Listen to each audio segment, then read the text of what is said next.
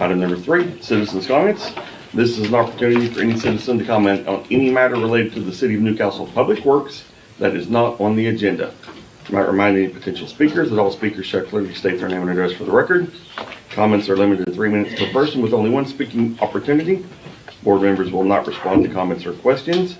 The chair may end comment period at his discretion, and prior authorization is required for distribution of materials or to approach the board. This time, is there any public comment concerning Newcastle Public Works that is not on the agenda?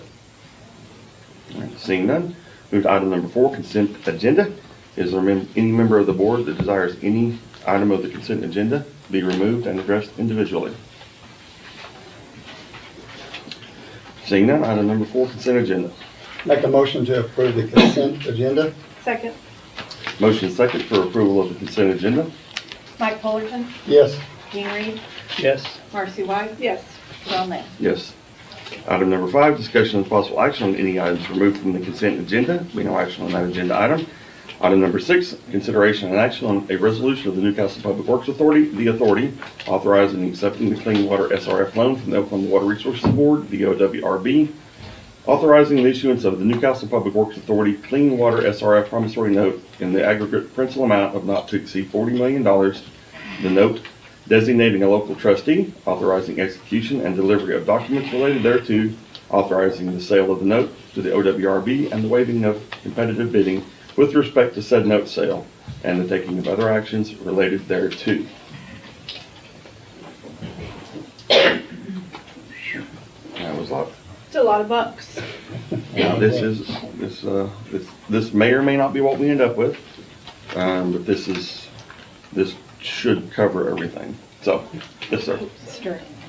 Yes, Stuart England, Floyd and Driver, we're serving as bond counsel on this transaction for NPWA, and just wanted to clarify in case anybody has any concerns or questions about this. This is related obviously to the OWRB loan application that has been put in. It is subject to consideration and approval by OWRB. It's anticipated that it will be on their July meeting agenda. This is a preliminary and necessary step in order to keep the transaction moving by having this item approved and the companion item on the council agenda approved tonight. If OWRB approves, the loan application will be able to move quickly to closing. Otherwise, will be delayed until we have authorization for NPWA and the city council to move forward. So this is a necessary step to keep the process moving. I'm happy to answer any questions you have about this at this time.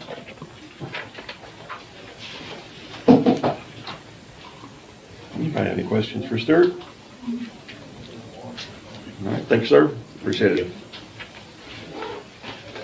Entertain motions.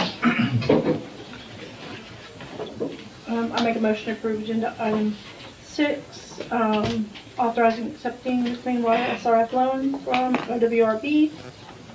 All right. Second. Motion second for approval of item number 6. Mike Fullerton, Yes. Gene Reed, Yes. Marcy White. Yes. Darrell Nance. Yes.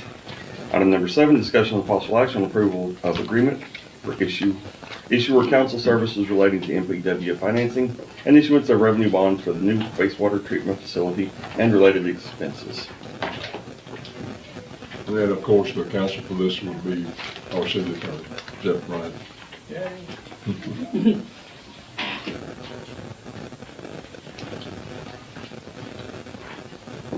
So this just says that Jeff Bryant will manage the process for the funds, or the legal part of it. Right.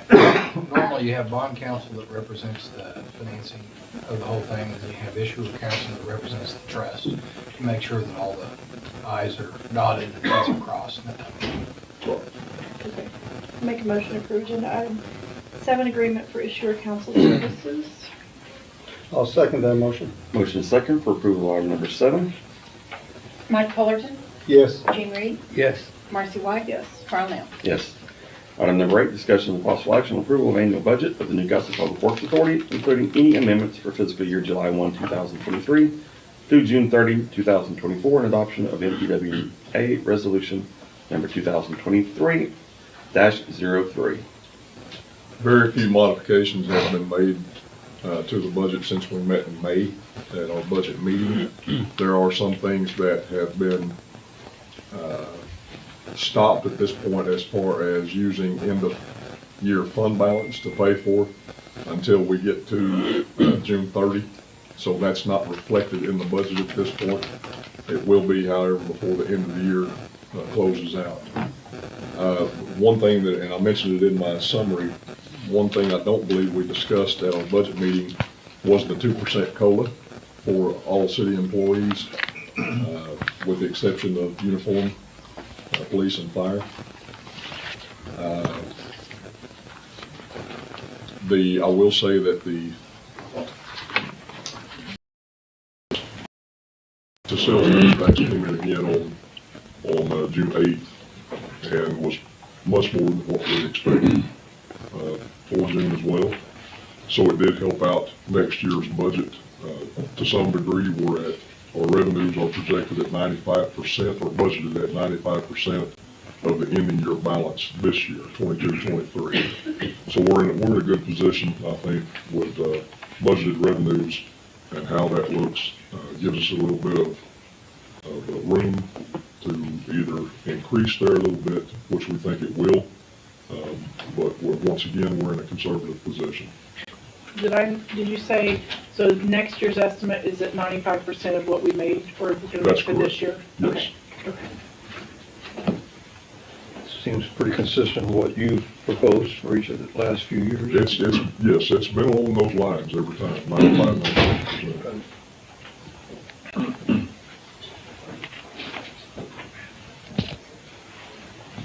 If anybody thought about any questions since our May meeting, I'd be happy to answer anything. No, and just our citizens should be reminded that we did have a meeting, and went over line item by line item virtually on this, so, What day when was that? May? May, special meeting. May 8th, 15th. Oh, yeah, we had to move it. Yeah. I make a motion to approve item 8. Second? Motion second for approval of item number 8. Mike Fullerton, Yes. Gene Reed, Yes. Marcy White. Yes. Carl Ness. Yes. Item number 9, discussion of possible action on approval of master services agreement and order form for 120 water platform prohibition and program consulting for development of preliminary lead water line inventory. This is a federal mandate that has come down to requiring all municipalities to inventory their lead lines, lead service lines.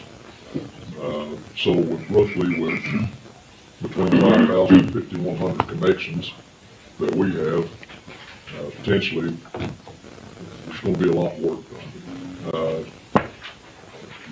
The federal government wants this study in such a format with spreadsheets and things of that nature, with documentation of all of these lead service lines and things of that nature, that it's very cumbersome, it's very complex. We actually met with 120 Water to discuss this, and he showed us some examples of what they're doing for other cities. They have, was it 300 cities already? I'm sorry? And several tribes. That they are going to work for on this, because all of this first phase has to be turned in by October 2024.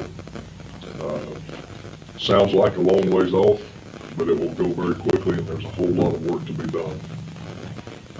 It's expected that once the first phase is done, they will come back, the feds will come back with a mandate on plastics and things of that nature. So this is a good trial run for 120. We think they're doing a really good job with other cities.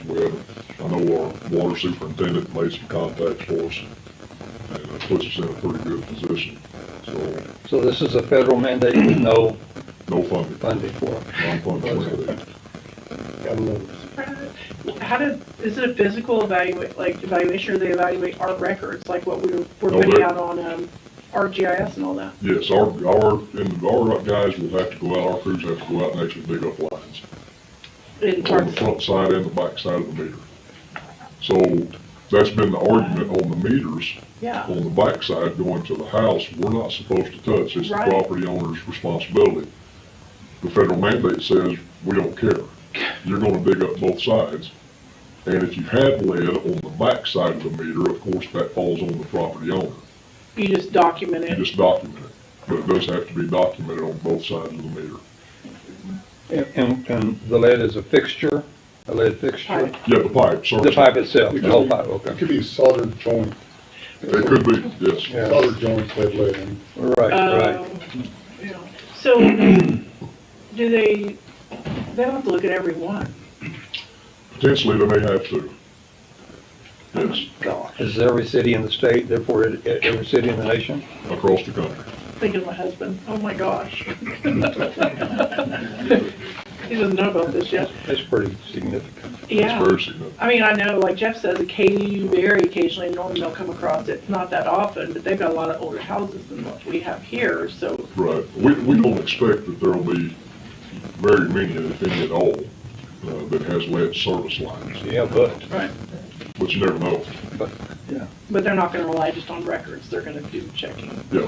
My concern is lead pipes in the house that actually serve the house. Right. There may be some of that, very few, but there may be some of that, but then that's on the property owner. Do you or your counterparts, do you have a ballpark guess as to the financial impact to our city of that mandate?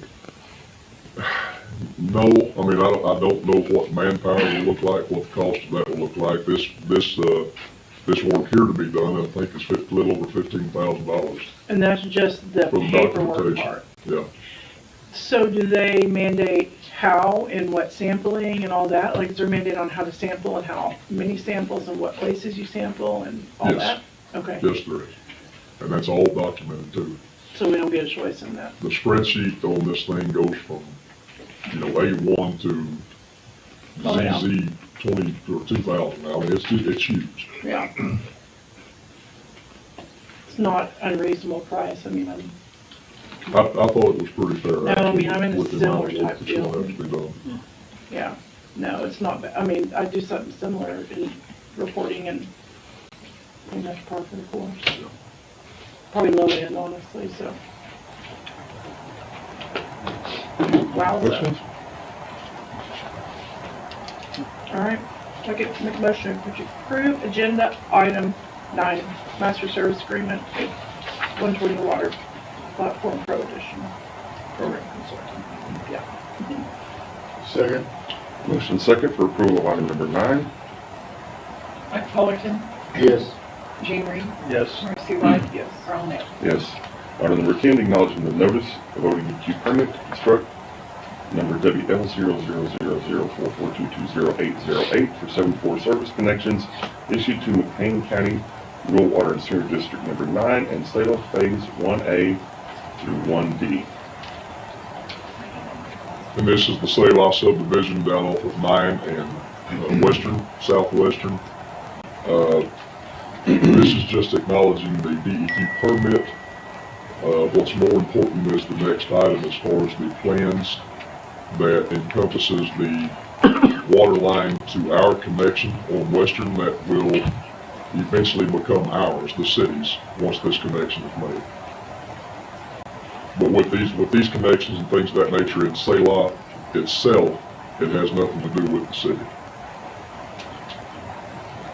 So 74 is the amount, the number, 74 connections?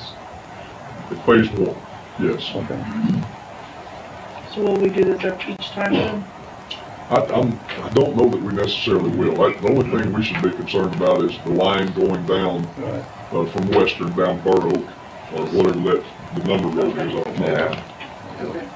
I got some questions from someone in Goldsby the other day, pretty extensive questions, making sure that this was understood, that it wasn't anything jinkety, I'm like, it's Oklahoma City's contract coming through, not our contract, we're just the pass-through, but we're getting the line maintenance charge with it in case we have to maintain, or as we maintain those lines to them. We're just passing it through. Same contract that we will have with Goldsby, Total, any other, so, yeah. gonna be very consistent.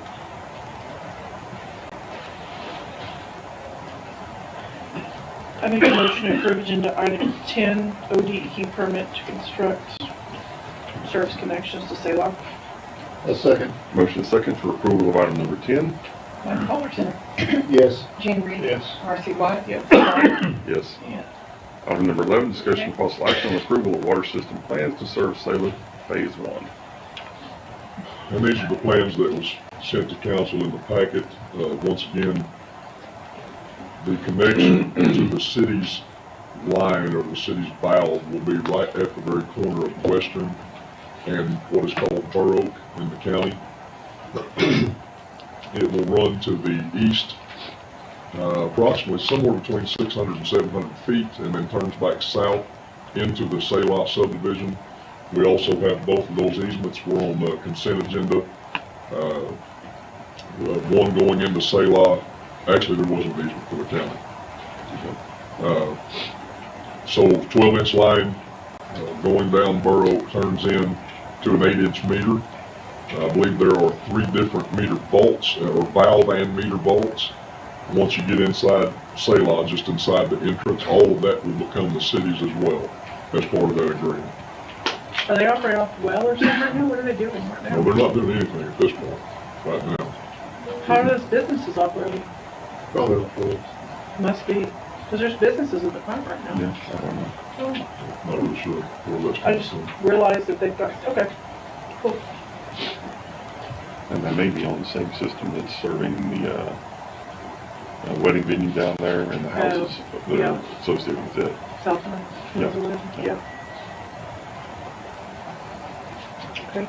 And just keep in mind too that Sullivan's Engineering, they are the ones that actually designed this and engineered the plans for it.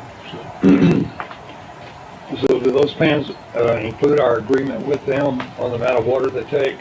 It does not, the That comes agreement is later. separate. Okay.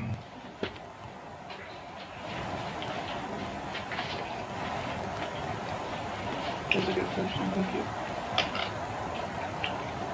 Move to approve item 11. Thank you. Motion is second for approval of item number 11. Mike Fullerton, Yes. Gene Reed. Yes. Marcy White. Yes. Ron Lee. Yes. Item number 12, discussion and possible action on approval and authorization to enter into service availability water service agreement between the City of Newcastle and the Newcastle Public Works Authority as supplier and the McLean County Rural Water District Number 9 as purchaser.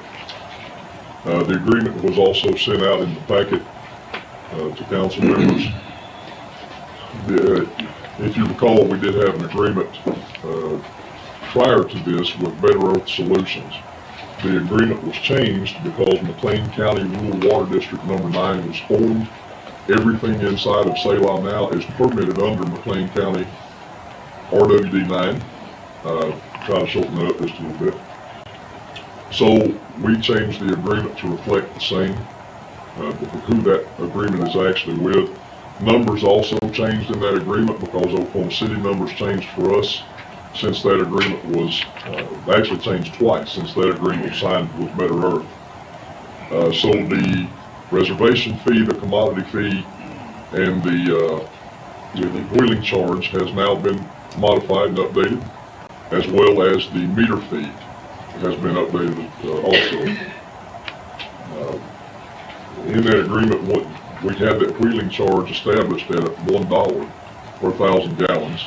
Newgen, who is doing our water rate study, calculated the wheeling charge for us based on our operations costs and things of that nature, and came up with $2.81 per 1,000 rather than $1. So we knew, and council knew, excuse me, council knew as well that $1 has been hanging out there for quite some time and probably a little too low based on what our cost and everything is now. And sure enough, it was recalculated at $2.81 per 1,000. Is it indexed for inflation in the agreement? It can, yes, we can do that every year. Okay, but the agreement stipulates that wheeling fee is indexed to inflation like the original agreement we had with. Yes, it is in there. Okay, Yeah. very good.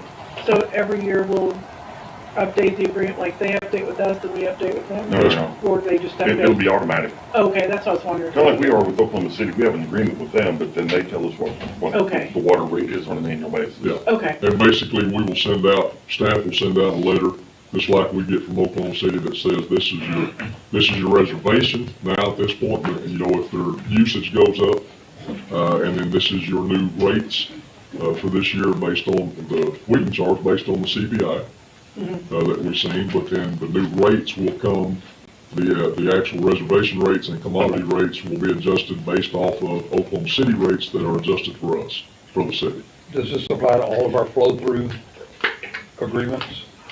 I mean, like, this applies to the cities, Blanchard, Tuttle, It will once we have those agreements in well, place. this one's just McLean County. Yes. Okay.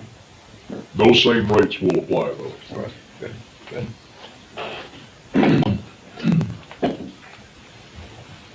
Any other questions? were you ready? Just, I'm ready. Okay, do you have another question? Okay. Make a motion to approve agenda item 12. I'll second. Motion second for approval of item number 12. Mike Fullerton, Yes. Gene Reed, Yes. Marcy White. Yes. Carl Ness. Yes. Item number 13 is the monthly treasurer's report. All right, since we are reporting on April, the 11th month, our ideal execution rate as far as operations should be 91.7%. On the city operations side of the house, all of our departments are operating at that or under. Overall, we are a little higher because of the city manager directive transfers, which are covered in the budget amendment, which I'll mention again here in a second. The NPWA operations side, same situation. Everybody's operating at 91.7% or under, so we're doing fairly well. The fire department tax fund has bought in almost $1.2 million. We have spent $1.7 million in operations of our fire department. And again, just a reminder that that does not include any expenses we've already incurred for the fire station. We are still sitting at the same place on the first half of the ARPA funds. We've spent 89.3%, still waiting on those 2 Ford pickups, which Kevin said probably won't make it in. So we'll probably be spending those next fiscal year, which we are okay to do. And we still have ARPA money available for that. The second half of the ARPA money, I would remind you guys every month that I had that hidden, not hidden, but yeah, no, sorry, bad word. It was stuck in Fund 01 until it was ready to be used. We have incurred this couple of the invoices for the approved use for the second half, so I moved it over to Fund 02. So now when you see your Fund 01 balance, that is true, your Fund 01 balance. Now 02 is a little inflated by the ARPA funds, which will be spent pretty quickly, I'm sure. What's our deadline to spend those? We just talked about that. I'm not. 26, I believe. Yeah. Okay. And like I said, the first half you guys approved for like the vehicles and equipment. The only thing we have left is the 2 Ford pickups. The second half is approved for that water and wastewater master plan. So, and I just got a couple of invoices from that company for that. So just clarify, remind us why you had it in that other fund that wasn't hidden, but is in that other fund because. Initially, because that's how it came down, it just came down and we put it in general fund until you guys approved it to be used elsewhere. And then initially we sunk it in wastewater, but then when we came to you guys with the request to spend it on vehicles and equipment, since we didn't have the money for that, you guys approved that, then I moved it to Fund 01. Now it's been approved to approve that plan or pay for that plan. And there will be a little bit left over, what, a couple $100,000? Couple $100,000. To go towards some water and wastewater projects. Right. Okay, we have received the third draw and paid for it for the fire station and the second for the animal control shelter. And those we are drawing on the loans that we have and we're paying it right out so that when all that concludes, we'll just start our regular loan payments. We are currently incurring the interest payments on the fire station loan, so if you happen to notice that new line, that's what that is. They're turning us interest on the draws we've made so far. Sales and use tax came in at $894,000. 729 being sales and 166,000 being use. This is our third highest month as FY. We are running a little over 10% higher than we thought we would be. And as Kevin mentioned earlier, June kicked us up over the top, so that's looking pretty good to finish out the fiscal year. Compared to previous fiscal years, we're 6.5% higher than last year and 20.5% higher than FY21. Our current indebtedness, we did pay off the wastewater land, the Delisi land, because that was when Kevin was concerned about when that interest rate changes. So we did pay that off, which decreased our debt. So now our debt is at $4.5 million. We did the transfers I mentioned earlier. Kevin, after we went through the budget and the budget was presented to you all, we went ahead and did our transfers that we do when we have the money to. We transferred $445,000 to the fire station fund, $500,000 to the grant cost share fund, and $600,000 to the wastewater plant. That one came out of NPWA, but in my email I put from general fund, so please note that I just made a typo there. Our city fund balances. General fund is $3.6 million. Capital improvement is $2.5 million. Economic development is $38,000. Cemetery fund is $69,000. Parks capital improvement is $122,000. Fire station fund is $2.8 million. Admin and technology is $182,000. Grant cost share fund is $2.6 million. Transportation impact fee is $289,000. On the NPWA side, and again, there's that half of the ARPA money. The NPWA fund is $3.4 million. Water impact fees $1.3. Wastewater is $587,000. Wastewater plant fund now sits at $6.3 million. So that is my report for May. Are there any questions? Okay, thank you. Thank you very much, Jeannie. Item number 14, general manager comments.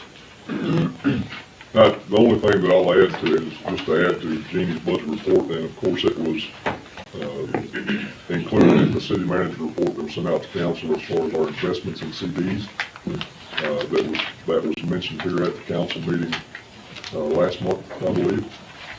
So we did invest roughly $10,300,000 in new CDs, and then also converted the old CDs that we had, a little over $2 million, converted those as well into the higher percentage yields also. So we're roughly close to $11 million in investments.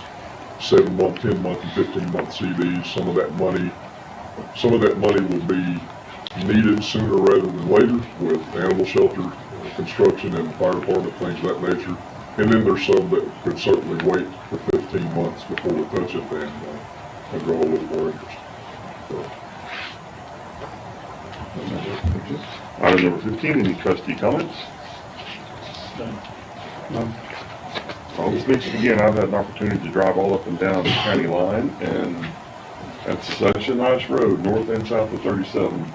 So on the street department work that they've done, it is vastly improved from what it has ever been. So I know the people who live along those and utilize are really excited about it. So, any other trustee comments? All right, item number 16 is adjournment. Make a motion to adjourn. Second. Motion is second for adjournment. All in favor say aye. Aye. Any opposed? We are adjourned. Hope we got some virus in here on this. I think Not me, it's you two. Typhoid Mary. This time I'll call the June 12th, 2023 meeting of Newcastle City Council to order. First item on the agenda is roll call. Carl Nell, Here. Mike Fullerton, Here. Gene Reed, Here. Marcy White. Here. And Tommy Clay, absent. Item number 2, discussion of possible action approval of the agenda. I'd like to make a motion to approve the agenda, modifying it to remove items 10F through 10J, which is, I think, probably what a lot of these people are here for tonight, to directly in front of 10A. So they will be the first ones discussed on the planning commission. I did too. I was like, Moving those. So. thank you, that's I'll very make that nice. motion. I'll second that. Motion second for approval of item number 2 as amended. Mike Fullerton, Yes. Gene Reed. Yes. Marcy White. Yes. Carl Nell. Yes.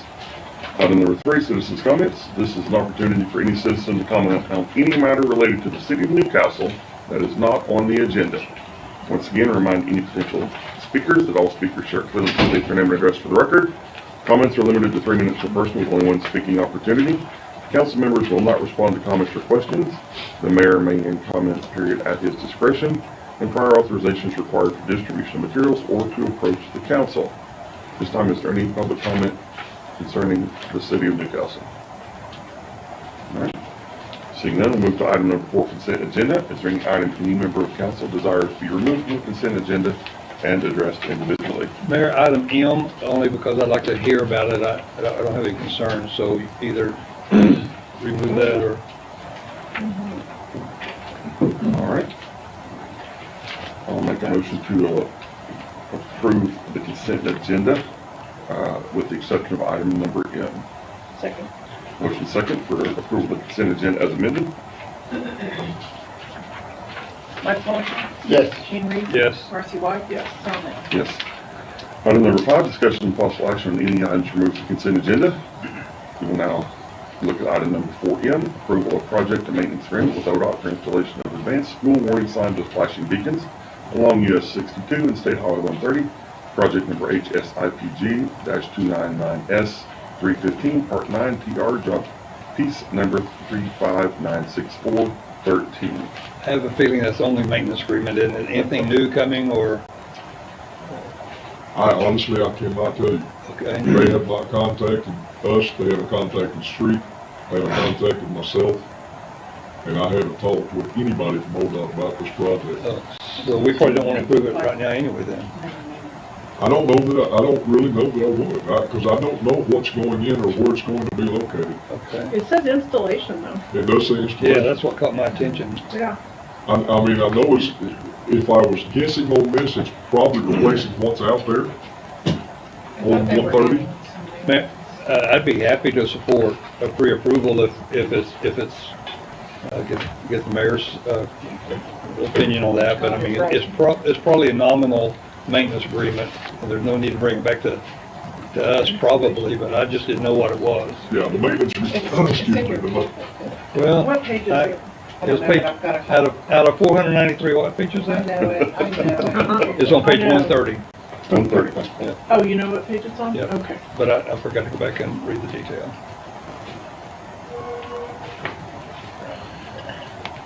It's in your I don't- folder. I I'm don't- almost there. Yeah. For Jeff, it's in your folder. Okay. Why did it go? Oh, there it goes. 130. Let's see. I can't get mine to come up on my high-powered iPad here. It says that the city proposes to make certain traffic improvements as directed by the Oklahoma Transportation Commission at the meeting of November 2022 and May 2023, authorizing state apportioned federal aid project funds for participation in the joint project for traffic improvements in the city of Newcastle, as designed under the project name I mentioned earlier, for installation of advanced school warning signs with flashing beacons. And talks about the construction. I'm looking for details. The city agrees to acquire legal title to said rights of way in the name of the city, which it's on state right of way, so that doesn't make a lot of sense. But that's like we assume maintenance requirement of even traffic signals anyway, right? We Even do, state it's highways. all the things they install, we end up. So I have a feeling it's gonna be along that line. Yeah, this is all about ownership and deed. Federal funding. We agree not to alter those once they're put in. with, Yeah, there's not really any detail in there about what it's actually gonna look like to do. And 0% cost to the city too. Yeah, no cost to us. No cost, okay. I'm sure it'll be just a better system than we've got there now. Yeah, I'm good with it. Do we need a We motion do, to approve? we need a motion, yes. I'll make the motion to approve, item 4M from the consent agenda. Second. Motion second for approval of item number 4M. Mike Fullerton, Yes. Gene Reed, Yes. Marcy White. Yes. Tom Allen. Yes. Item number 6, consideration and action on the resolution of the City of Newcastle, Oklahoma, the city, approving the actions taken by the Newcastle Public Works Authority, the authority, at its June 12, 2023 meeting, approving and authorizing the acceptance of the Clean Water SRF loan from the Oklahoma Water Resources Board, the OWRB, to the authority, authorizing the issuance, sale, and delivery of a drinking water SRF promissory note of the authority to the OWRB in the aggregate principal amount of not to exceed $40 million, and the taking of other actions related thereto. Same thing we had on. Yeah, you move on that one. So yeah, motion to approve agenda item 6. Second. Motion and second for approval of item number 6. Mike Fullerton, Yes. Gene Reed. Yes. Marcy White. Yes. Carl Nell. Yes. Item number 7, discussion of possible action on approval of the budget of the city of Newcastle, including any amendments for fiscal year July 1, 2023 through June 30, 2024, and adoption of resolution number 2023-08. Same item? Yeah, and follow up what Gene had mentioned earlier, just for those in the audience.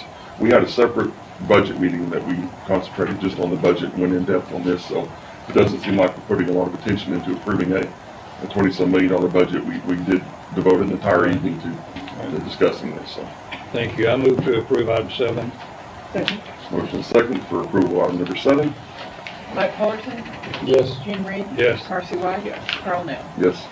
Item number 8, discussion and possible action on approval of adding the budget of the Newcastle Economic Development Authority, including any amendments for fiscal year July 1, 2023 through June 30, 2024, and adoption of resolution number 2023-09.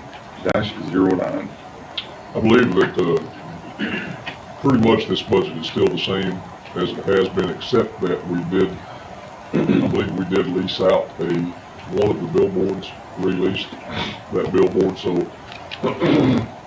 excuse me, that's on I-44, so there will be just a little bit of revenue coming in there annually, but not a whole lot, so. Motion to approve agenda item number 8. Second. Motion second for approval of item number 8. Mike Fullerton. Marcy White. Yes. Carl. Item number 9, discussion and possible action on approval of amendment number 1 to agreement with Craft and Toll and Associates, Inc. for additional engineering services and fees for U.S. Army Corps of Engineers 404 permitting, including FEMA flood studies and Clomar processing regarding Walker Drive extension project. So Craft and Toll that has been doing the engineering on the Walker Road extension did find that a Clomar FEMA study is going to have to be done out there because of the floodplain flood wave. There's actually going to need to be most likely 3 bridges going across there rather than just 1 or 2. So this was actually, I believe, included in the original proposal that they gave us, but at that point it was determined that it most likely wasn't needed as far as the FEMA study. Now they have found out that, of course, it is going to be needed. Our development services coordinator has also been looking at this and concurs that this is going to have to be done. It's $45,000, which was a part of that original proposal that they gave us. Still comes in under other proposals that we received. So staff would recommend that we go ahead and get this done so we can move forward with this project. So this study and the possibility of 3 bridges does not affect how viable it is to move forward, obviously. It does not, no, of course, it will cost more, most definitely. We need that road though. We do need that road. We need the There were traffic. some options that were proposed or presented, rather than installing 3 bridges going across there. But to myself and to our development services coordinator, they just didn't make any sense. I mean, it really didn't relieve problems that we had. Would you remind our listeners what road you're talking about? This will be the extension of Walker Street coming off of Fox Lane going to the north. If anybody's ever been down by the water department, at the end of Walker, this road will extend to the north all the way to Northeast 16th Street. So we'll have a loop or a flow of traffic there from the school system going out to 16th Street, back out to 62. It just frees up a lot of movement in that area. Animal shelter. For the animal shelter, that's where our new animal shelter is being constructed at this point as well. The ECC in the middle, it's just east of the middle school. Yeah, Yes. By the gym, and it's And this will So allow us to, needed. this will allow us to, have all pickup and drop off traffic for the middle school and the ECC to flow on 16th Street to the new Walker Drive and not stack on Highway 62. So it'll relieve a significant safety concern we've had for several years. So It's it's just something, another much needed artery for our city. Yeah. Definitely. And if everybody remembers too, the school bond has plans for a road back behind the ECC and the middle school, yeah. which will come out and connect to Walker. Oh, okay. So that's how we get all of that loop and that flow through in that area. Can't happen fast enough. All right, I'll make a motion to approve item 9. I'll second. Motion second for approval of item number 9. Mike Fullerton, Yes. Gene Reed, Yes. Marcy White. Yes. Carl Nell. Yes. Item number 10, discussion of possible action on recommendations of the planning commission. Item 10F, public hearing, discussion and possible action to approve an application for use permitted on review for conditional use permit for an oil and gas well for RCC Riverwide 4-Point Energy, Reeder Ridge 28X33-9-41HA, located in the southwest border, the southeast border, the southeast border, the southwest border of section 21, township 9 north, range 4 west, Indian Meridian, McLean County, Oklahoma. Property location, the north side of southwest 16th Street, approximately 2,000 feet east of South Rockwell Avenue, Newcastle, Oklahoma, case number UPOR number 2023-015. This comes to us with no recommendation from the planning commission. Janae Greenlee, I'll go ahead and start. Good evening, council members. Shanae Greenlee with I'm gonna pull the the microphone down. Shanae There Greenlee we with go. the planning department. As you stated, this is a UPOR 2023-15, 16, 17, 18, and 19. I'm presenting them because it is for a new pad site with 5 new well bores for the Reeder Ridge, a 5.51 acre pad site located on about approximately 150 acres tract, owned by Mr. White. So, our setbacks required for protected uses are 660 feet from a well bore to any protected use, 300 feet from a well bore to adjacent property lines, and 460 feet from the edge of the pad site to any protected uses. The setback distance, as you know, per our ordinance, may be reduced to 250 feet with a vote of city council. Setback distance reduction below 250 feet requires explicit authorization with signed waivers from all affected property owners and the waiver granted by the city council. For this application, for these 5 applications, city staff had directed 4-Point to go ahead and obtain, they had to obtain a waiver for the pad site to the south because it was below the requirement of the 300 feet from the well bore to the property line here. The other do not meet our current setback requirements, the property to the west and the property to the east. Surrounding zoning is agriculture to the north, estate residential to the east, and to the south E1, and to the west ag, along with E1 and E2 urban estate residential. The surrounding uses are agricultural land uses and single-family dwellings to the north, east, south, and west. The applicant did obtain their permits to drill, mitigation and reclamation plans, the required maps, and the noise study.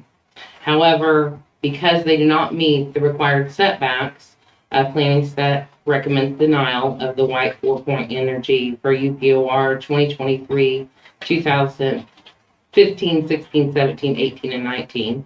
Waivers from required property owners have not been secured except for the one to the south.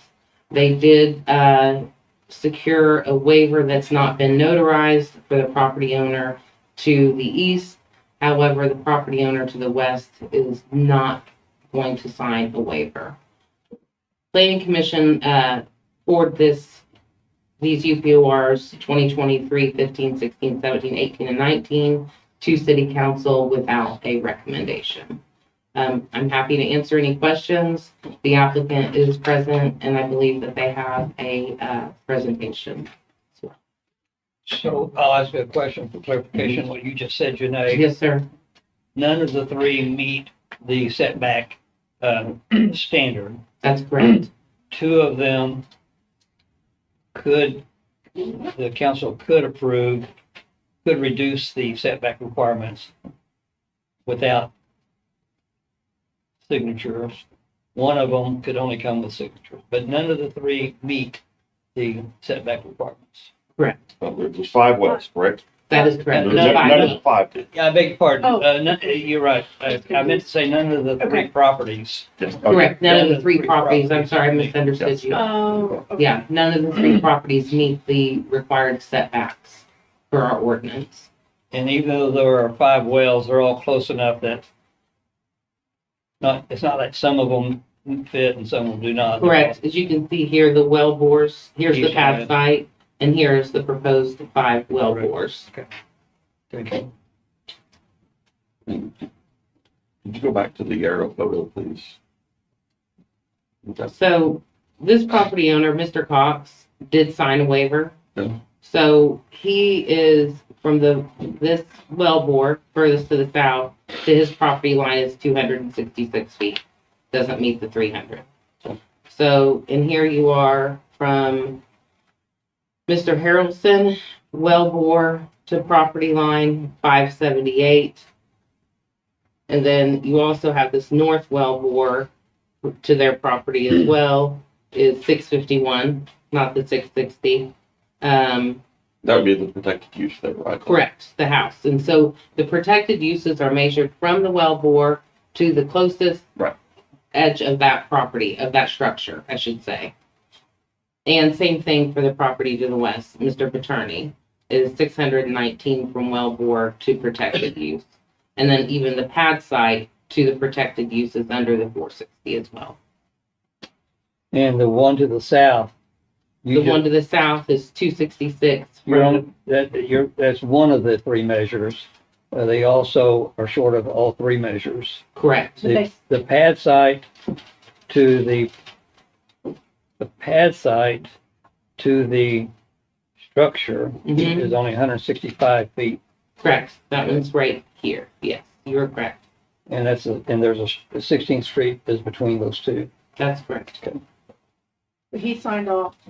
Right, Mr. that's the one that signed off, right? Yes, Mr. Cox signed a waiver. And as I stated, Mr. Harrelson, the 4-Point, Chris Allen, Trace Management, working for 4-Point, submitted a waiver for the Harrelson property, but it was not notarized. They signed it, but it didn't have the notarized. Potentially, yes. But the waiver doesn't decide on approval. City The council, waiver- they have to have the waiver to be below that 250 feet. And council waiver as well. Oh, Yeah, When did we have that as a requirement? Why did we have that as 400 feet? Probably due to compressors and such. no tanks or anything can be 300 feet from any protected use as well. So, wonder why we came up with those numbers. In A 2018, lot of discussion. Livestock. The main thing was to make sure that there was no equipment placed on the edge of the pad site that was going to impact those protected uses. Right. The noise from them, to try to get them to put the equipment as far away as possible from any protected uses. We put a lot of thought into those numbers for safety, security, and overall protection of property long term. I just was trying to remember why we did that. I was pretty sure we did that for a reason, all those 3 numbers, so. And the 660, that we kind of landed on that. That was about as extreme as we could go and still allow drilling to happen, because that would basically, you have to have an 80-acre tract almost to get 660 either Right. way if you had dwellings fairly close to the boundary. So, which we didn't think they'd be right on the boundary. So, And I believe we felt like there was a need to perhaps make an exception, and what I pictured in that is if it was on the owner's property and that owner lived nearby, and they could say, hey, I want it right here real Mhm. close, but, and we did have some of those. and we did have it. Yeah, I remember one. And, but this one, the resident across the street has acknowledged it's okay with them, but we're still asked to approve something really close to a neighboring property. Okay, just kind of checking my understanding. This is kind of the squeeze of getting it in there. Doing everything we can to minimize, but yet still not prohibit drilling in any way, shape, or fashion.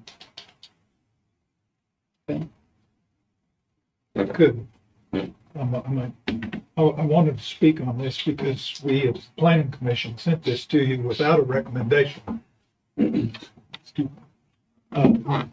I wanted to speak on this because we, as the planning commission, sent this to you without a recommendation. And I think this is one of the first times we've sent something with a flat no recommendation, but still sent it. The members were not comfortable sending it with a conditional recommendation because of it not meeting the distance requirements. And we felt, since we didn't have the power to modify that, our approval would not have any effect, or our recommendation of approval would not have any effect because we couldn't get it to a point it could be revoked. And the commission just wasn't comfortable with that.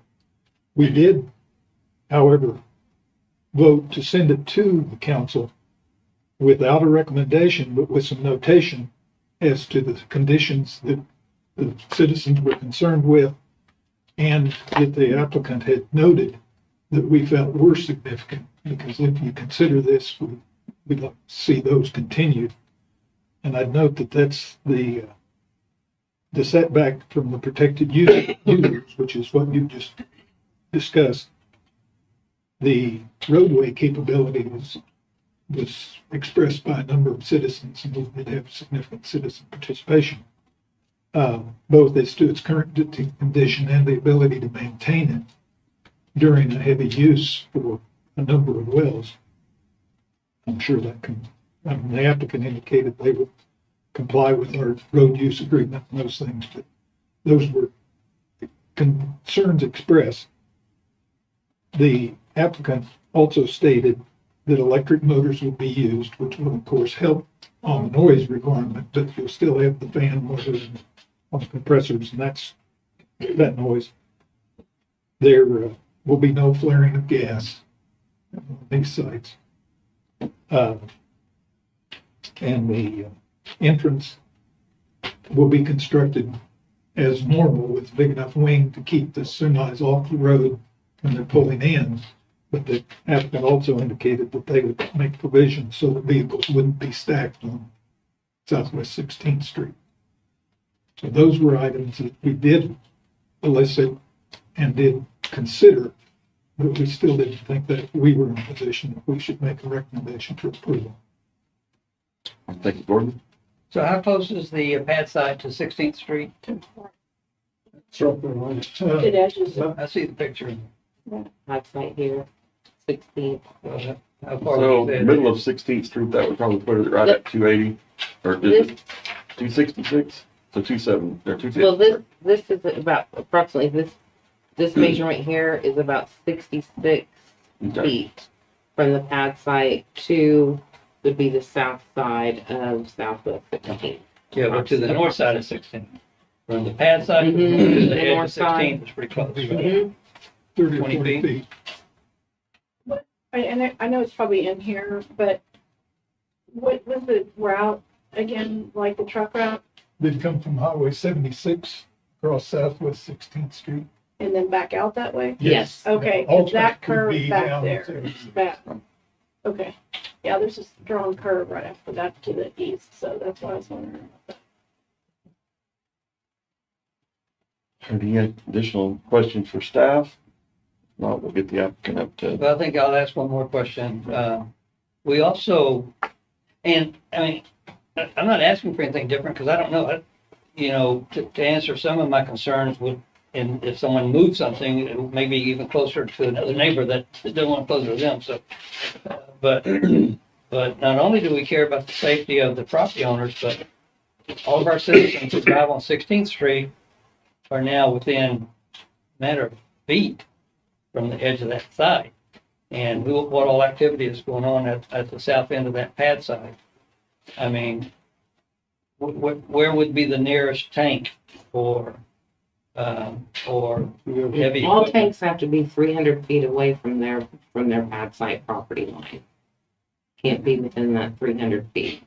And then this measurement here, 266, 63, that's the closest, the furthest south from 16th, Southwest 16th, that first well bore. So 300, show me 300 feet from the protected site down on the south side. 300 feet north could be the closest.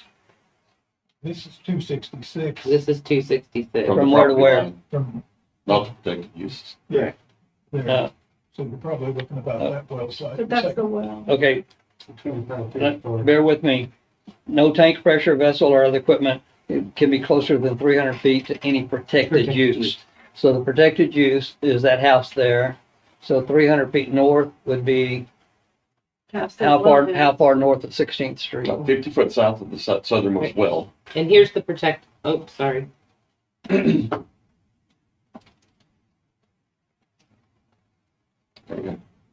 Apologize. Here's the protected use, the edge of the house here. And then there's the first well bore is 380.62 feet.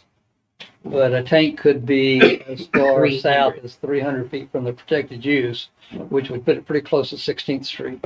Would be, Think of it 80 foot south, that would still be, what, 140 feet north of the south side of 16th. Okay, so it's not right on the street. No. In their Or- layout, actually. they show their tanks on the north end. Okay. Courses required, including that you're All required. right, thank you. That answers some of my questions. Thank you. Any other?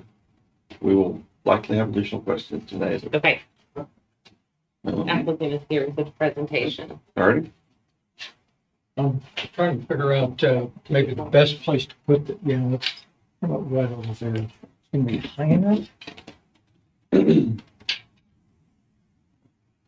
Well, people in the audience to see this as well, can you kind of see the image? if you just put it up against the wall there. we'll make Okay, it- all right.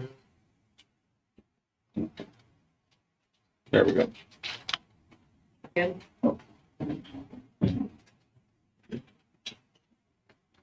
Thank you. These yours.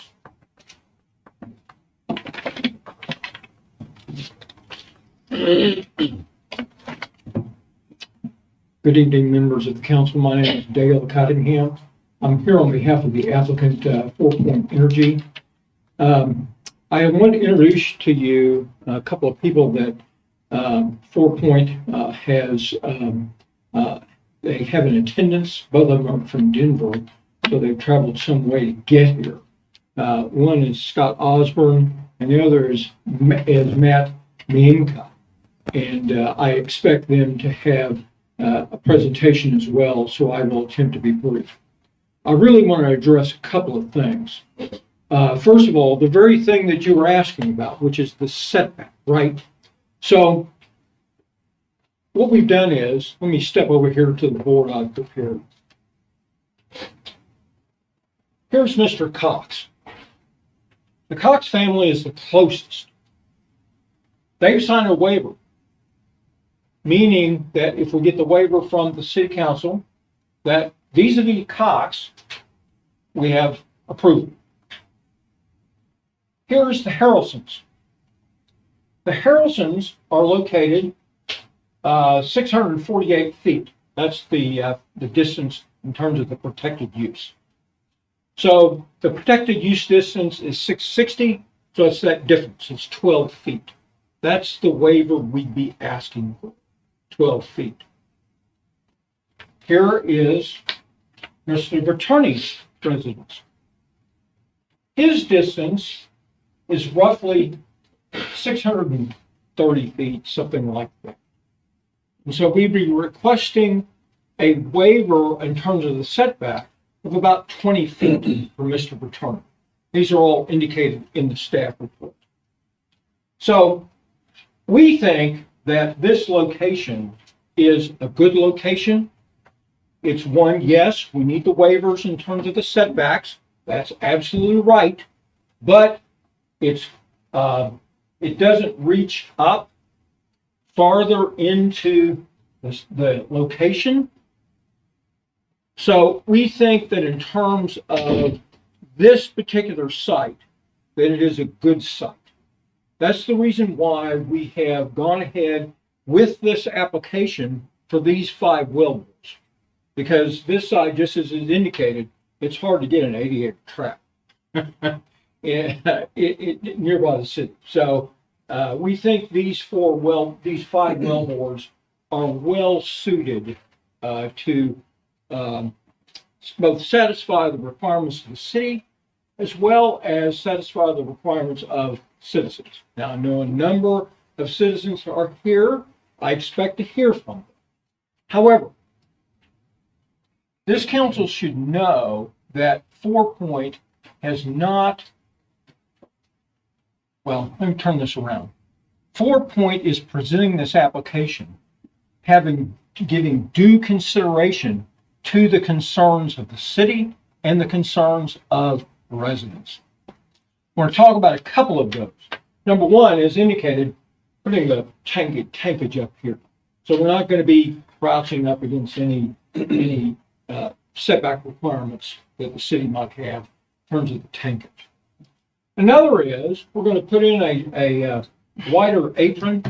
I know there are concerns in regard to 16th Street. Put in a wider apron.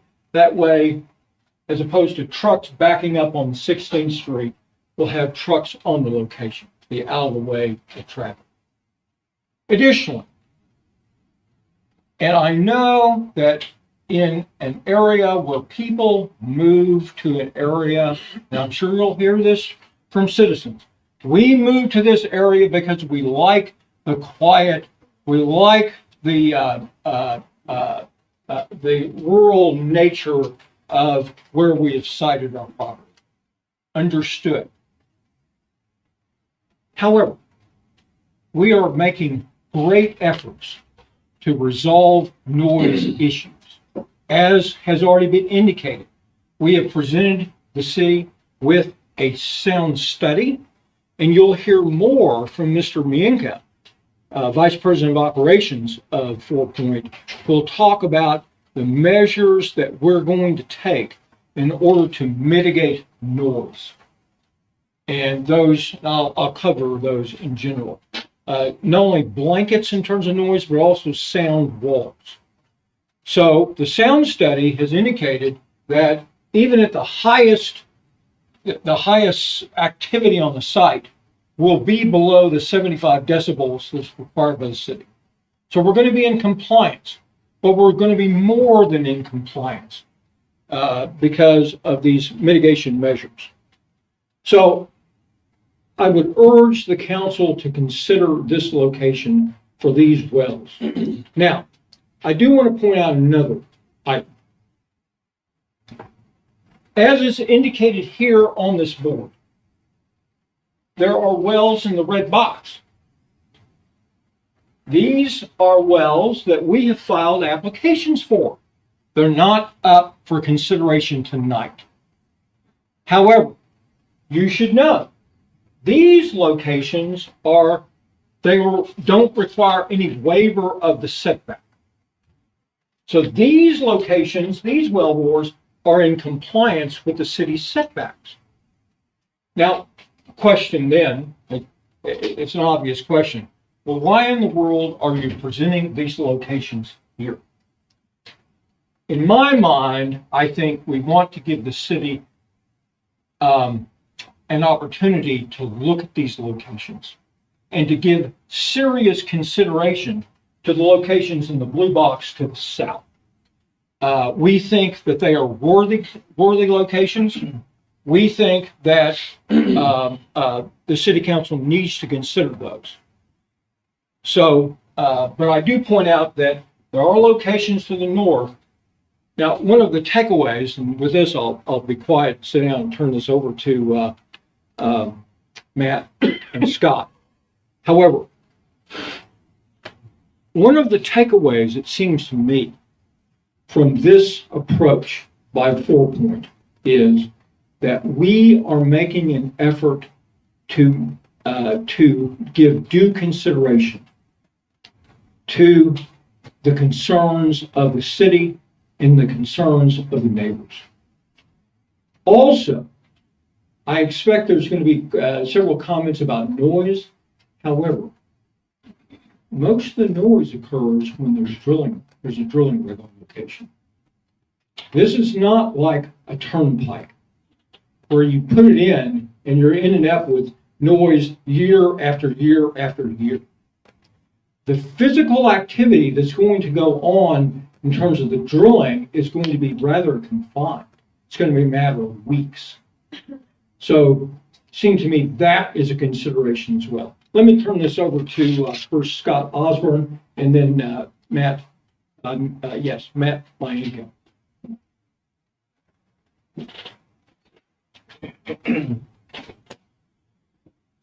Hello, my name is Scott Osborne, Senior Landman for 4 Point. As some of you guys may have noticed, Matt and I have been here for several months attending these city council meetings where we've had nothing to present other than to listen to the residents' concerns and really take that in and digest what everyone's concerns are with these wells. And that's not lost on us. We've definitely spent a lot of time and effort and putting a lot of consideration into this to make sure that we minimize our impact on the community. We want to be good residents. We want to be good neighbors and work with everyone and really minimize our impact. We feel that the location to the south does exactly that. It has the least amount of impact to the surrounding residents. And so that's really what we're trying to achieve here, and hope that you guys will give us the opportunity to present that to you.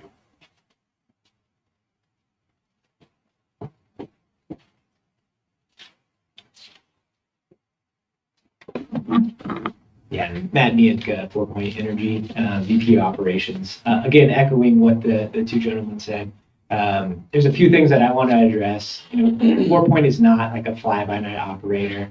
We've been active in Oklahoma for a very long time. We've been engaged in communities since 2013. This is more Western Oklahoma, but as we've moved towards the city, we hope to do the same. We want to be a part of this community. We're looking at ways to donate and sponsor and help out, be part of the 4th of July festivities. Anything we can possibly do to be a good neighbor.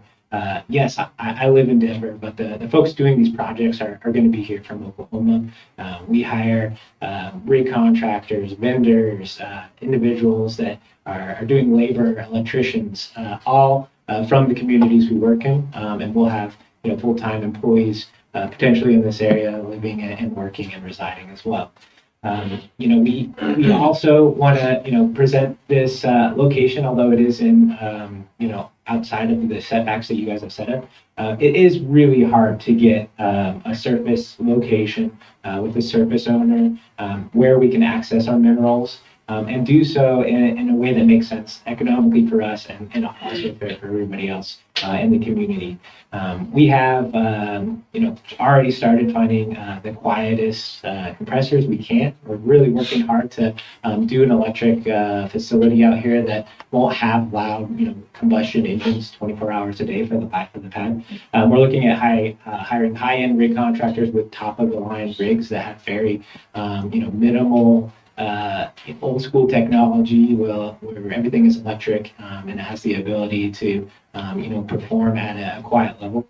And we're also really working hard on our completions vendor. So when we get a frac crew in here, not only is it quick and efficient and safe and gets in and out very quickly and as quiet as we possibly can be, we're looking at those that use modern pumps and technology. We're trying to get Liberty to come out to Oklahoma. They have a quiet fleet. All their stuff is in contained units. It's a little bit quieter than a standard frac fleet.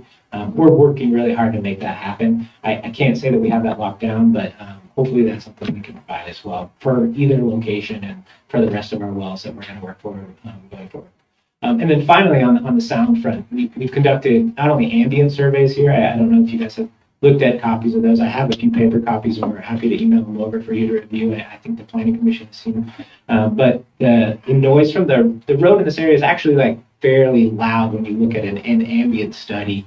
Some of the decibel levels are fairly high, just the average ambient over a Thursday, Friday, Saturday that we measured.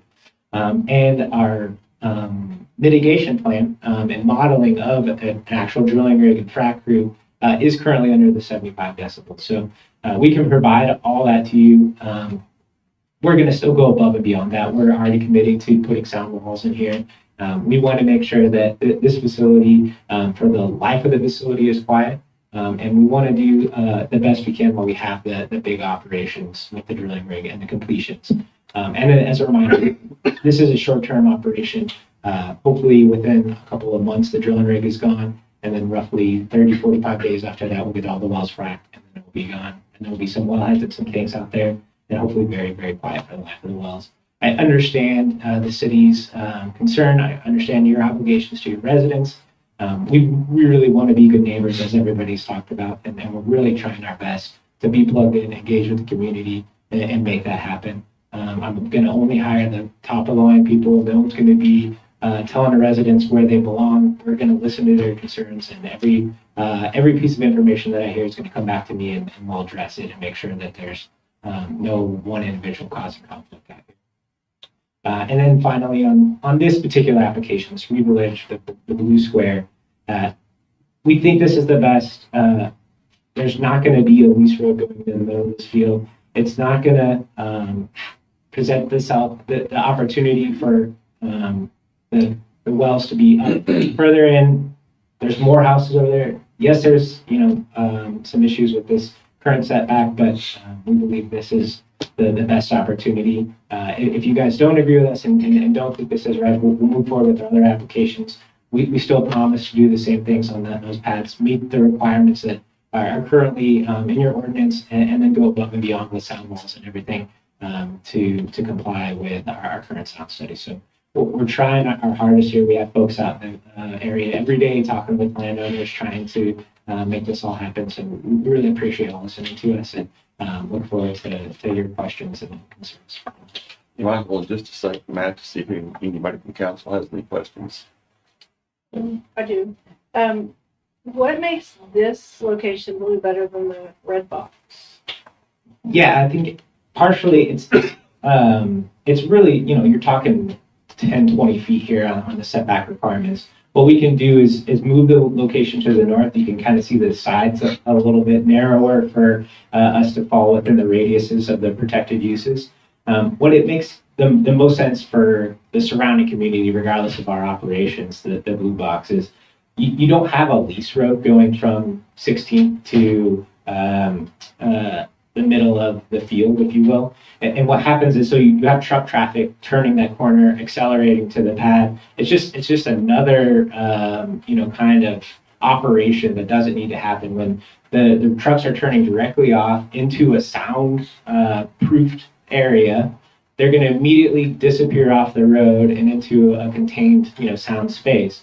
We're not going to be able to put walls up along a lease road directing, trucks into the location. That's just not a viable option for just truck traffic and turning on and off of it. And two, if we do that, that's going to be this big wall of walls in the middle of your city. It's going to look a lot more different than just a single location, just right there, self-contained, easily accessible in and out. It's a lot easier for us to control the people when they get on location, where we have supervision there.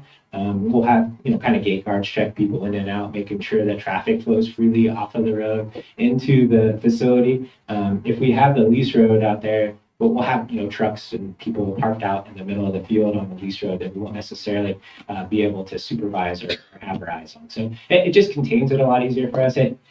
It's not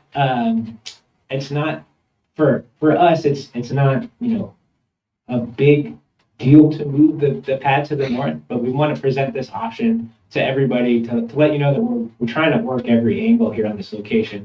The hardest thing for us is just finding surface locations, and generally we can access our minerals to the south. We really just don't have a lot of options that meet the 660 setbacks at all. It's very restrictive to us. This is the solution we've come up with. I know there's concerns from residents. We understand. We're doing our best to address those as best we can. We want to get in, get our minerals, and get out of there. That's really what we're trying to do. I have a follow-up question. Did I understand the north location, you still do plan on proposing those as well, later? So then Correct. If we say, well, okay, we don't prefer the blue box location where you have it tonight, then they would all, so you've got 5, so there would be 5 plus how many ever else you have planned for them? Yeah, and actually we're just internally in the scheme of developing these minerals, we're trying to go back and forth between 4 or 5 wells. I honestly think we're at 4 wells now, but we started this process when we had 5. I don't want to confuse anybody there. But the location to the north, we've started the go button on that for 4 wells up there. More than likely, we'll also have 4, but because we'd already started this process, we have 5 to the south. So yes, if you guys don't, grant us a waiver to these setbacks, or there's just concerns we can't address tonight, we'll go forward with this northern location. It does meet all the setback requirements. We can have discussion on the other issues and be compliant with your current ordinances there. It's slightly further to the north. We'll have a longer lease road. We'll have to do some work around our well plans to get our wells directionally to the south without trespassing on other people's properties. But other than that, it's really just a different location with a longer lease road and something that's compliant with you. So that's where we stand on the Reaver Ridge.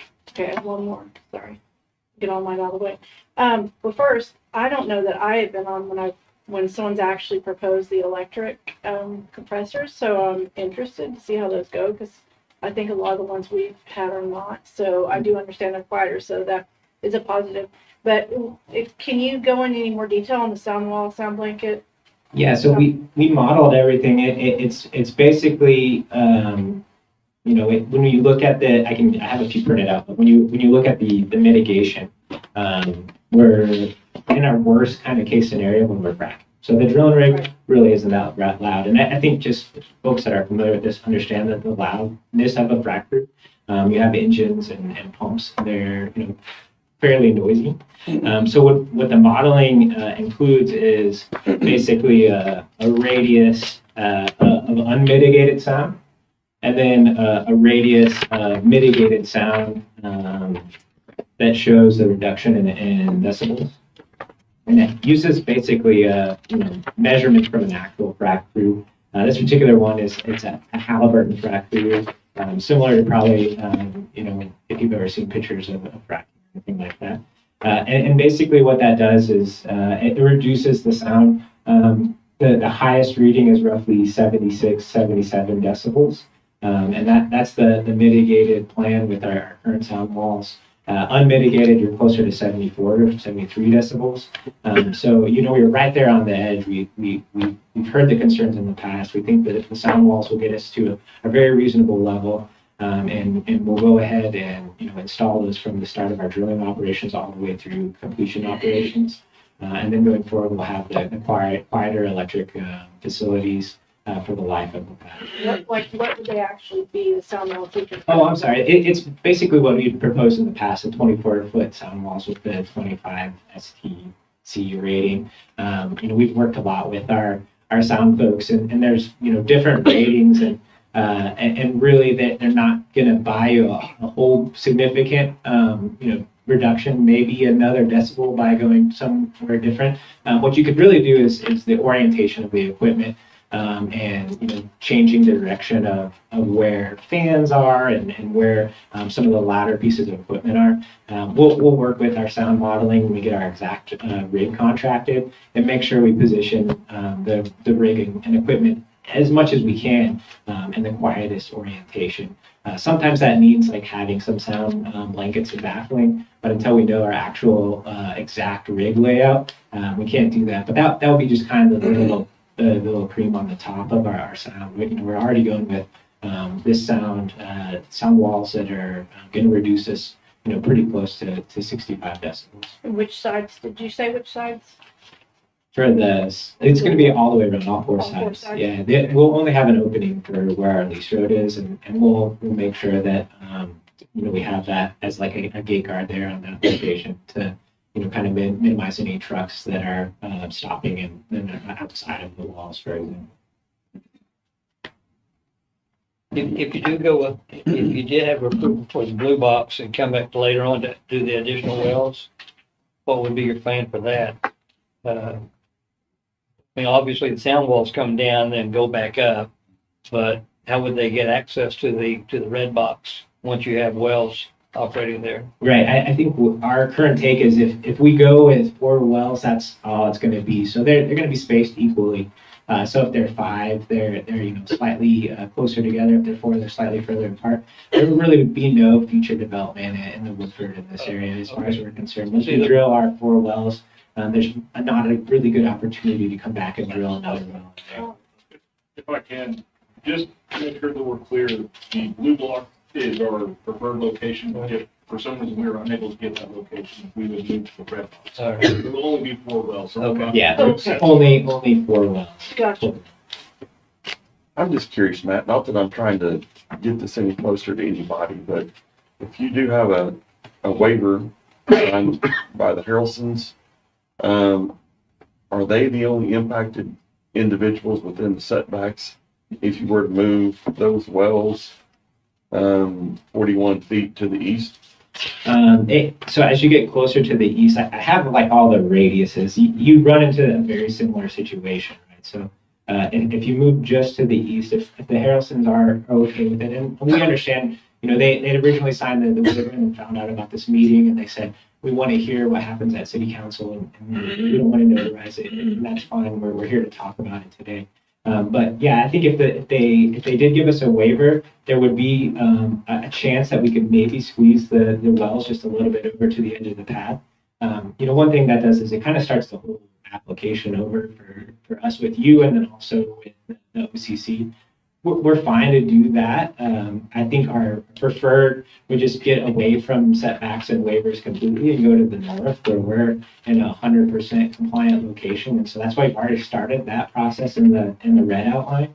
But there is another option, I think, where we move slightly to the east, but I don't know that makes it any better for any of the residents over there. And all it would really do is lean heavily on their waiver and kind of force, us away from the Western non-waiver. I don't know if that's necessarily a good answer, but it's something you could talk with folks if that's something that would be, agreeable for everyone.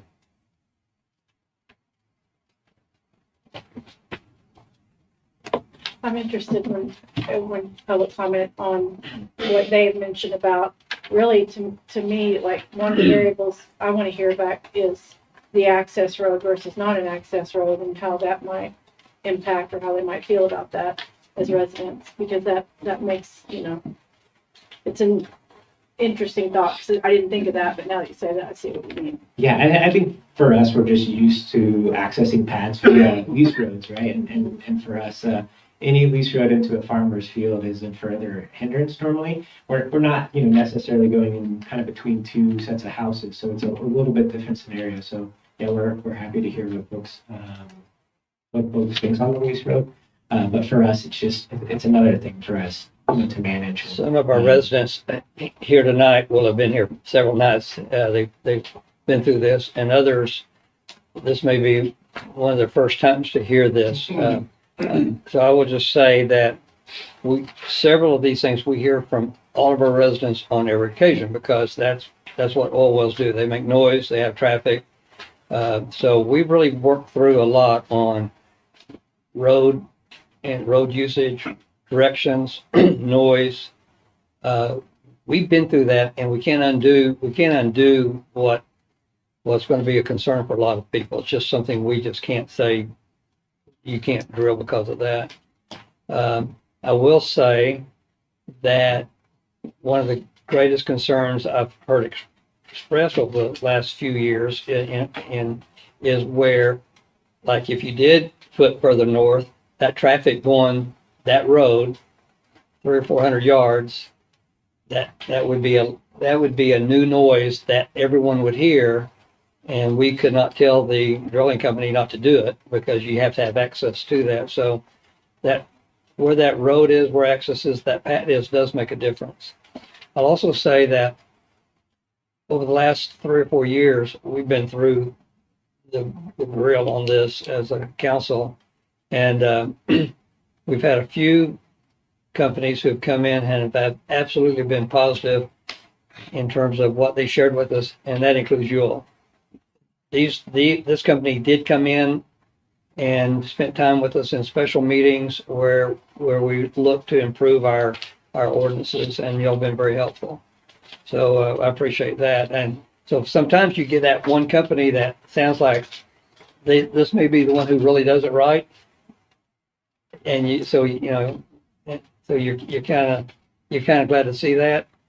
The pickle with me is we have these setbacks for a reason. And I'm gonna have to think more and hear more about, an exception to our rule.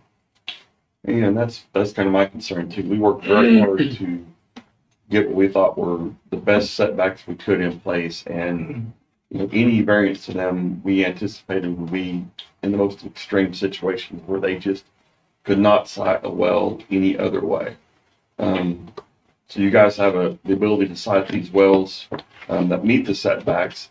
However, you know, there's some negatives. It's going to push those closer to some of those dwellings to the north, and it's going to have that longer lease road that talks about the issue. So those are all things that will need to be discussed here tonight, and it's going to impact some people a little bit more, no matter which way you go. So, you know, any other questions for Matt or before we take public comment? I'll be very brief to close. This last discussion about the lease road, fundamentally, at least in my mind, that was one of the questions that we had. How come we just don't go forward with the locations in the blue box? Because you see what the trade-off is. The trade-off is the wells to the north are in compliance. The wells to the south, the ones in front of you now, are not, but the compliance difference is small. And so that's, fundamentally, it seems to me, that is an issue that if I were in your seat, I'd want at least a chance to consider it. So I'm open for questions. Otherwise, I'll turn over the podium. All right, thank you. Thank you, Dale. This time I will open up for public comment. Remind any potential speakers that the same rules for any public comment that I addressed earlier in the meeting do apply. And also, any speakers will need to address all comments to council, not to the company or any other audience members. So at this time, any potential speakers, raise your hand. We'll be recognizing them. When you approach the podium, we'll need you to state your name and address for the record before you make comments. So, like you.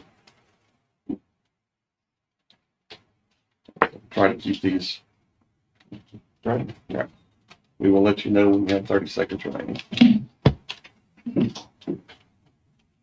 Okay, thank you, council. I'd like to introduce myself. My name is Amy Hayes, and I am an attorney with Hayes Legal Solutions out of Oklahoma City, and I represent a landowner, Brian Attorney, and his wife, Ms. Nugent, and we are here because we oppose any amendment to the setback. And the reason why I would like to, sorry, are you able to hear me now? Okay. That's better. And the reason why, everyone knows that we live in a oil and gas state, and we respect the fact that oil and gas is vital to our economy. And we want to work collaboratively with the oil and gas company. We're not trying to drive them out of town, but the reason the ordinance exists is for a very important reason. In a oil and gas state back in 2015, the governor banned the city, or like banned cities from banning drilling. And what they did is they empowered city council for situations like this to listen to what the citizens have to say and what's on the mind of the citizens. And in this case, Mr. Petrani and his wife, they moved here for their retirement home for peace and quiet. And he is also a disabled veteran that has severe sleep problems and problems with sound. Well, you know, how I ask for empathy. How would you all feel if all of a sudden your dream retirement home now you're going to have trucks nonstop just within a couple of OU fields away from your home? And that's why we're here. That in addition to that, Mr. Petrani has also reached out to other landowners in the area. If you look at the subdivision that is to the north, today we have almost 10 homeowners that are here that also are opposed to city council granting the waiver. So I'm going to turn the podium over now to Mr. Petroni, and he will get into a little bit more technical discussion of our opposition to this.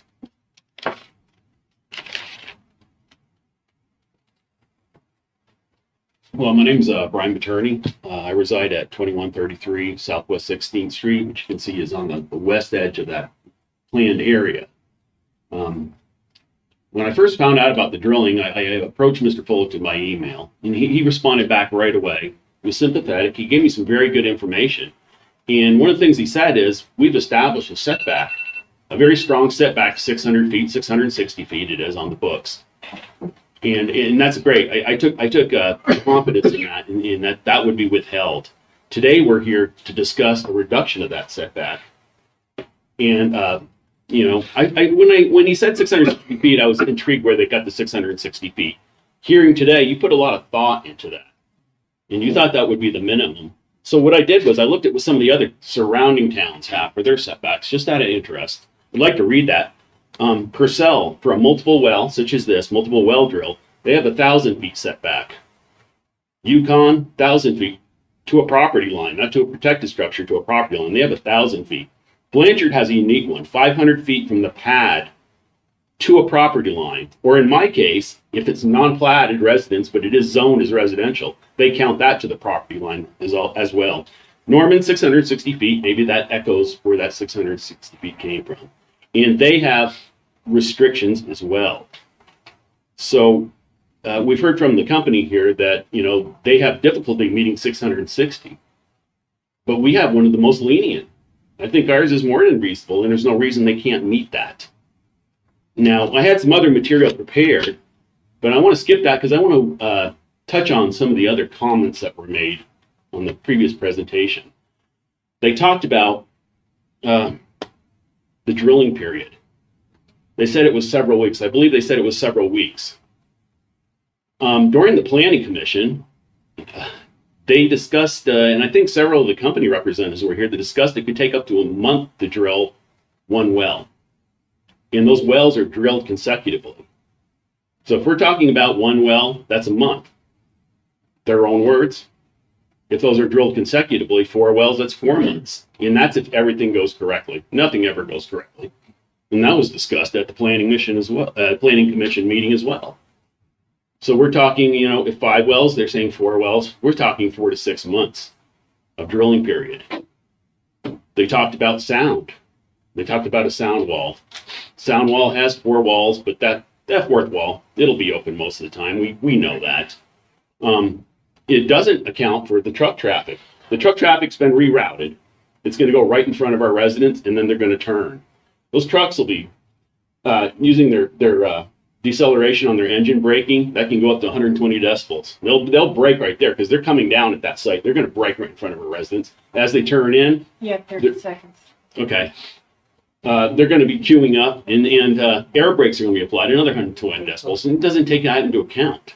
So it asks you to deny this. You set reasonable setbacks of 660 feet, more than reasonable.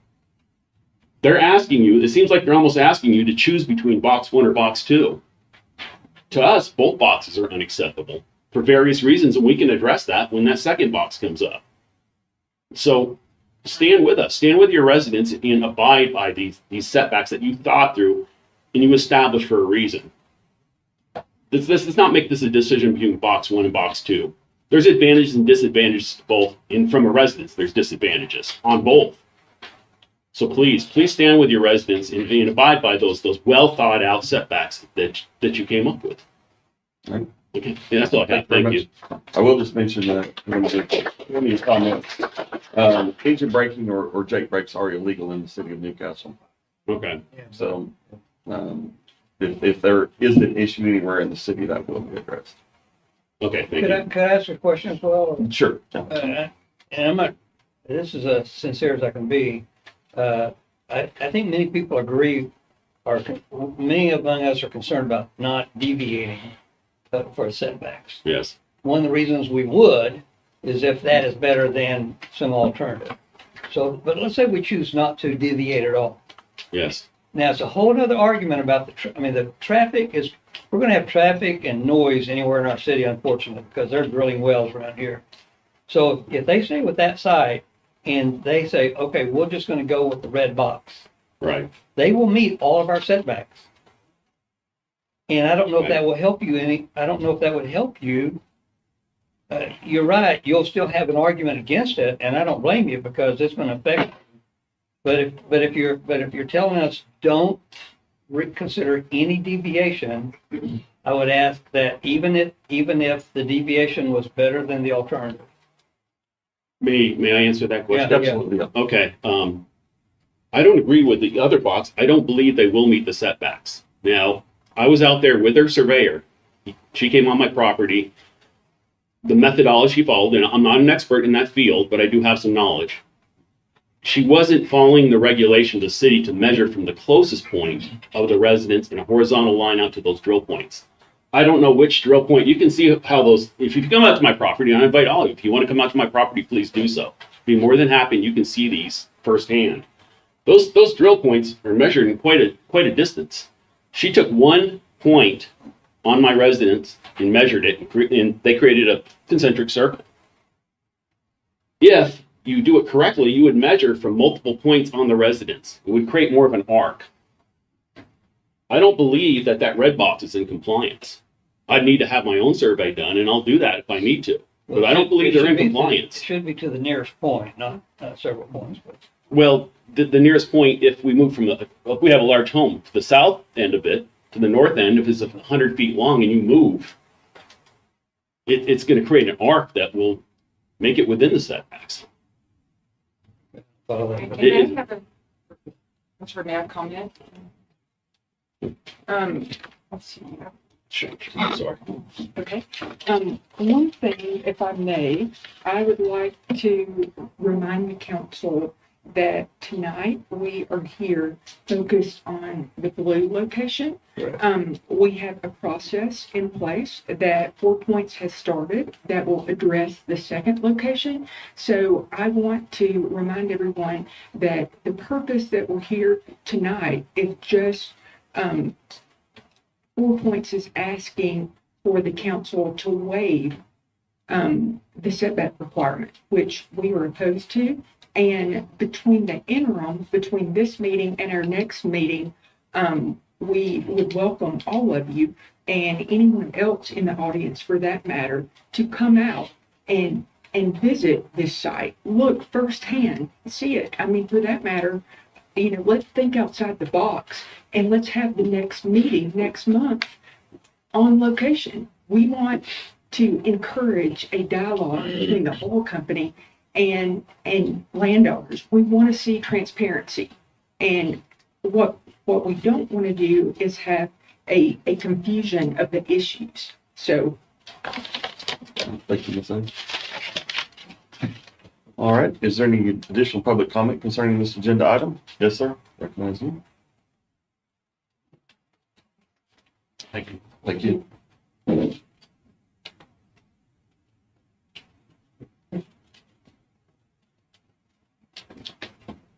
Ryan Biddle, 1301 Spring Lake Road. Sorry if I'm too close to the mic. No, you aren't. They're fine. I'm not here to make this about residents versus an oil company. Once again, I'm pro oil and gas. It's kind of the backbone of the state's economy, at least to a simple guy like me. I'm just a blue collar dude who happens to be a fireman in a local municipality. In my residence is my wife and my 2 kids.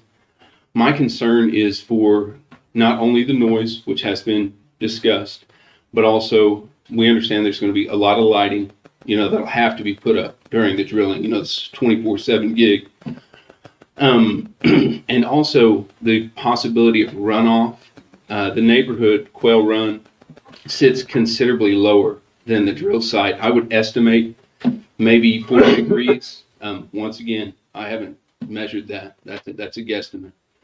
And what I'm asking from you guys is just to be advocates for a 40-year-old neighborhood and the residents that live in it. 4 Point has been in this for I assume a decade from what I heard earlier.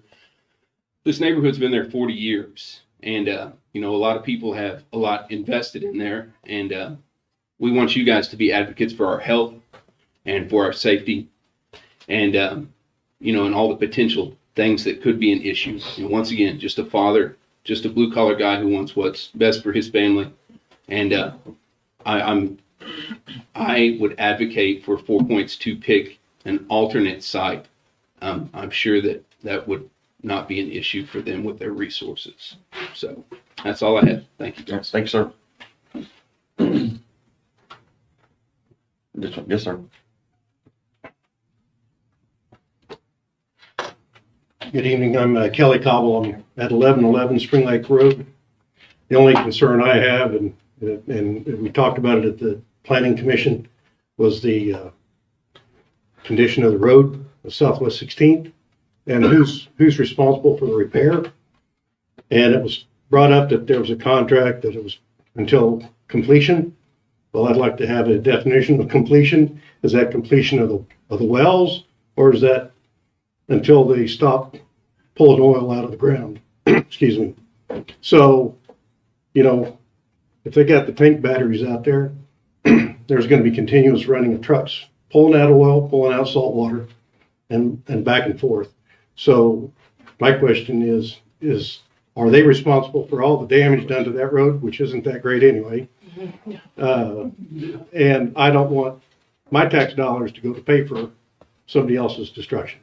Okay, so that's all I've got. Okay, I might just speak to that a little bit. The oil companies do what you're referencing as a road use agreement, where they will address any damage to the road. That typically is during the initial drilling and fracking and completion, and then a period of time after that.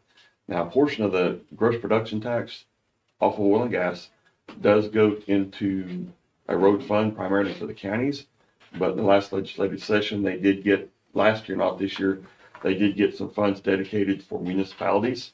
So we did utilize approximately $280,000 of that in this past year to do some overlays on County Line Road. And so there is funds available that come from the gross production taxes that are paid by the oil and gas industry.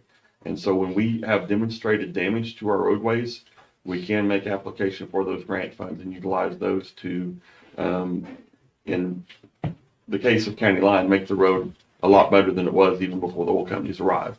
So if there is damage that is not addressed by the oil company, then I feel pretty confident that we would be in line to be able to utilize the portion of the gross production tax that is dedicated to address damages that's caused by oil and gas. All right, thank you. Thank you.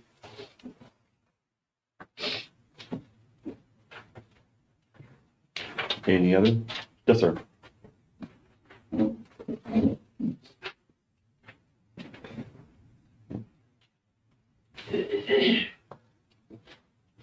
My name is Levi Cox, 1804 Quail Run. I'm sure many others like myself received letters from 4 Point Energy offering small payment and promises of safe practices and limited impact. A recent settlement website involving 4 Point Energy and Unbridled Resources LLC shows that these are empty promises. Myself, having experience working on mudlogging out on wells, I know that not all procedures are followed, and even though they may make these promises of reducing noise, it may not necessarily follow through that way. I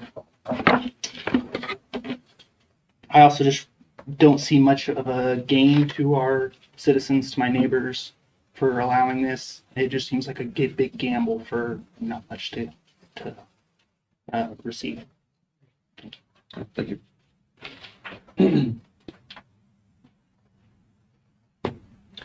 Any additional comments? Yes, sir.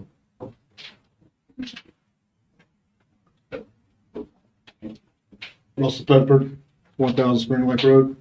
Like my fellow vet, I'm also a disabled vet. I also have sleeping disorders. So when I retired, I am one of those people that chose this area as a place to retire after serving my country. So what you don't see on this map here is where they're talking about both these proposed sites. I'll go ahead and address that right now. Is that basically landlocks that piece of ground.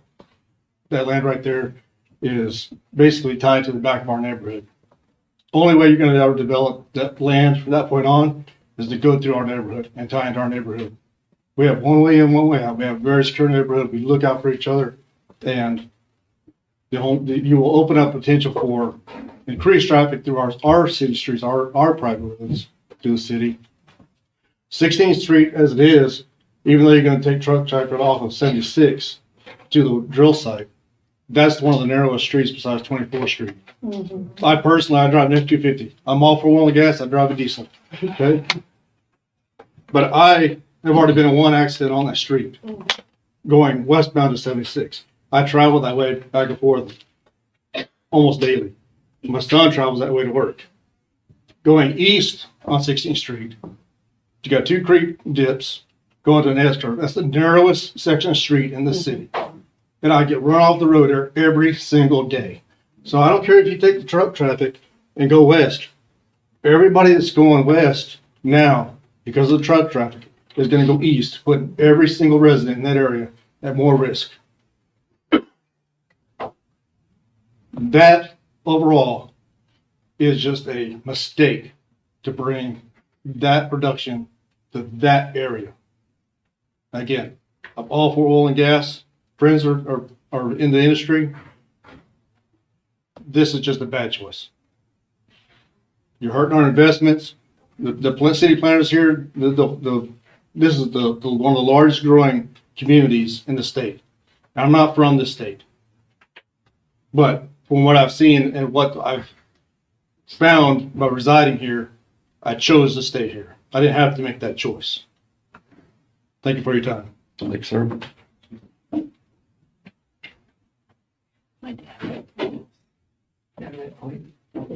Multiple comments? Go.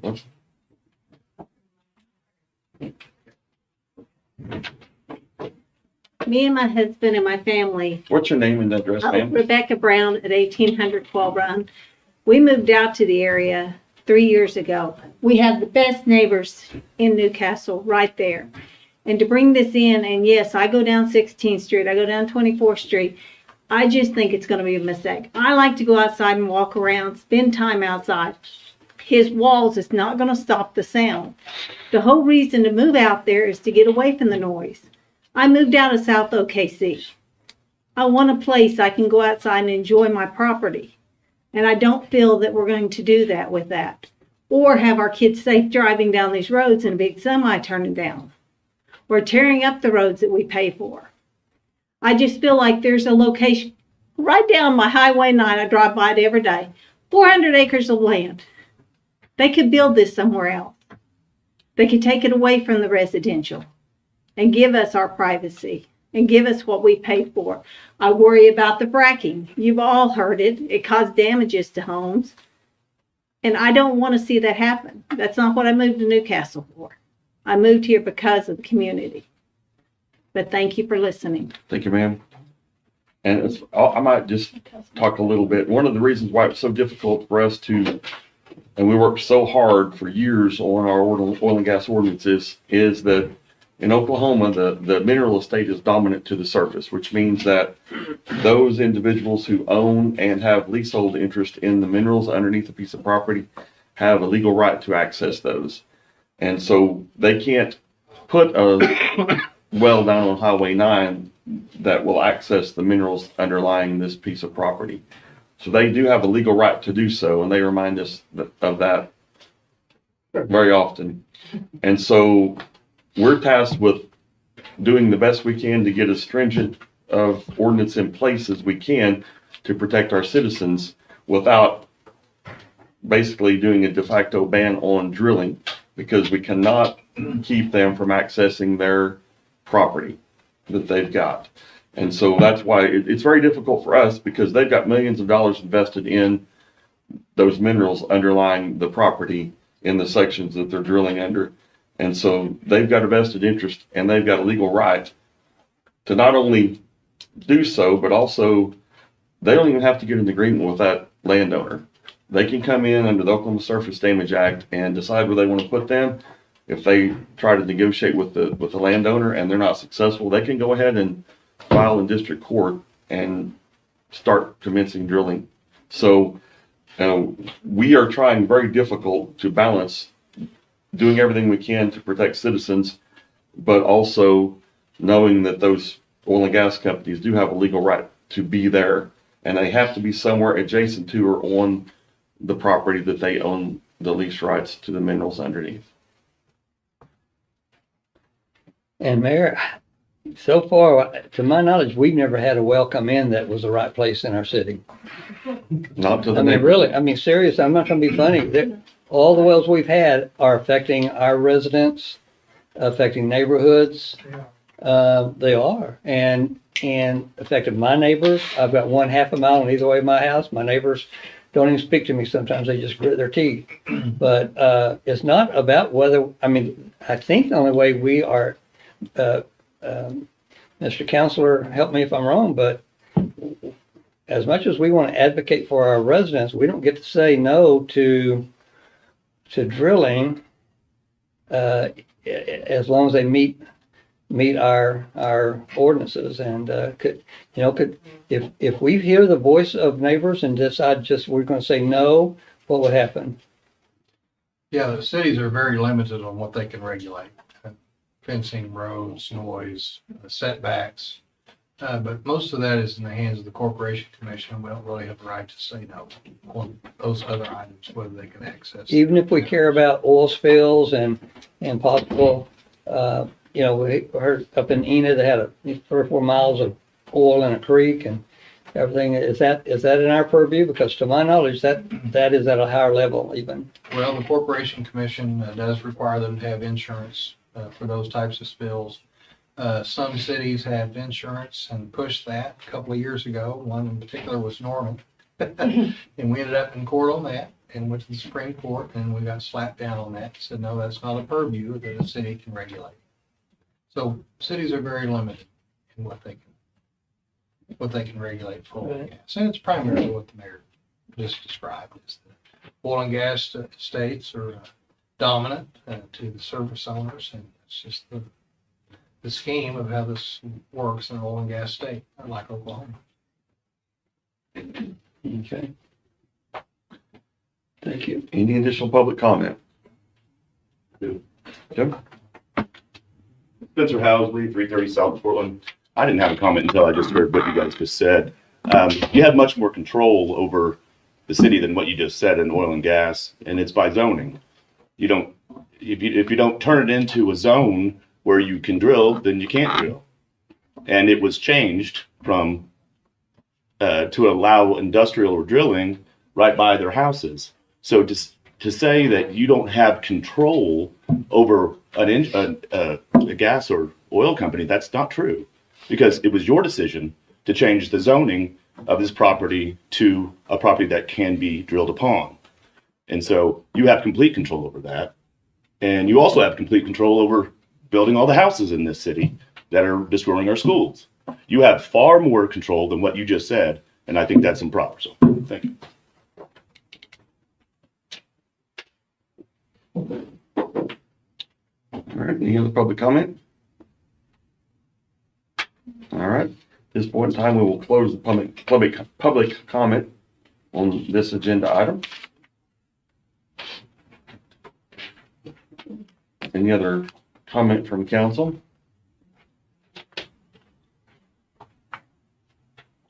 One concern I have, if we always have, our ordinance provides us to make variation to distance.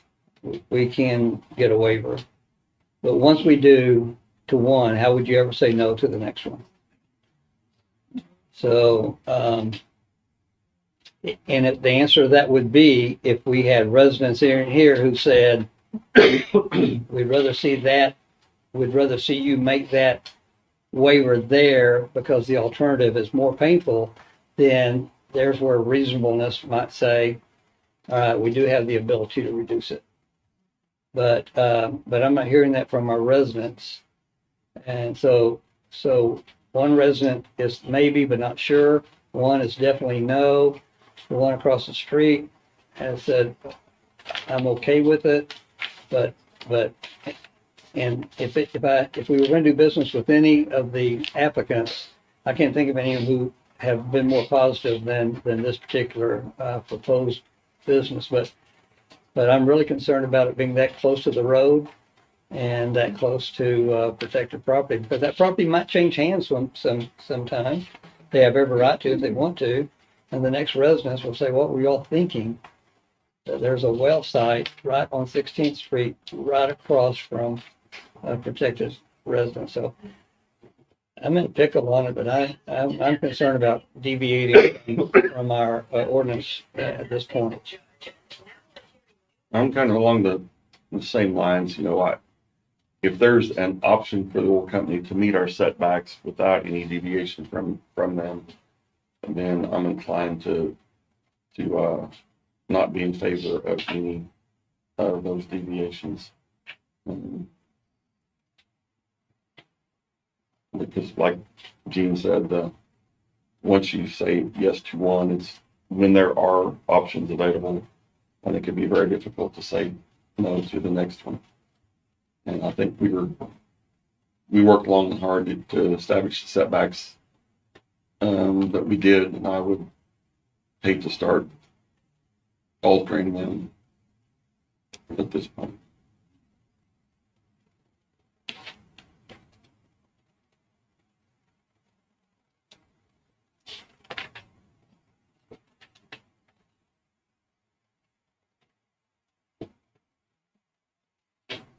We set the setbacks for a reason.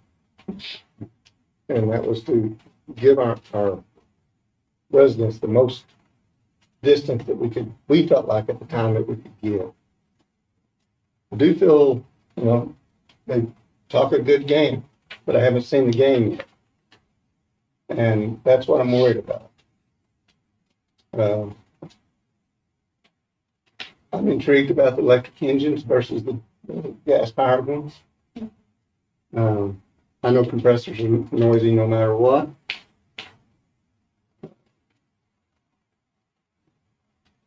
Someone once told me, you know, I'm the one standing in between the residents and the oil company. And I'm going to say this. I think we need the 660. And if they do move to red box, God, I hope they're quiet.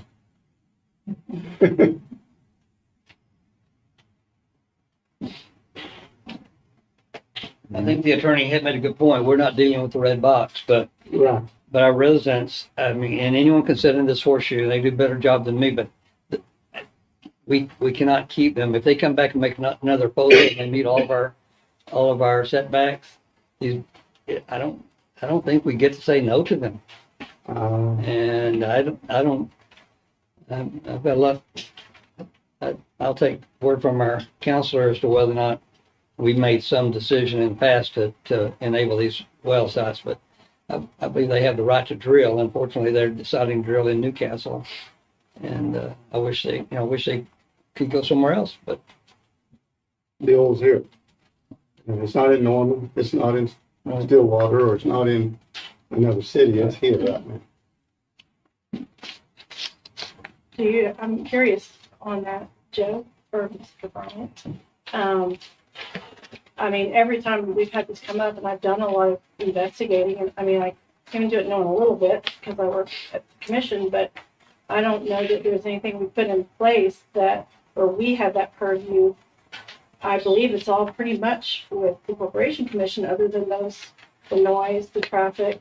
Is there something we put in place that, No, you're right. The gentleman mentioned the zoning, and that was something in Norman we fought very hard about. Stillwater also fought very hard about that the city had more power through the zoning powers that are afforded to cities through the Constitution. And the Oklahoma Supreme Court rejected that argument and said no, the legislature was able to amend the city's power, zoning power in that regard when it passed Senate Bill 580. And it pretty well stripped cities and towns of their ability to regulate through zoning. And that was, what year was that? 15? I think if I got my number right, Senate Bill 580. You know, That was probably about 5 to 7 years ago. I was thinking maybe 15, 16. 1569. Oh, That's what I'm thinking, Okay. yeah. Runs together. But yeah, we fought pretty hard on that in Norman, and I know Stillwater was right there arguing the same thing about focused on the zoning powers of cities and to be able to control the land use. And it's apples and oranges, but we face a similar thing with, the state did with marijuana. You cannot zone it out. So that's a different topic, but, Same. You actually have a little more latitude on marijuana than Now- you do with oil and gas. Oh, yeah. It's restricted as well. But, I mean, that's a good point. Not much latitude. Where I'm at, because we could get, this is probably the most comments we get from people and emails and things, and gotten really good at directing the corporation commission, because that's really where it's at. I mean, our corporation commission stands between our residents and oil and gas more than a city does. I'm not deflecting, I'm just saying, you know, they swing a big stick on this. they've been given a big stick by our legislature. All right, at this point in time, I will entertain a motion. What if there's no motion? Huh? Do you have to have a motion? I think we need to take some action, approval or denial. Wondering. I mean, I don't have to make a motion. I make a motion. We have to do each at a time though, right? Yes, we'll address each individual, but I will not take discussion on the remainder since it's Okay. the same. Okay. I make a motion to deny, item 10F. Second. Motion second for denial on number 10F. Mike Fullerton, Yes. Jean Reed, Yes. Marcy White, Yes. Carl Nell. Yes. Item 10G, public hearing, discussion, and possible action to approve an application for use permit and review for a conditional use permit for an oil and gas well for RC Severe Wide, 4-Point Energy, Ridge 28X33-9-4, 2HB located in the southwest quarter, the southeast quarter, the southeast quarter, the southwest quarter of Section 21, Township 9 North, Range 4 West, Indian Meridian, McLean County, Oklahoma. Property location on the north side of Southwest 16th Street, approximately 2,000 feet east of South Rockwell Avenue, Newcastle, Oklahoma, UPOR 2023-16. No recommendation from the Planning Commission. I make a motion to deny agenda item 10G. Second. Motion second for denial of item 10G. Mike Fullerton, Yes. Jean Reed. Yes. Marcy White, Carl Nell. Yes. Item number 10H, public hearing, discussion, and possible action to approve an application for use permitted on review for conditional use permit for an oil and gas well for RC Severe White 4-Point Energy, Riva Ridge 28X33-9-4, 3HC located in the southwest quarter, the southeast quarter, the southeast quarter, the southwest quarter of Section 21, Township 9 North, Range 4 West, Indian Meridian, McLean County, Oklahoma. Property location on the north side of Southwest 16th Street, approximately 2,000 feet east of South Rockwell Avenue, Newcastle, Oklahoma. Case number UPOR 2023-017. No recommendation from the Planning Commission. I make a motion to deny agenda item 10H. Second. Motion second for denial of agenda item number 10H. Mike Fullerton, Yes. Jean Reed. Yes. Marcy White, Carl Nell. Yes. Item number 10I, public hearing, discussion, and possible action to approve an application for use permitted and review for a conditional use permit for an oil and gas well for RC Severe White, 4-Point Energy, Riva Ridge 28X33-9-4, 4HD, located in the southwest quarter of the southeast quarter of the southeast quarter of the southwest quarter of Section 21, Township 9 North, Range 4 West, Indian Meridian, McLean County, Oklahoma. Property location on the north side of Southwest 16th Street, approximately 2,000 feet east of South Rockwell Avenue, Newcastle, Oklahoma. Case number UPOR number 2023-018. No recommendation for Planning Commission. Make a motion to deny agenda item 10I. Second. Motion second for denial of agenda item 10I. Mike Fullerton, Yes. Jean Reed, Yes. Marcy White, Yes. Carl Nell. Yes. Item number 10J, public hearing, discussion, and possible action to approve an application for use permit and review for a conditional use permit for an oil and gas well for RC Severe White, 4-Point Energy, Riva Ridge 28X33-9-4, 5HE, located in the southwest quarter, the southeast quarter, the southeast quarter, the southwest quarter of Section 21, Township 9 North, Range 4 West, Indian Meridian, McLean County, Oklahoma. Property location on the north side of Southwest 16th Street, approximately 2,000 feet east of South Rockwell Avenue, Newcastle, Oklahoma. case number UPR 2023-019. No recommendation from Planning Commission. Make a motion to deny agenda item 10J. Second. Motion and second for denial of agenda item 10J. Mike Fullerton, Yes. Gene Reed, Yes. Marcy White. Yes. Carl Nell. Yes. All right. This time we will look at item number 10A, public hearing, discussion, and possible action to approve an application for rezoning from A agriculture PUD planned unit development for Rachel Nicole Capps, located on the north half of the southeast quarter of Section 9, Township 9 North, Range 4 West Indian Meridian, McLean County, Oklahoma. Adoption of ordinance number 944, property location 1945 North Country Club, Newcastle, Oklahoma, case number R 2023-004. Good evening, council. As you stated, item 10A, R-2023-004 is a rezoning request from Ag, General Agriculture, to PUD, Planned Unit Development.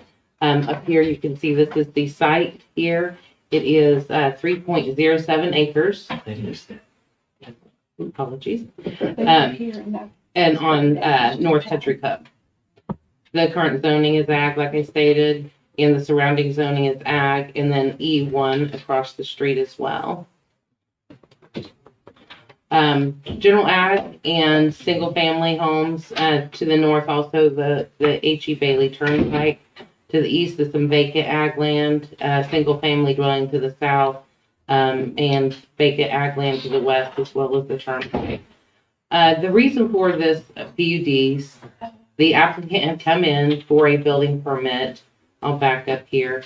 There is a existing pad site on this 3.7 acre tract, and she came in for a building permit to build a single-family house on the existing foundation.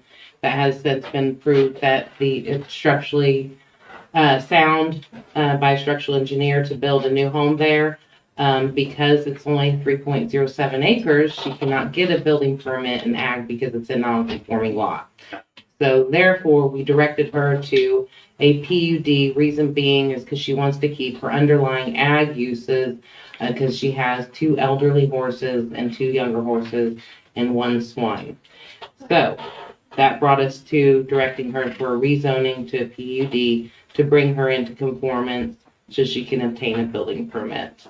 The development regulations of PUD, like I stated, will be the ag underlying development regulations. The barn dominium in the front, I'll go back again. This is the existing barn dominium that they currently live in.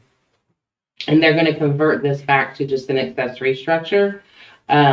Because you can have an accessory structure located in front of your single family dwelling in ag. So that was another reason.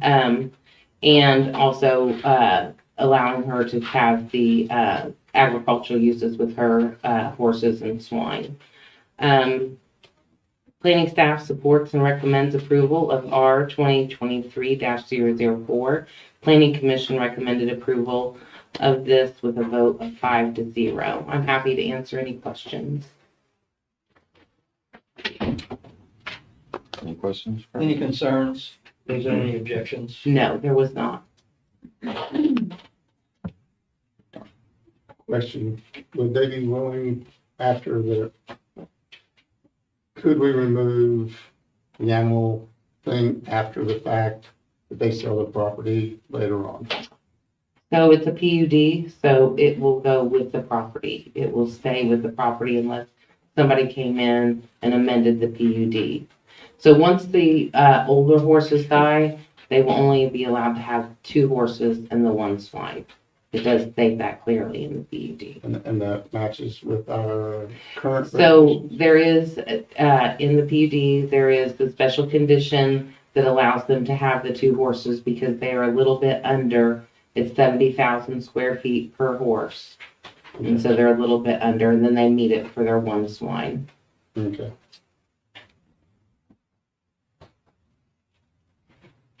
All right, is there any public comment concerning this agenda item? All right. Seems a pretty reasonable request, especially considering the location. Yeah. not gonna change from what it's been for a long time. I mean, it's right by my house. It's been that way for a long time, I think. I don't see an issue. Entertain a motion. I'll move to approve item 10A. Second. Motion second for approval of item number 10A. Mike Fullerton, Yes. Gene Reed, Yes. Marcy White, Yes. Carl Ness. Yes. Item 10B, discussion and possible action on adoption of the emergency clause of ordinance number 944. I move to approve 10B. Second. Motion second for approval of item number 10B. Mike Fullerton, Yes. Gene Reed, Yes. Marcy White, Carl Ness. Yes. Item 10C, public hearing, discussion and possible action to approve an application for rezoning PUD plan unit development, A agriculture to CN1 neighborhood shopping district for 84th Street Church of Christ located in West Allen, Section 5, Township 9 North, Range 4, West Indian, Meridian, McLean County, Oklahoma, and adoption of ordinance number 945. Property location Northwest 27th Street and North Highway 76. Case number R 2023-005. The applicant is requesting to rezone from agricultural to NPUD to CN1 neighborhood shopping district for the 84th Street Church of Christ. Up here in the area, you can see this is the FUD. It was rezoned and approved by council for a wedding venue some time ago. It never developed into that event center, and the church does own this approximately almost 15 acres. This is the Oakmont neighborhood directly to the east, and you've got ag uses and vacant land to the north and to the west, as well as to the south, with single-family dwellings and estate type development. On the right side, this is their proposed lot split. This has not been done yet, which is an administrative process, as you know. But they're proposing to take this tract and divide it into 3. That is what they're allowed under our subdivision regulations, a 3 limit parcel. Then you would have to plat. But they're proposing this tract 1 be the site for their new church, and then the other 2 tracts would be up for development if approved under the CN1 neighborhood shopping district. Like I stated, the surrounding zoning and land use is mainly single-family dwellings, except for the Oakmont neighborhood to the east is half-acre development, large estate site homes. The reason that staff directed them to CN1 is because it's a little bit more restrictive than the commercial neighborhood district. Has more restrictions on lighting and parking, and the uses are more for surrounding neighborhood to serve the surrounding neighborhoods with lower kind of impact commercial development. There is existing water that they will be connecting to, and each one of the tracts will have their own sanitary sewer on site. The applicant is here. If you have additional questions, I'm happy to answer any questions. Planning staff supports and recommends approval of R 2023-005. Planning Commission recommended approval of this application with a vote of 5-0. So I don't want to get into their business, but, I mean, what they do with it, but, so they, it would be 3 plots, 3 tracks, I mean. Yes, so what they're proposing is on tract 1 to build the church, and then tract 2 and 3, they would be developable lots under the CN1 if approved. That they could develop, or could they? They could develop them, or they could sell them. Yes, sir. But they would be, if they sold them, they'd already be zones, CM1. Correct. And we don't know, we don't currently know what those might be. Would you remind us what type of commercial that could? So, it could be like a boutique or a dental office or, like a takeout kind of restaurant. That's really, they're gonna be limited on that capacity by the sewer. Okay. Mm-hmm. Yeah, a bookstore, a dentist office, things of that nature. But it'd be on 76, all three of those on 76. Yes, 3 separate tracks on 76. I need to know where the 84th Street. City, we're gonna become Oakmont. Okay. Be changed. Important question. Correct. Gotcha. Yeah. Okay. Oh. Gotcha. Okay. All right, is there any public comment concerning this agenda item? Okay. No comment at planning? No, sir. All right. Fairly soft uses out in front of Oakmont, which I'm sure those residents will appreciate. It's gonna be commercial, yes. Huh? It's gonna be commercial, yes, it is. I make a motion to approve agenda item, number 10. 10C. I'll second. Motion and second for approval of item number 10C. Mike Fullerton, Yes. Jean Reed, Yes. Marcy White. Yes. Carl Nell. Yes. Item 10D, discussion of possible action on adoption of the emergency clause of ordinance number 945. Make a motion to approve agenda item 10D. Second. Motion second for approval of item number 10D. Mike Fullerton, Yes. Jean Reed, Yes. Marcy White. Yes. Carl Nell. Yes. Item number 10E, public hearing, discussion and possible action to approve an application for rezoning B1 suburban estate residential PUD plan new development for Chickasaw Crossing LLC, managing member David Ash. Applicant located in the south half of southwest quarter, the southwest quarter, the northwest quarter, and part of the southwest quarter, section 27, township 9 north, range 4 west, Indian Meridian, McLean County, Oklahoma. Property address generally located on the north side of Southwest 24th Street, west of Lakeview Drive, Newcastle, Oklahoma, case number R 2023-006, continued by Planning Commission to June 26, 2023. Make a motion to continue this agenda item to our next regularly scheduled meeting. Second. Motion and second for continuance. Mike Fullerton, Yes. Jean Reed, Yes. Marcy White. Yes. Carl Nell. Yes. We are about 2.5 hours in, so at this point in time, we will take about a 2-minute break.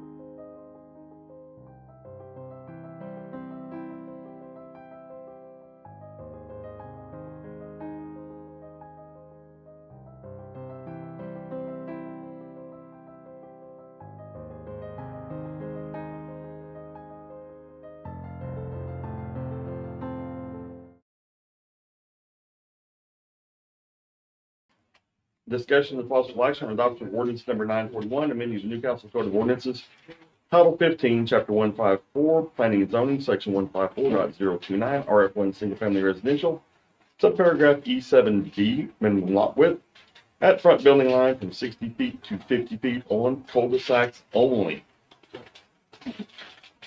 Good evening, council members. This ordinance amendment is for chapter 154.029, RF1 Single Family Residential, and it's to deal with the minimum lot width at the front building line. So the front building line is 25 feet in RF1, and we have a blanket lot width currently at 60 feet at the front build line, whether you're on a cul-de-sac or you're not on a cul-de-sac. Especially on cul-de-sacs, so staff has discovered through many different building permits that we go through that on cul-de-sacs, and you can see in the first diagram, here's an example of a RF1 neighborhood on a cul-de-sac, and you can see here you've got your minimum lot area is 7,200 square feet. And on the cul-de-sacs is what's happening is you get very large lots trying to obtain that 60 feet at the front build line. We don't have any allowance for minimum or a lesser lot width on cul-de-sacs as some other cities do, or they just lower the lot width at the building lines overall to be able to achieve that you have a little bit more uniform development.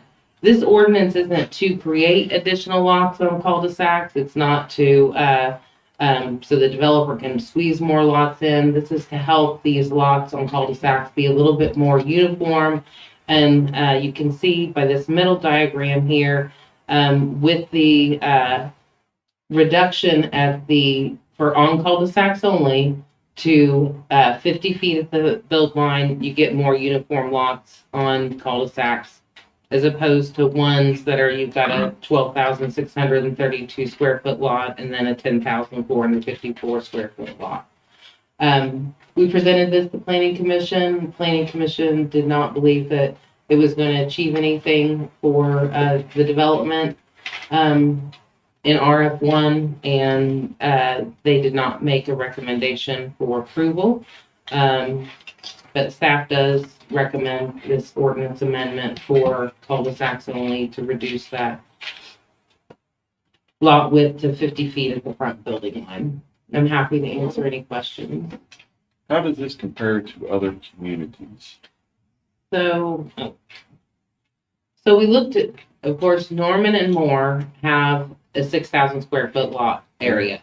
They do have a little bit of an allowance for a lesser lot width at the front building line to take into account that you're not going to have just rectangular lots everywhere. You're going to have cul-de-sacs and curvilinear streets, which makes it harder to achieve those lot widths on a high-shaped lot. You're going to have to really increase your lot area to meet that minimum lot width. Blanchard and Tuttle, obviously their lot areas are a lot larger, so it's not a really good comparative analysis. So I kind of have issue with this because in my neighborhood, we have a cul-de-sac. It was not originally a cul-de-sac. There was a detention area there, but they went ahead and allowed them to use those lots. And in a cul-de-sac with those narrow front openings, one of the houses has a fire hydrant, so there's no room for their mailbox. So my brother-in-law and sister-in-law have 2 mailboxes in their front yard. Right in the only space they have in their front yard, there are 2 brick mailboxes. They have no frontage without mailbox because their next door neighbor has no space because of the narrowness, and there's a fire hydrant there. So they have to have somebody's mailbox in their front yard. And so although I understand the spacing and trying to get a little bit smaller, I think, number one, I think there's a market for people who want a yard larger in those neighborhoods, but it really creates an issue to get a driveway and to get a brick mailbox there. it's a mess, and then you throw a fire hydrant in, they're done. There's no room. Like I told my brother-in-law when they built their house, make them move that thing. You have no yard frontage without mailboxes. And how wide is the frontage there? Oh, I'm not a good estimator. I don't know. So would, There would be room if there wasn't a fire hydrant, but we can't I know, but guarantee that, right? so would this proposal affect that neighborhood at all? Well, I think going smaller creates more and more problems with getting a driveway in and getting a brick mailbox in. When you go smaller, it creates more issues. But if the one you're giving example is larger, then it's gonna be an issue no matter how large it is. That's why I was asking if you know how big those are. I will say that 40 feet at the front property line is right now the minimum requirement. That's not being changed. 40 is? Mm-hmm. So the property width itself is not being changed. Mm-hmm. Oh. And this is only on, this is just on cul-de-sacs, it's the lot width at the front build line. That's what I'm talking about, the lot width, yes. Here. But she's talking about at the building line, not the width of the lot itself. She's not Okay, wanting to so- change the width of the lot itself, but how wide it has to be before they At the build. build line. Wow. So it's at Okay, the so the depth back into the lot before they build. 25 feet is the front setback in RF1. And so then it narrows the width that the lot has to be. It has to be 25. 60 feet right now at the front build line. We're just asking to, you can look at this, I mean, yeah, you're gonna change a little bit of that lot width at the front build line to get it, but all these lots, this is the same configuration, except it makes the lots a little bit more So it doesn't change the curb length at the property? at the property line. Not Not at per all. se, if I may. Yep. And answer Quickly. a couple of questions. Yeah, I'll be quick here. I'll talk this way first, and then I wanted to say something about the planning commission. So this distance here can be 40 foot, and that's the minimum. Now, typically, you're getting a little more space on a lot of lots a lot of times, but 40 foot's all we can say that has to be. The distance we're talking about is back here at the building line, and that really only affects the distance between the side of the house and the next house. Okay. And what we've got with the 60 is, as they lay these out, that it does affect the practicality of how much frontage they have, because if you're 60 at that point, if you decrease this angle down to get 40 here and 60 over here or something, your angle down here of this lot gets smaller. Right. And originally, it was my understanding, part of the application or the thought behind this was they were going to be able to squeeze another lot in. I've looked at it, and I think they've looked at it, and their staff has looked at it, and you can't really get that done unless you pick up a little bit of space on this lot up here. And it doesn't make any difference on the number of lots, really. But the thing that we're voting on and we're talking about is the appearance between the distance of the two houses. And this is attempting to keep that consistent with your other houses as you come down the street. And that, I'll say, is what the planning commission was really voting on. I mean, you probably don't know, I'm opposed to this because I want space between houses. We've got a rural feeling, a spacious feeling, and that's what you work on. That's me. In this case, Will, Jared, and Kevin all voted, well, and Dennis all voted that way on their own. I mean, I didn't influence that. But the feeling is keep the space between the houses. And that's the difference. And if you don't want to keep space between the houses, then 50 foot to 60 is not that much. And I don't oppose this other than the fact I want it to look spacious. And it's all look, because the lots are going to be, you're always going to have a triangle lot. Right. Well, I mean, when I was thinking about this too, I want to be conscious and careful myself of creep smaller and smaller. Like, I don't want to creep. and end up getting smaller and smaller, lots in our city, right? So, I mean, my initial is just, where's the problem? What brought this to us? Like, is there an issue, a significant issue? When we brought, the matter came to Board of Adjustment, and there were some lots that, got laid out wrong in Pachella, and it was the frontage, but then the, diagonal, they're undersized lots as it turned out. But it's really a design problem that brought that on. But you do get large lots when you have a cul-de-sac. It really gets, how do you treat that building line? You could drop the building line back a little bit on most of these lots and pick up a couple more feet separation. But typically, large cul-de-sac lots sell out good. People like them. Well, and that's what I'm thinking. That's been my line of thought, is there's a market for that in neighborhoods. You'll get people who want to get in a neighborhood, so they'll take the smallest lot, to be able to get in there. But then you've got people who want a bigger yard because they got 10 kids or something. Well, and if you drop this down to 50 and you got a 40 on the front, you're gonna get a straighter line and a different square footage back here. And that's the plus to doing this. The negative is the houses get closer together. And that's where the planning commission's vote came from. And all the practicality of it is, I don't think it gives the developer another lot, and yet it gets houses closer together.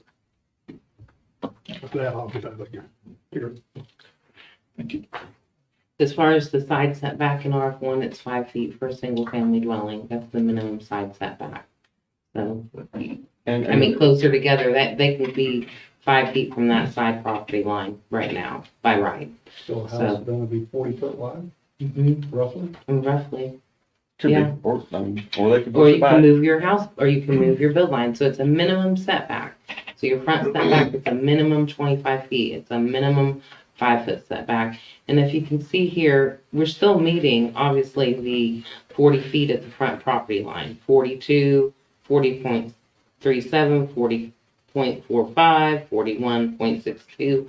The only thing, and this is the same configuration, the left on the right, as far as the area here, all it does is make one lot a little bit more, it's distributed a little bit more equitably. You have you still have one large lot, you got a 10,000 square foot lot, and you've got 4 that are at least, let's see,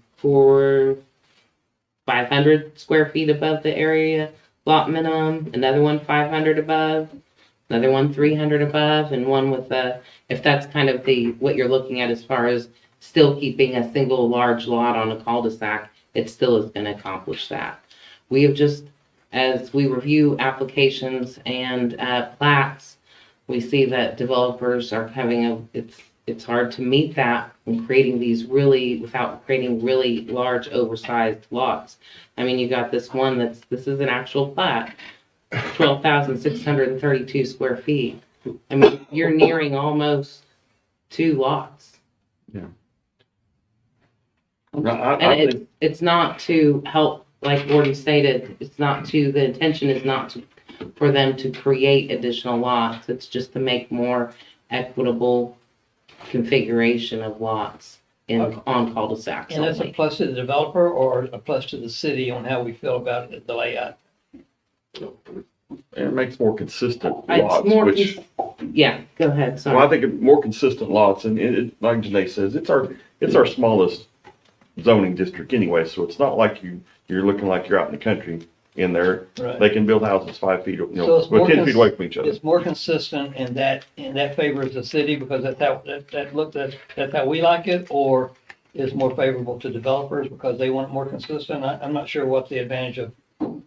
I think what's happening is that staff is recognizing that they're coming in from previous plats that were done. And we're running into trouble with them not meeting this minimum lot, with the front building line. So it's all that? Yes, Okay. yes.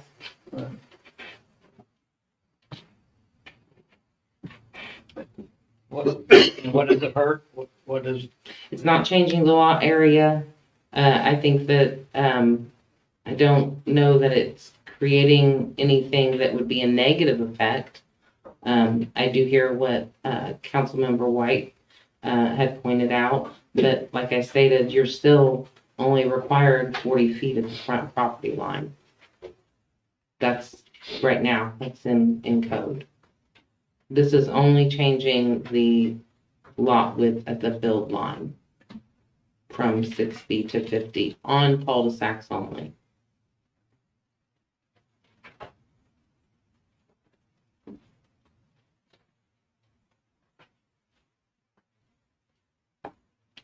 I personally don't see a problem with it. It's something staff has identified as an issue, but it's not really a big, I don't think, big issue to change. Yeah, I think that's what you get paid to do, and I can support it. I had trouble grasping it all, but it sounds like I was with the other thought that I didn't want us to see if we can squeeze in more lots, and if it doesn't do that, if it doesn't have that negative effect, I can support it. And I do feel sorry for anyone with 2 mailboxes in their front yard. But it sounds like that's just the nature of being on some of these cul-de-sacs and these tight deals, right? No, that was just, before we've been in Newcastle holding pretty tight to our regulations. It's not this regime. Okay. Oh, now you're regime. Great. Yeah, it's not this regime. Not just this regime. Yeah, I just not, I don't know, I just feel like, I'm not like, live or die bottom sword or anything, but I just don't like creeping into smaller and smaller. I just prefer it. But that's just me, and that's okay. I think about it is, they're still in excess of the minimum lot size, so it's not creeping into smaller lots at all. Well, I'm even close, I just mean the proximity of the houses, even the way it would put them in closer proximity even. They couldn't be closer to one another.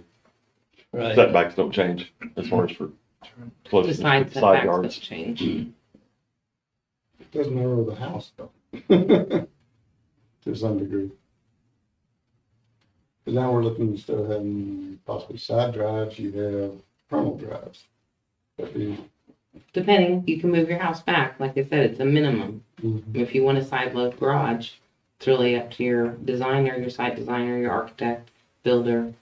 And then, of course, if you come to city staff, we'll always help with site design if you're trying to achieve a certain style of the house. And I would give challenge you to ideas. go anywhere in our RF1 district and find very many side load garages. Yeah. Those aren't big enough lots to normally facilitate that. I was gonna say, I don't see a side load working on most of those. And not in RF1.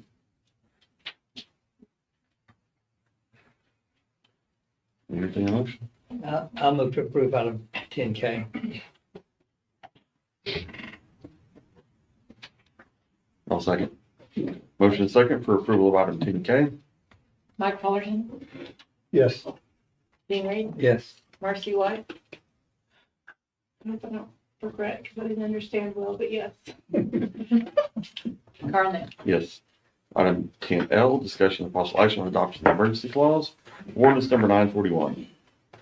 I'll move to approve item 10L. Second. Motion is second for approval of item 10L. Mike Fullerton, Yes. Dean Reed, Yes. Marcy White, Yes. Carl Nell. Yes. Item 10M, discussion of possible action on planning commission recommendation to add standard detailed drawings S16 for temporary rock construction entrance to the Newcastle Code of Ordinances, Appendix A related to section 153.090C6 and adoption of ordinance number 946. So this ordinance amendment is dealing with chapter 153, subdivision regulations, our appendix A, which is our standard detail drawings. This is an adoption of a temporary rock construction standard detail drawing. In chapter 153.090C6 states the following: a coarse rock stabilization construction entrance shall be built in accordance with the standard detail drawing to reduce or eliminate the tracking or flowing of sediment onto the public right of way. Enclosure 1 is on the right side of your screen here, is what our interim city engineer came up, which is in line with best engineering practices for many different jurisdictions in Oklahoma. So basically is what this ordinance amendment is doing is adding something that was stated in our ordinance that was not present in our standard detail drawing. So we did not have this detailed drawing in the in Appendix A. So this was created in line with what other jurisdictions, like I stated, very practical of what the construction entrances are. Construction entrances per se for fire station or new development. So they're temporary construction entrances. So this has the rock bags or continuous geosynthetic fabric berm in the front here. This is a section of it. When we went to Planning Commission asked for some revisions, did not like the rock bags or berm in the front, and asked that city staff, that the engineer go back and modify the request to create a diversion ridge and require construction entrance to have either a minimum lateral slope of 1% or a center crown with slopes of at least 1%. So Planning Commission made recommendation based on these additions, or to change that standard detail to enclosure 2 instead of having the berm in the front, and to create a slope. And after discussion with our interim city engineer, I mean, construction entrances are certain type of gravel that they have to have, and creating a lateral slope sometimes, I mean, it's going to be difficult, even more difficult to maintain, in his opinion, than the diversion ridge in the front. But Planning Commission recommended approval with these amendments for enclosure 2, and staff recommended enclosure 1. I'm happy to answer any questions. So you're not changing the ordinance, you're just adding diagrams to go to show With what the you ordinance. mean, the intent. Yeah, so the ordinance, as I stated, chapter 153.090 C6 already states that the stabilization should be temporary construction entrance shall be built in accordance with the standard detail drawing. Gotcha. And there's no detail drawing. So we created the detail drawing. Good change. And brought it forward to Planning Commission. If I could throw out the request for the slopes rather than the berm was basically following comments of Carl Evans, who is an engineer and that works with the lay law and develops their roads. And his concern was that if you have an entrance like this, trucks are going to come in and hit it. If you've got the berm, they're going to make a depression or a hole, and the slope is a much more stable development. And on that basis, the Planning Commission relied on his expertise and recommended that we use the. What did our engineer say about that, though? Does he concur? He designed, well, he agreed that it would be good, but he designed the first one.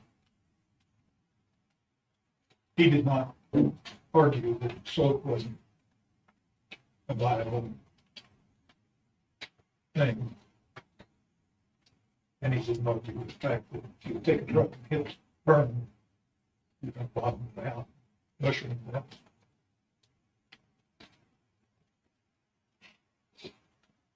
So you're Carl's saying, idea was not his design. But he agreed. He concurs with it. Could it be a functional design? It takes more work to design, to build it. And you either got the slope of the land, so you're gonna have the 1%, or you're gonna beat the road. so they're either gonna go over a berm or go or have crown road like most. Okay. I think that was the only concern after talking with Joel, was that, so when we do, and these are construction entrances only, they're gonna go away. You know, they're not permanent. Is that when we go out on site, it's harder, and like Gordon stated, I think it's harder to build, it's harder to maintain. And then you're dealing with runoff to the sides, and so you're basically having to create also 2 roadside ditches on either side of this, instead of just having the berm in the front to catch that and to hold the sediment back onto their property. Well, I really value having, people in our different planning and council, stuff like that have expertise in it, but also have pretty high regard for our city engineer who's paid to make those decisions. So I just wondering how y'all are feeling about, so what's recommended here, the proposal with the berm? Well, in the staff report, it does state that this enclosure 1 with the berm in the front is what most jurisdictions throughout the state and throughout the country employ in their standard detail drawings, is using that. You don't see very many temporary construction, and then making sure that we're using the coarse rock and not a lesser inch rock. I mean, there's a lot of things that we go out and we look at it on site to make sure that they're following. The maintenance to get these, during construction, to keep that up is going to be a little bit more. And in his staff report, like I said, I mean, he makes the recommendation for that, but like Gordon said, he didn't argue or oppose. He listened to what the commission stated and came up with that second enclosure, and that's why we were presenting both, is to let you know what was presented to Planning Commission and then what Planning Commission had made recommendation to modify. Actually, our street superintendent, I believe, also looked at this. He pulled it from Oklahoma City detail, and it was the berms. And in our department head meeting, we discussed this, and he said, if you do it with the slope and everything's going to the ditches, well, then the street department has maintenance issues until all of that's completed. That was gonna be my question. What's the effect of the city on our street side of this? Right. Which one works better for us? Right. City, even if it's a little more work for them or less, that is not as big of a deal to me as what's the effect of the city during that year or two they're accessing that. Right. And according to the street superintendent, he would just rather see the berm. Well, I mean, if the enclosure 1 is predominantly utilized in other cities, I don't think we need to try to reinvent the wheel. And maybe that's why they use it, because it is better for the city. Whatever. I just think that. Well, the water's gonna run off. If you put a berm, the water's gonna run off to the sides anyway, isn't it? I don't know. I ain't a street guy. I'm just saying what the street superintendent told me. Yeah, Evans or Carl Evans. I'm glad we've got people like Carl giving the input and suggestions, but I mean, it sounds like it's one or the other, and I tend to go with city staff on it for now, but sounds like either one of them would work. It's kind of worried that they'll just straight right across it and use the gravel to build up the berm and make it look that way. Well, I mean, if it's what Oklahoma City uses, I would think as much development as they had, if there was a big issue, they would have quit using it. And if most other communities use it, Right. they're not gonna continue to utilize something, and they've developed a heck of a lot longer than we have. So I mean, that's why I think if we stick with something that's proven, that's utilized across most municipalities, that's probably a little bit better than us making an effort to reinvent the wheel. Yeah. And I think it's just a matter of our inspectors and engineer, whoever goes out there and inspect this stuff, holding their feet to the fire, making them build it like the detail calls for. Well, I think if we're dealing that with these developers that are coming out here that have been developing these other communities, that's what they're used to doing. Yeah. And so I think we're more likely to get at what we want Compliance. than trying to force them to do something that's out of the ordinary. Yeah. Well, entertain a motion. Are we on 10 still? 10M. M. I make a motion to approve agenda item 10. M.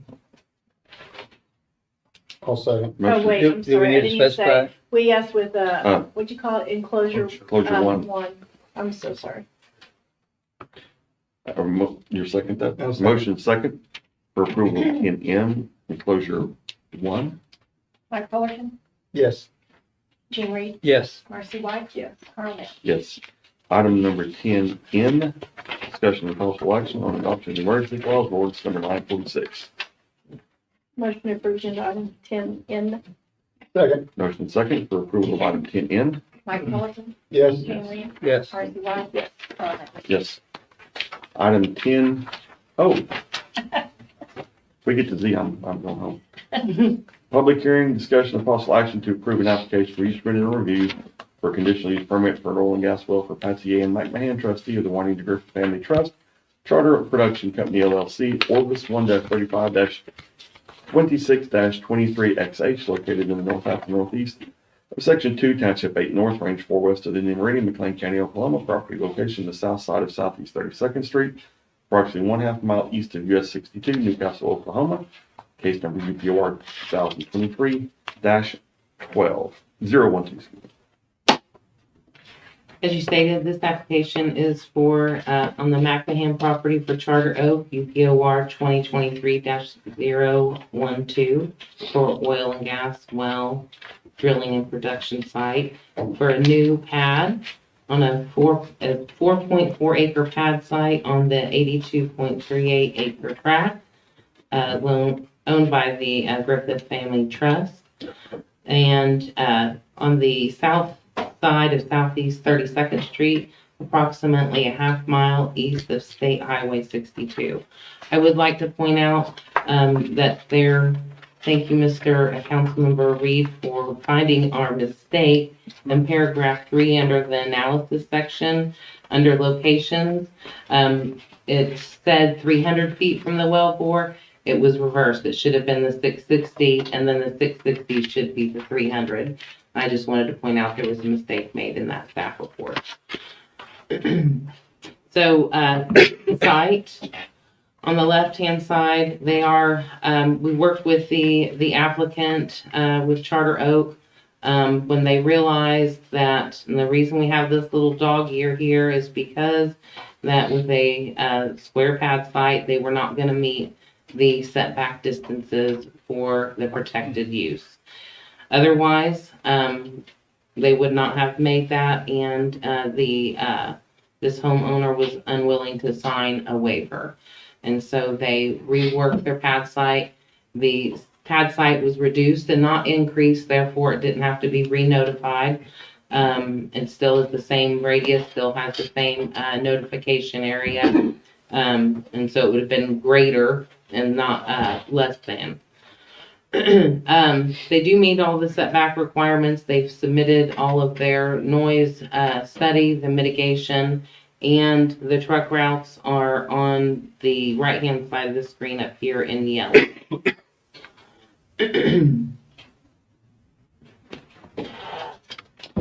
This is for one well bore, the Orvis well bore, and the surrounding zoning is all ag.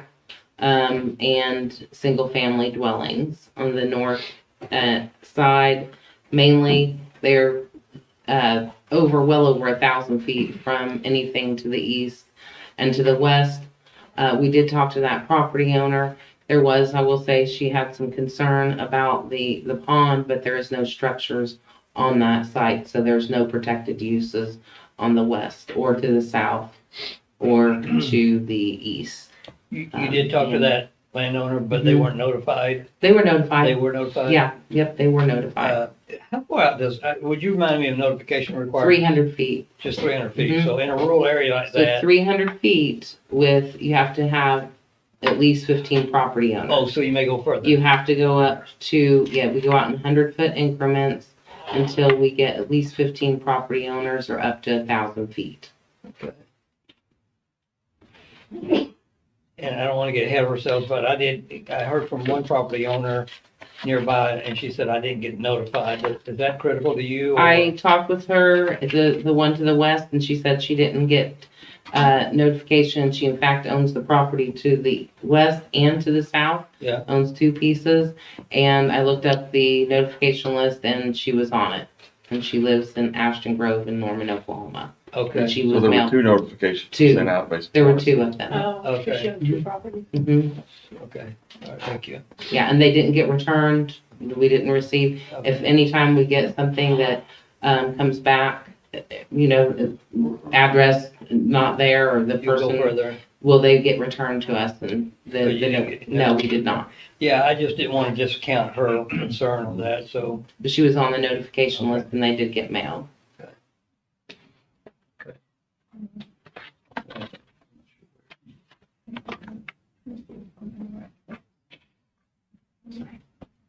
Yeah, You go one back. Okay. Oh, be right next to them. So from the well bore to the west, this is 301 feet to that property line. And then from the well bore to the protected use is,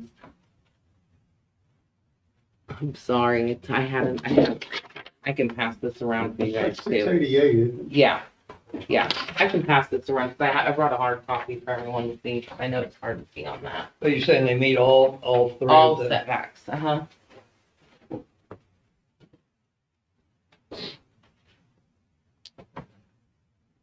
They will not have a lease road. The street, it's approximately 80 feet wide to accommodate the safe ingress and egress of truck traffic. There will not be truck traffic, parked on 32nd Street. They are going to do they're gonna install 16-foot temporary sound walls with acoustical blankets at the STC 25 specs on the north sides of the location during drilling and completion. All permanent internal combustion engines used on site will have the hospital grade mufflers installed with electric motors to minimize noise. And there is some tree growth on the south and west. Again, that's not where the protected uses are. They're more to the north, but they still meet that setback. The planning staff does make a recommendation to approve 2023-012. And Planning Commission voted approval of 2023-012 with a vote of 4-0. This home on the upper right-hand side, is that the property owner, is that the McMahon's or? It's their daughter. Their daughter. Okay, so, First one is their daughter, and then the one to the east is the McMahons. which is not on this picture. No, it's on that picture. It's the second one.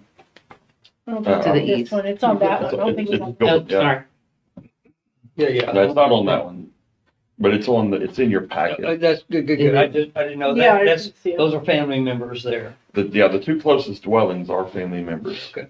Of the McMahons himself and. What'd you say and the route, daughter. the driving route was? So outlined in yellow is how they're going to achieve that. This is how they'll be coming. Either Highway 9, this is 32nd. On 32nd Street. Southeast 32nd. So one of the pieces of feedback I think we probably all got, and I know I got, was that driving over, going east on 32nd, that there's a pond and there's a dam, that road goes kind of over a dam, and the possible damages to the road from, I don't know if that is. Well, we have purposely, since we rebuilt May Avenue from Highway 9 to Southeast 32nd, and it did not have as good of a base for the original wells that were at Portland and Southeast 32nd, as well as the wells that were on the Reed property that went all the way down to May Avenue and then north on May Avenue for 1.5 miles. Those were all routed from 62 along Southeast 32nd. So we've had multiple wells drilled within the last 5 years off in that area, and all have been routed from 62 down Southeast 32nd. And we have seen no damage to the dam as of with those wells, and they've been there for several years now, and they were horizontal wells. And yes, the city is obligated to maintain that street, and to the extent holding them accountable too is important, but one of the questions was, what happens if that street gets destroyed? Well, it's gotta be maintained. We don't want to destroy streets. I don't know about the dam, I'd forgotten that it goes over essentially a dam. Has it ever been checked by the state or anything? Not that I know of, I have no idea. And one of the reasons why that road is able to handle that traffic is back in the 70s, Mr. or Mrs. McMahon's father, when they were redoing Highway 9, he got all of the asphalt that they were digging up in chunks. He was able to work with ODOT, and they brought that asphalt and put it on that mile between 62 and Portland, and then took dozers and packed that down. And so it got a base, packed and broke the chunks up with a dozer. And so it's got a several feet base there that probably no other road in town does. And it was so he could access his home and farm. And so that's why it really withstood. Unfortunately, with our limited right of way, we all know this, there's none of our roads are as wide as we would hope they would be, and that we have very limited ability to widen those roads. We have to acquire additional right of way from the landowners. And so there's really no good way So that whole stretch has that base? from 62 to Portland. Okay. Yeah. Well, every landowner has a voice, but of all the wells that have come out here, those that have been out in that rural area, generally, we couldn't ask for any better spots of the ones that were out there before. But I still have regards for people that own property there nearby. Well, absolutely, yeah. And although it's never, there's always detrimental aspects to any well, the fact that this does have the distance that it does have to any neighboring property owners, those protected uses is, it's about as far as we normally get. I was gonna say it's a lot less dense than what we talked about earlier. Unfortunately, the trees probably do more damage to the dam than the trucks. Yeah. True. The what? The trees. The tree roots. Oh, on that. Yeah. They're very, not good. The person does ask, is it possible for the Charter Oak to plant evergreen buffer to buffer the negative visual side of it when considering how open that land is? And I'm not sure where they're proposing that to be. But, I think along the west side of the pad. Midwest. Yeah. Is what I, And sometimes companies do express a willingness to. The equipment, I'll let the applicant speak to that. But the well bore's smack dab in the middle of the pad side. But yeah. I'm assuming this is also a horizontal well as well? Yeah. all right, is there any staff, or anybody have any additional questions for staff? We'll get the applicant to present, okay? Charter Oak representatives in the house.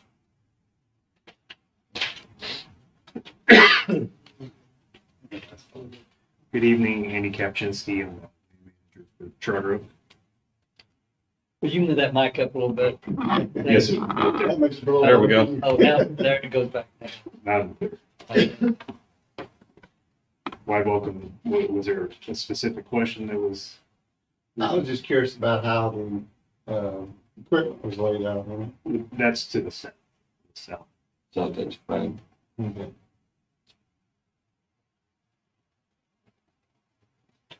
Do you anticipate any there being additional wells on this one, should you guys have a good one? We do have an ability to have 3 additional wells to this.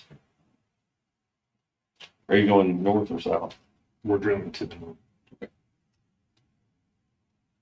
What about compressors? What type of compressors?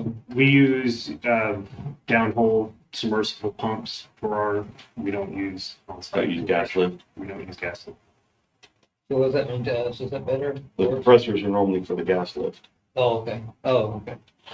So we run electricity and our pumps are underground. So, that's good. That's good. Yeah, thank you. Not a new, different. What did you say your last name was? Kapczynski. Spell that one. I kind of got it. Do you want me to spell that for you? Actually, It's Andy. Andy. Yes, spell it. It's KAPCHINSKE. 2 letters off. I didn't do that. SKE. Correct. I was totally off. Yeah. And did you say the sound barriers would be on which side? It's on the north. North side. Current ordinance requires them if there's a dwelling that can use Well, 1,000. it's 16 feet. What? 16 feet. And when those come down, how will you, when those, will you put fencing around that pass out typically, or? Well, I mean, if the fencing around the entirety of the pad site would be more surface owner's request, Right. we will have fences surrounding all of our production. Now, what are your thoughts on the request from the adjacent landowner of plantings? I have on the no, west edge? I have no authority to make improvements on somebody else's property. We have an agreement to be in place, but I have no authority to make any sort of determination or make an agreement to do something on somebody else's property. Even if it was on the edge of a pad that you had an agreement in place for? Well, that would be taking up space that we need for operations. I'm not sure I don't know if we have any examples where they have done it anyway. I don't think so. Yeah. But I hadn't thought about that, it would be on the land, it won't be on the property owner's property. That's correct.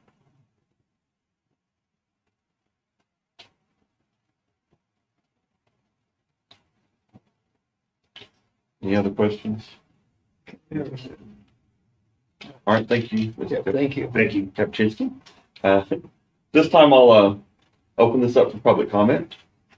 Same rules apply as before. Yes, sir. Please state your name and address for the record. Oh, so my name is Dr. Charles Holland. The address is 1506 Southeast 32nd. My wife Connie and I own the parcel to the west and south. And and if I may point to the map, is it okay if I come close enough to do that? I think I can talk loud enough and you won't have any trouble hearing me. So as you can see on this diagram, here's the edge of our lake. It's a 5 to 6 acre freshwater lake that's just on the other side of the fence line. And so we have some significant concern about the potential, since this is above our lake, of any contaminated water or whatever flowing down to the lake. And so one thing I'd like to ask is whether or not the council would be inclined to request that, and I don't know how to define maximum mitigation, perhaps double the usual mitigation on this west side of the pad site, to really try and make a good faith effort to keep anything from flowing into our lake. You all know more about this sort of thing than I do, so I'm asking as much as anything, but I'd certainly request some consideration of additional mitigation on the west side. Somewhere in the application process, this area was described as heavily forested, and there isn't any forest on the pad site owner's property. We have some along our side here, but as you can tell, it ends about here, and there isn't much between here and the road. In fact, there isn't anything between here and the road, tree-wise. And that was the reason for the question about whether or not we can, again, respectfully request that the council request that the oil company plant some evergreen trees along this fence line, whether it's on the edge of their pad or concern about, doing things on someone else's property, this is a public forum, and I would certainly give permission and hope to work with the oil company. They can plant them on my side of the fence line.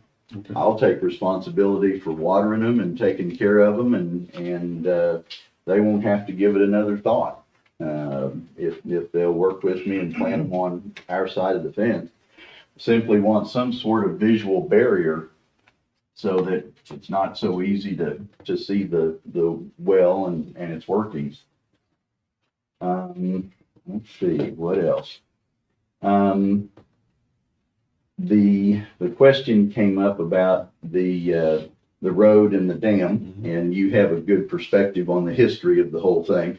I know Orvis told me about the asphalt and stuff that was the base years ago, but anyway, you're right, it does have a good base.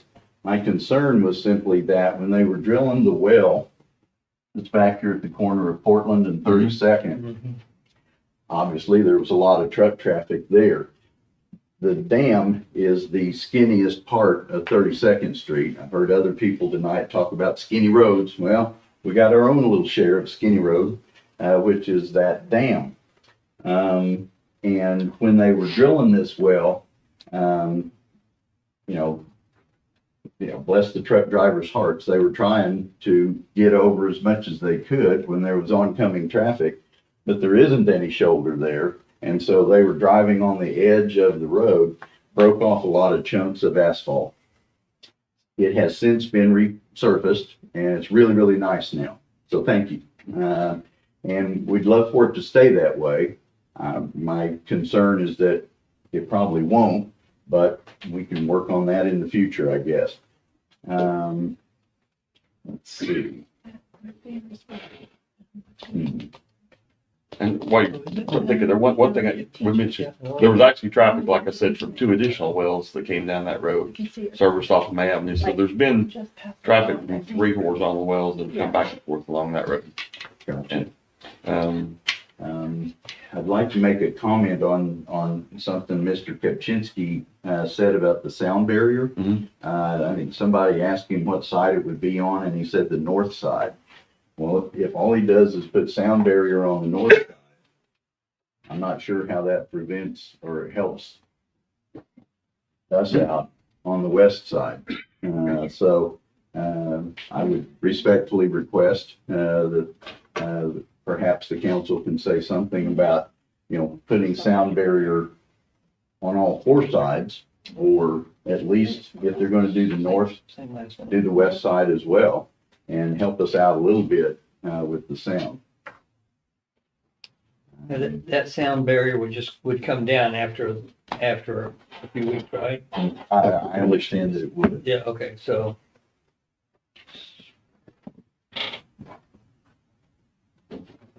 I'm kind of glad that you don't have the compressors there. I'm kind of glad we don't have the and I'll say thank you about there not being compressors there. It sounds like that submersible pump sounds like a good way to go. So quite honestly, we have gotten more complaints about compressor noise after completion almost than we have drilling and completion, because it's a continuance forever type of noise. And it's not just the noise of the compressor units themselves, the engines, it's the fan noise. And so having downhole, that's really beneficial for long-term noise. I have one about 1.5 miles, and I still hear compressors when they get out of sync. Okay. Well, the protected uses to the north is part of the family, right? Correct.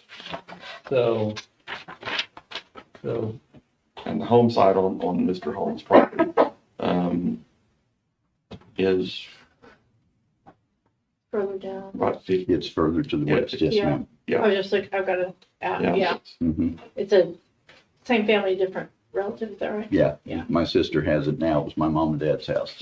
So you're saying that person, that family member would benefit from sound mitigation? I believe so, yes, sir.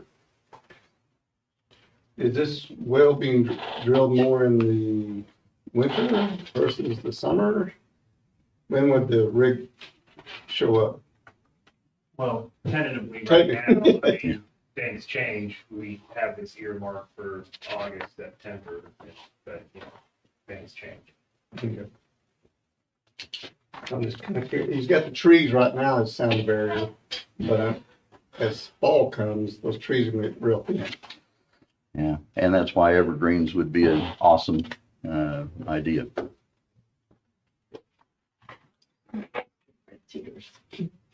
Uh, with certain reservations. My allergy. Yes, And ma'am. the fire. And fire. I very much understand. And I know it's not in place now, but we have talked about the potential of just going ahead and requiring sound barriers on all four sides. However, that's not currently in ordinance. And if it's further than 1,000 feet from a protected use, they're in current ordinance not required to put up sound barriers. And so the dwelling on your property is in excess of 1,000 feet yes, sir. away. So I do very much appreciate the option of allowing them to plant any potential trees on your property. Absolutely. I can still remember when your parents built that house and all the trees and shrubs they planted along Highway 62 and seeing them out there watering those. Oh, yeah. Dad watered them religiously. He did. And some of them have really done well. But, so, yeah. Okay, any other thoughts, Mr. Holland? No, I appreciate you guys staying so late, so thank you. All right, thanks, sir. Any other public comment concerning this agenda item? Hello, I'm Dr. Kathy Holland, so I'm Charles's sister. And like Charles said, I own the residential property just to the west of his lake property. And it was our parents' home place. They built it to retire. And just FYI, I did not receive notice as well. For whatever reason, I don't remember getting any kind of notice on this drilling. Is the property that county records listed under your name? 3400 South Main Street. But is legally at the county clerk's office, is the property listed in your name? Yes. Because that's what they typically go off of. They will hire an abstracting company to provide the name and addresses of the record owners of the property. Yes, I am the single record owner of the property. Okay. It looks like, well, if what I have is correct, it shows it goes to 4401 Ashton Court. That would be my brother's property, not. Oh, wait, sorry, I'm clicked on his. You're right. Buckingham Drive, Norman. Right, and I get mail at both properties, as Yep. I own both properties. Yep. And that was just a side note. Again, it would be great to be able to have some sound barrier during the construction, as my daughter and I both are out there quite frequently. The trees would be a great aspect. One of the reasons my parents purchased the property was because of the green area.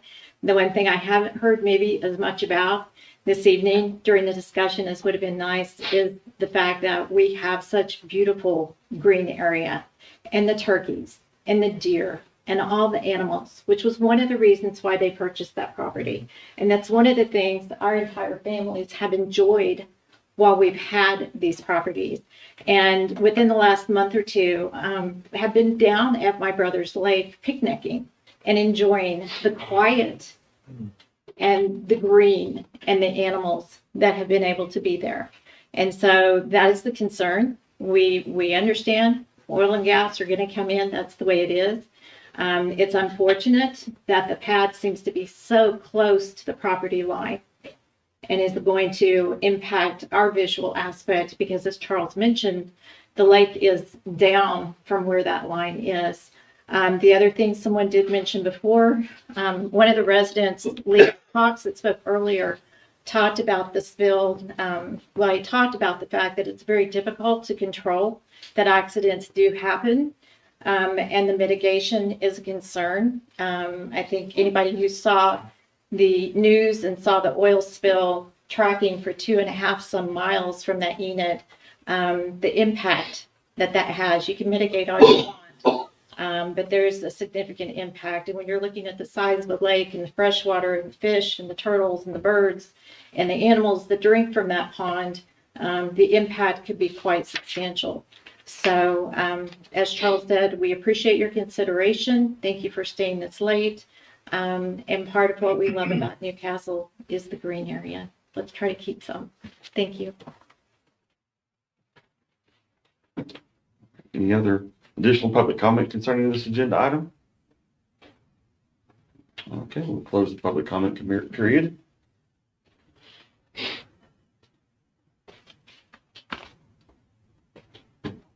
I would like to ask Mr. Kapczynski, would Charter Oak be willing to plant some trees on Mr. Holland's property with his permission to help screen visually from? Well, I mean, I think that's a conversation that he and I can have privately.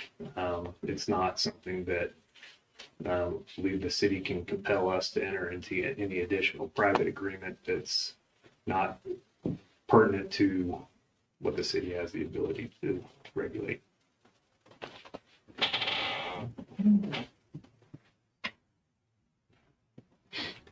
We've been fortunate because we have had several applications come to us that small adjustments made big impact on our ability to support it. And we've learned not to go overboard on things, but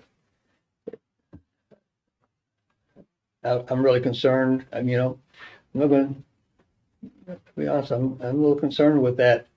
I'm concerned, we missed a point with our ordinance, and I'm going to bring it up when we review ours. We don't have an ordinance from pad site to property line specification, but that's neither here nor there, but that's real close to that property line. And if there's no consideration to do anything for siding that or sound barrier on that side, I think it affects our ability to care for our citizens. Oh, I see. We have well to property line, but not pad to property line. Yeah, I mean, that's a different topic, but I'll bring that up later. But it is what it is. But so here we have a proposal to build. How many feet is that from the pad site, pad edge to that property line? About 25 feet. Yeah.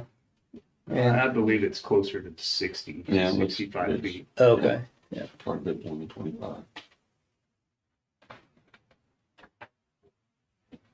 And we've had property owners who've been there for many, many years, and the property owners who are drilling the well have been there for many, many years. So, but both have a voice.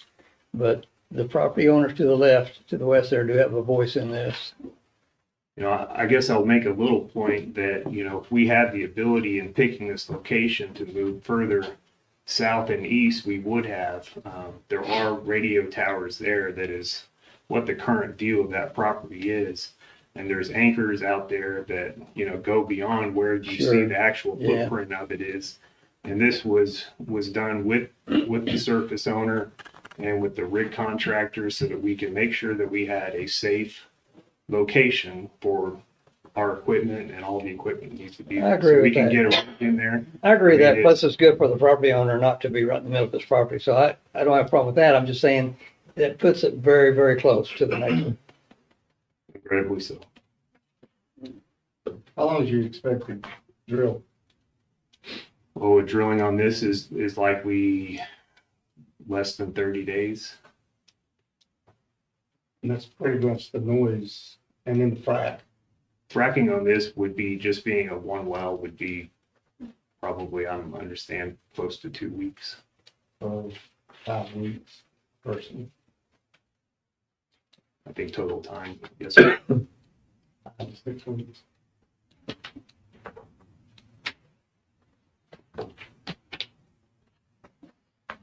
Would y'all consider sound wall on the west side?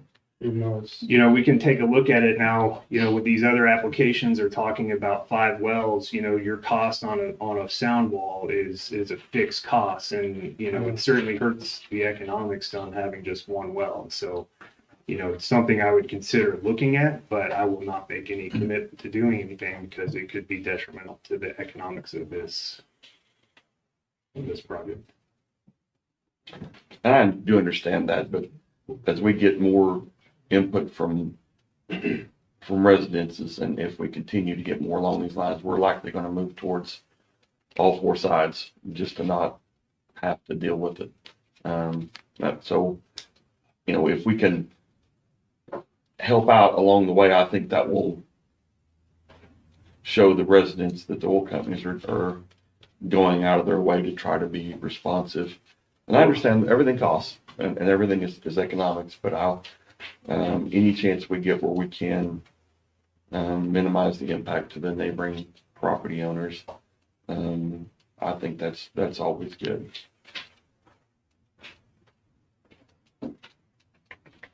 Again, these are questions now that you're asking that kind of relate to the economics of the project that go beyond what is required as far as the ordinances. And I can't speak to that because they'd have to be reviewed by my principal and my boss, who I have to account, who's going to hold me accountable. And again, I don't have the authority to say that I'm going to agree. I can agree to spending additional money that.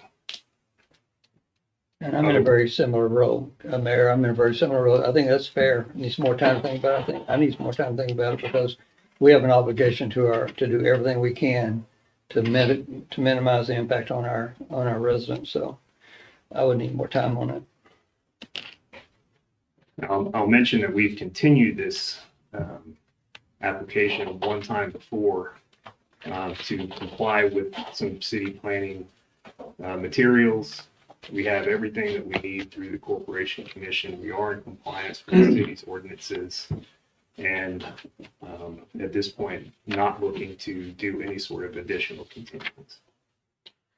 I definitely understand that as well. But one of the things with this is it's not just a straight zoning. It is a use permitted on review and a conditional use permitted on review. So it's not unusual for council to go outside ordinance in specific instances when we feel it merits it.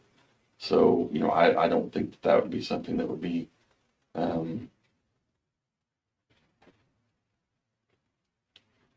different than we have a history of doing in the past.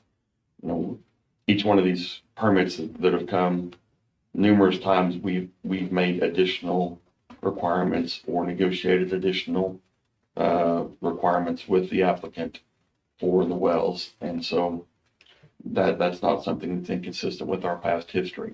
No, just about, well, I know the last few months, almost everyone have had, Changes in the plan. well, just additional consideration for the displacement of the noise and the traffic and the, all of that. And I do understand, you know, if you look at that property, you understand that with the radio towers on there, it's pretty hard to, you probably got the only place you can get it on the property. Unfortunately, that pushes it very close to the adjacent property owner. And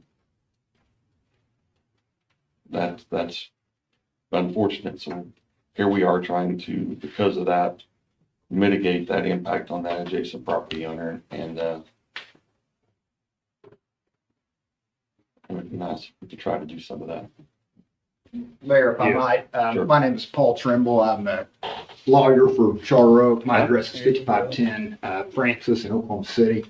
A couple of things. First of all, when I look at the report of the Planning Commission, it is difficult for me to imagine a more plain statement than we have checked the boxes on what, and I completely understand, I'm not being cavalier or strident at all. We've checked the boxes on what the Magnum case says. City Council has authority.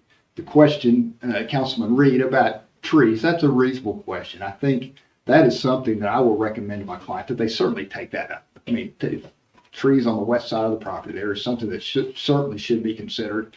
I think what our position there is, that's not a commitment that we can make tonight, but It's a reasonable request. It's a reasonable request. And I recognize that's a reasonable request. But when you look at setbacks, when you look at roads, and when you look at noise, we have checked all those boxes. We've submitted the UPOR to the Planning Commission. The Planning Commission green-lighted this deal. They said we checked all the boxes. We have deferred, we've delayed this application on a number of occasions. We thought there might be a provisional permit given, and we were instructed, hey, hang loose on that. Don't do that yet. Go to the commission and get your drilling permit. So we have faded this request for, I think, at least 2 months, if I'm not mistaken. So, and this is a deal where, again, the model is, the economics are, we bake those in there. we will look at all this stuff. But, and I'll commit that we will look to all this stuff, look to the trees on the west. But we cannot commit to doing that this evening. That being said, what we have submitted to the council is, what we submitted to the planning commission and what we submitted to council tonight checks all the boxes. I mean, when I look at the report of the planning commission, Charter Oak has submitted their approved Oklahoma Corporation Commission permit to drill. The Orbis well has all plans required by the city of Newcastle's oil and gas ordinance and maps showing the site plan. Surface use plat of the pad site, well location, measured distances from the well site to the building and structures, location of protected uses, permanent structures not defined as protected uses, adjoining property lines and underground pipelines, access roads and truck routes, and a radius survey showing all setback distances included within the applicant's application. Your request is a fair one, and I commit to talking to Dr. Holland, or making sure Charter Oak talks to Dr. Holland about that.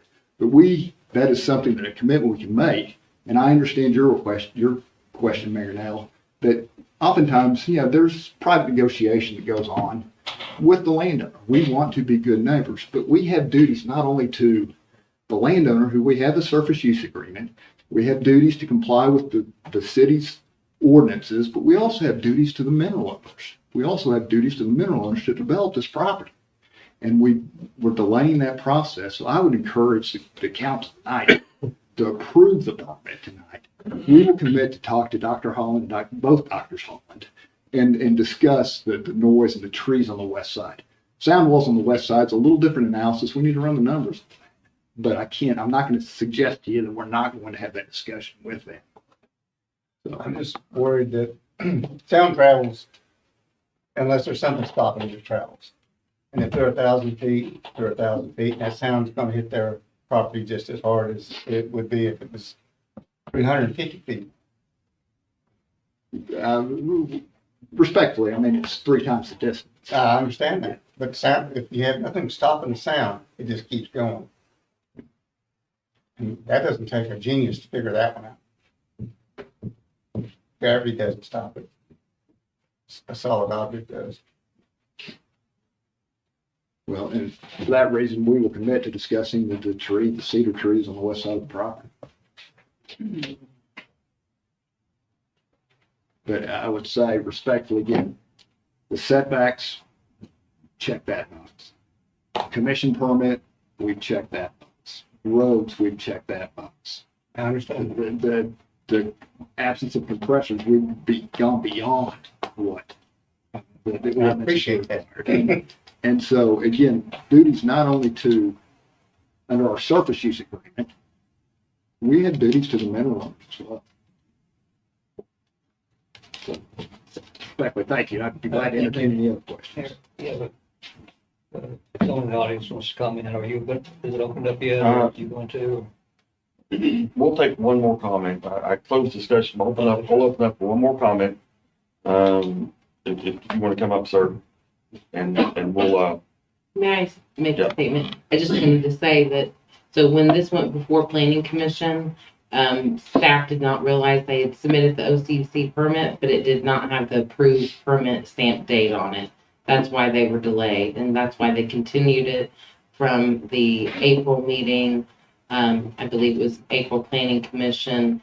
And then they also had a hearing on it, got their permit late in May. That's why it's at June city council. so we didn't have a proper application. That's why correct. it was delayed. Okay. That's My name is Richard Starks, 25169 Roselawn Road, Blanchard, Oklahoma. I don't wish to speak on this item in particular. There's one consideration, is that when something crosses your property line, whether you're the mineral owner or the surface right owner, you have a right to enjoy your property pretty much the way it was when you purchased it. I don't know if that's 100% the legal way to say that. I had EOG drill a well 400 yards, 398 yards from my house to be specific. My family was put through living hell for 5 weeks. My house sustained between a 2 and a 3.0 earthquake for 5 weeks. The entire time it was documented by a seismograph in my master bedroom. It was also covered by Channel 4. There was not really any accommodations offered to me until, even though I was complaining for disturbing the peace sheriff's reports from McLean County, there's no accommodation until I got to Channel 4. That news story ran in the Oklahoma City market and the Houston market.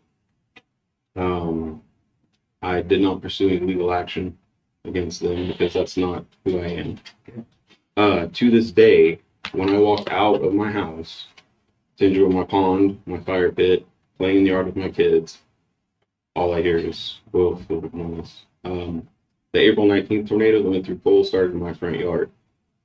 And at that point, I realized how peaceful my property used to be before the oil field came in. And that's because the power was knocked out. And even though it was an electric motor, for that 2.5 days when the power was out, and I was cleaning up all the debris out of my yard, I actually had peace in my life. We got to bring it back to this particular. Yeah, I'm just, when you're considering, and then the sound can move through the ground. All right, thanks, sir. All right, Amy. Sorry, Wallace. Like I said, I answer to somebody else in more places than working or at home. I needed to get some approval as far as the sound wall on the west side. I mean, if that's what it's going to take today, then I can make that commitment. Thank you very much. Appreciate that. One other question I have, the concern that was brought up by Dr. Solomon, the potential runoff on the west side of the pad. Do you have grading or something that will limit any potential? Well, you know, certainly this pad has not been built. Right. So there's certainly that's going to be part of our construction plan, is to make sure that we contain runoff. I mean, that's just something that we're going to be required and mindful of whenever we do build the pad. We have containment so that we make sure that we're not running down. Very good. Literally. All right, I appreciate you looking into that. Yes, sir. All right. So,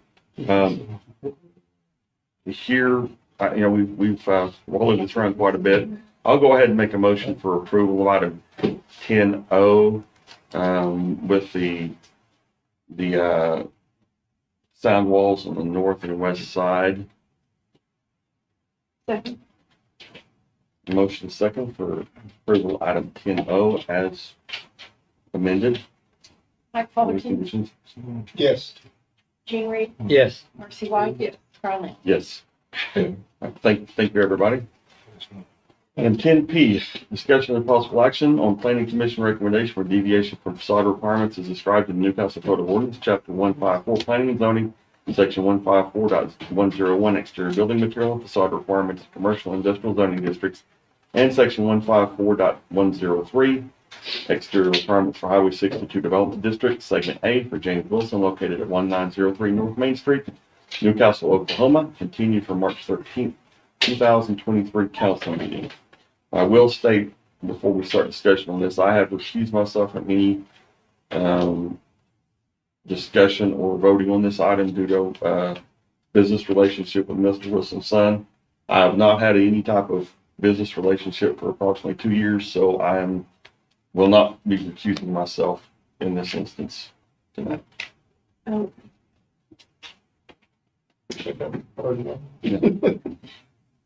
As you stated, this is a request for deviation from exterior facade requirements for Mr. Wilson. Current zoning is CC2 Community Commercial District and the Highway 62 Overlay District. As you all know, we came before in April to City Council for this request, and the proposed spray-on masonry facade was not one that Mr. Wilson wanted to do due to the short life of it and the upkeep that it would have, the effect on his building. The brick, he has done the wainscot on the north and south sides. It's got a full 100% on the east side.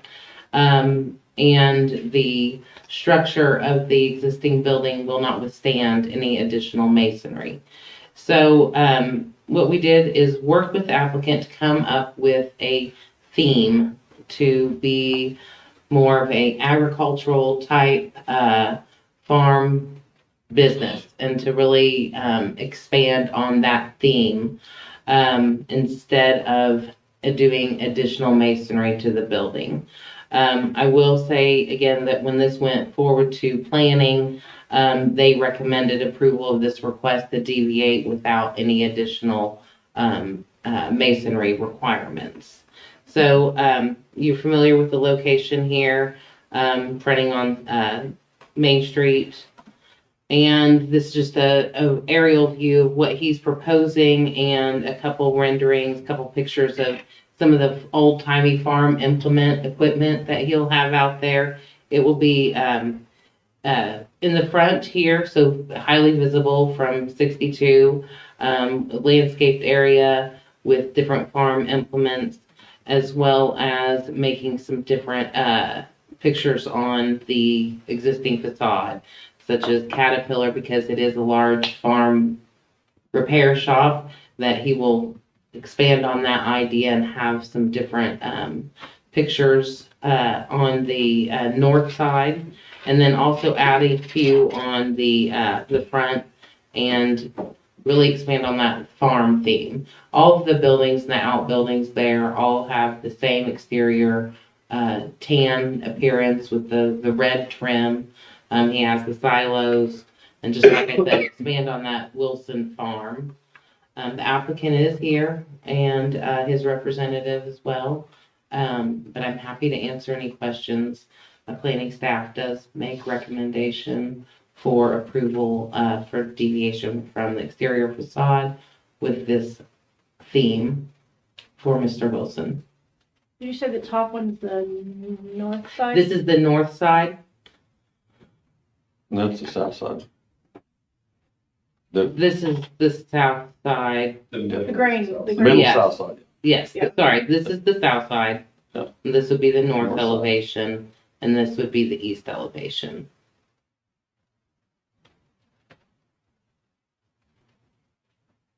I'm kind of liking it.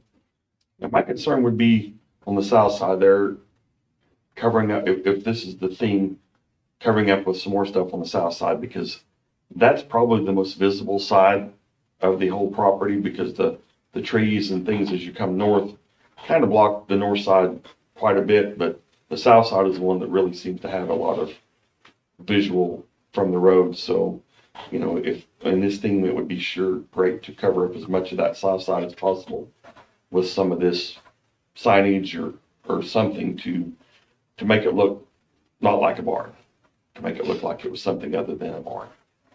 Paint those silos OSU orange. Absolutely.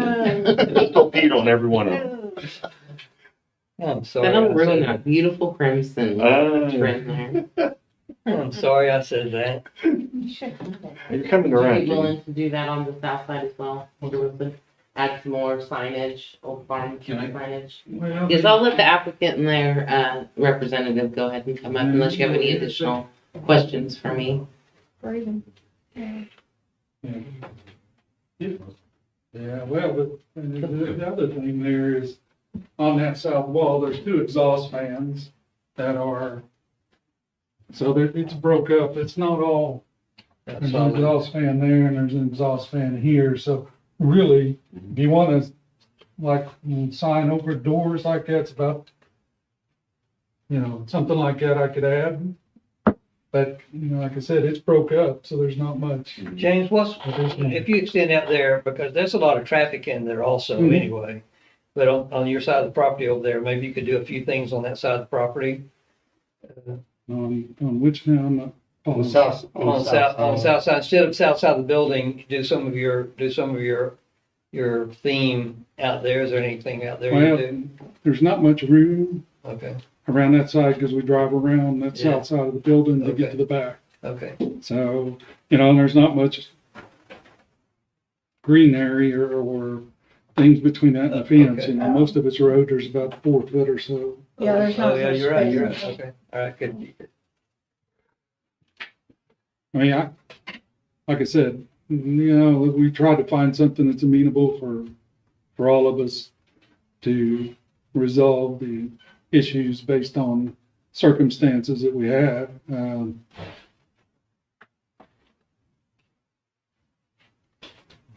And you're the one who wants me to paint. I have. Or crimson and cream even for that matter. I would do that, but my wife would be mad at me. How about, Kubota orange or, John Deere green? I mean, you've got some opportunities to dress that south side up, but I can't think of any suggestions. It looks pretty nice to me. I mean, your whole facility looks nice. It just wasn't meeting that requirement that we had, so. Oh, I know. And that's the I thing. just don't get you started. Yeah, on that south side, when we were, coming up with the signage and everything, I was trying to figure out what to put there, and every time I tried to put something in there was either one of those vents in the way or, just kind of make it look cluttered. So, we went with these are galvanized, like galvalume, and it contrasts with the building, so it'll stand out. And then this is white, and then on the front, we're gonna paint, that says Wilson Farm on it. Okay. And that would go match the theme of the sign in the front along the highway. Is it okay to move that up one? No, I would, anything else you could do, because I know there's gonna be some people that aren't gonna be happy, no matter what, but the more that can be done to create a theme where it does not look like it's always looked when it was a hay barn, Right. would be something that we could sure, hang our hat on, that we've done this with the intent to meet our ordinance, which is we can make exceptions for specific type of things like a theme. And, we always say Cracker Barrel, it is kind of why we put that in the ordinance of making exceptions to the overlay district, because it has to have a theme. And if you've got no changes or very limited changes to the south side, then people are going to say, well, you didn't do anything. They weren't required to do anything other than what they already had. So the more proposed signage or anything you can do on that south side to help us say, yes, the entire building and the look is themed towards an old time mechanic shop of some type, or out of cars, or, I mean, something. On all required sides, and that's my thing, like, just on the required sides, yeah. And then I want to point out something else. These 3 trees were already planted, and then we added this landscape area, and it would have, is there a way to blow that? Or, Not really. so this would be the planted area, and then this is the trees, obviously, more mature than they are now. And then like some shrubbery, and then another sign that says Wilson Farm, and that would actually sit right here at the front of the property. Are you gonna bring back the decorated hay bales, because I loved those for years. That. It's an option that my daughter-in-law would like to do. Those were so I was just thinking about this the other day. I was like, man, I love looking to see what do they do next. I'm not trying to spend your money, but even a split rail fence or something, some fence on that border on the south side would also be an option, maybe. In that landscaping up front too, you guys had said something about your implements on the outside of that. Oh, Is that correct? Yes, they would sit here and here. Yeah. It's just really hard to find CAD drawings of 100 and something year old farm equipment. Sure. So I didn't redraw that. So I put these concept pictures up here. But that's where they're gonna go, is up on the. Yeah, they would go Okay. on either side of this, which would be there and there. I think it gives a really neat looking character, especially to throw back Newcastle, that allows us to have worked a suitable alternative without, because I have, and you know this, I mean, I've struggled with it. I get that the barn won't brick, but we definitely it needs to comply on the side. So if we're gonna go with this, then can we get it on all the sides where you're required? So I don't care what you do on the back. I can see it from my house, but that's okay. No. And I don't want to speak, too much for Janae on like the planning rules, but in other cities, there's things where we can do like a parking reduction to get around a zoning, ordinance. And normally they make you add extra landscaping to do that. So there's kind of some precedence there with cities trading off, extra landscaping for other items in the zoning code. Yeah, but this is kind of an overlay district too. Yeah, not just that's part of our issue. It gets really sticky, but I love the look and the feel. I think it gives a lot of good, neat character, while doing a suitable, something that's easy for us to answer to for the next round. Like, it's not that I care what people think, it's that I want to uphold a standard to everybody. And I feel like I could do that, I just don't want, on the south wall, I get my only, putting too much signs is to make it look cheesy, you know, like you're just No. throwing stuff up there. Right, So, sure. and Sure. so there's not a lot of area, like I said, over the doors, I get it, yeah, we could do something there. What So over the doors and like it's on the other wall. What about on Could the, possibly move in another grain bin. well, no, I was, no, could, And level, and I'll be honest, my wife and people, I'm like, why did there's 3, not 4? could that, could something not go on the green? You know? instead of- Well, instead of that's the way wall? they came. Or an Actually, old- 2 of them's for creek because there's augers on them and the one's for bigger it'd cubes, be you know, better it's than gotta the drop doors, straight in, but. Or even one of the old rustic ones, you know? Well, I mean, Could say you that paint again. something Well, I on was the grain asking- bin? Well, Yeah, what if you did, instead Could of the you do wall, some kind of you a did the grain mural bin. type of painting Doesn't have to be like, you instead know, of a sign intricate. and just Right. do something like that? Something like that, yeah, we could do, That one's gonna show up the best because it would be painted over white.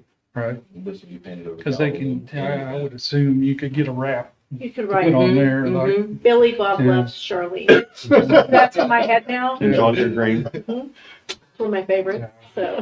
So I think adding something on the Yep. south side might. Yeah. Okay. Yeah, if you put some on the south side, on the, I think the grain bins would look better than the doors, frankly, but you could do the doors. if the other works, I mean, you know, there's not much room to fit some stuff in there, and that's kind of why I kind of hesitated much on that wall, just because it's hard Yeah, to right, make it look like you're not just sticking Cohesive. something up there. I right, mean, it's gotta be something right. to look, and the bins, we could figure out something to put on them. On I that think the one bins bin would there look at the better. front To where it wraps around, and I would assume that one, Good chance to advertise. That and open the doors, I mean, there needs to be something to change the look of that south side, or we're going to get You could do crucified. something 3 foot simple. of brick. Hmm? It's got 3 foot of brick. That's that 3 foot of brick, but Trying to get further up the wall. I think we gotta continue that theme Right. to make people happy. I mean, you Kenny. could really do something, just a solid color, and then just do a cut like a yellow tractor, not the whole thing, just a block. You know, the solid color that's just the outline of a tractor. You know, it's something simple like that where it's not too intricate, but Right. it's putting something on there. Sure. Yeah. The other thing we were talking about and stepping around the ordinance is on the limitations on how much signage you can have. So that's why on some of those, there's the Wilson Farm sign. But flip to the, Yeah. it'll be easier to talk. Right. On these, these aren't necessarily advertising the business exactly. They're more like an Farm theme. ornamental. Right. But this is, advertising the business. So we kind of limited the size of all of that. That's true. So they don't have any signage right now at all. Right, right. But on that south side, or in the bins and stuff, there's opportunity to put some more of the cat type stuff or ag stuff, something, just to, I can get real artsy with it and give you some ideas. well, I don't want to tell them what to put, I just want something there to change the visual aspect of that. Right. It's Even a going to- mural might work. Yeah, so it's that mural, Yeah. some Who type painted of that? wrapper. Who painted that? Oh, the marijuana bins. Well, I'll add that. So add signage to the south side. Yeah. Either mural or wrap on one of the bins, and then staff recommended that this be completed within 90 days. And something over both of those doors, if they could, put a little something over the doors too, or something like that, just, instead of just on the bin in front. I mean, the visual from the south, I think, has gotta have something.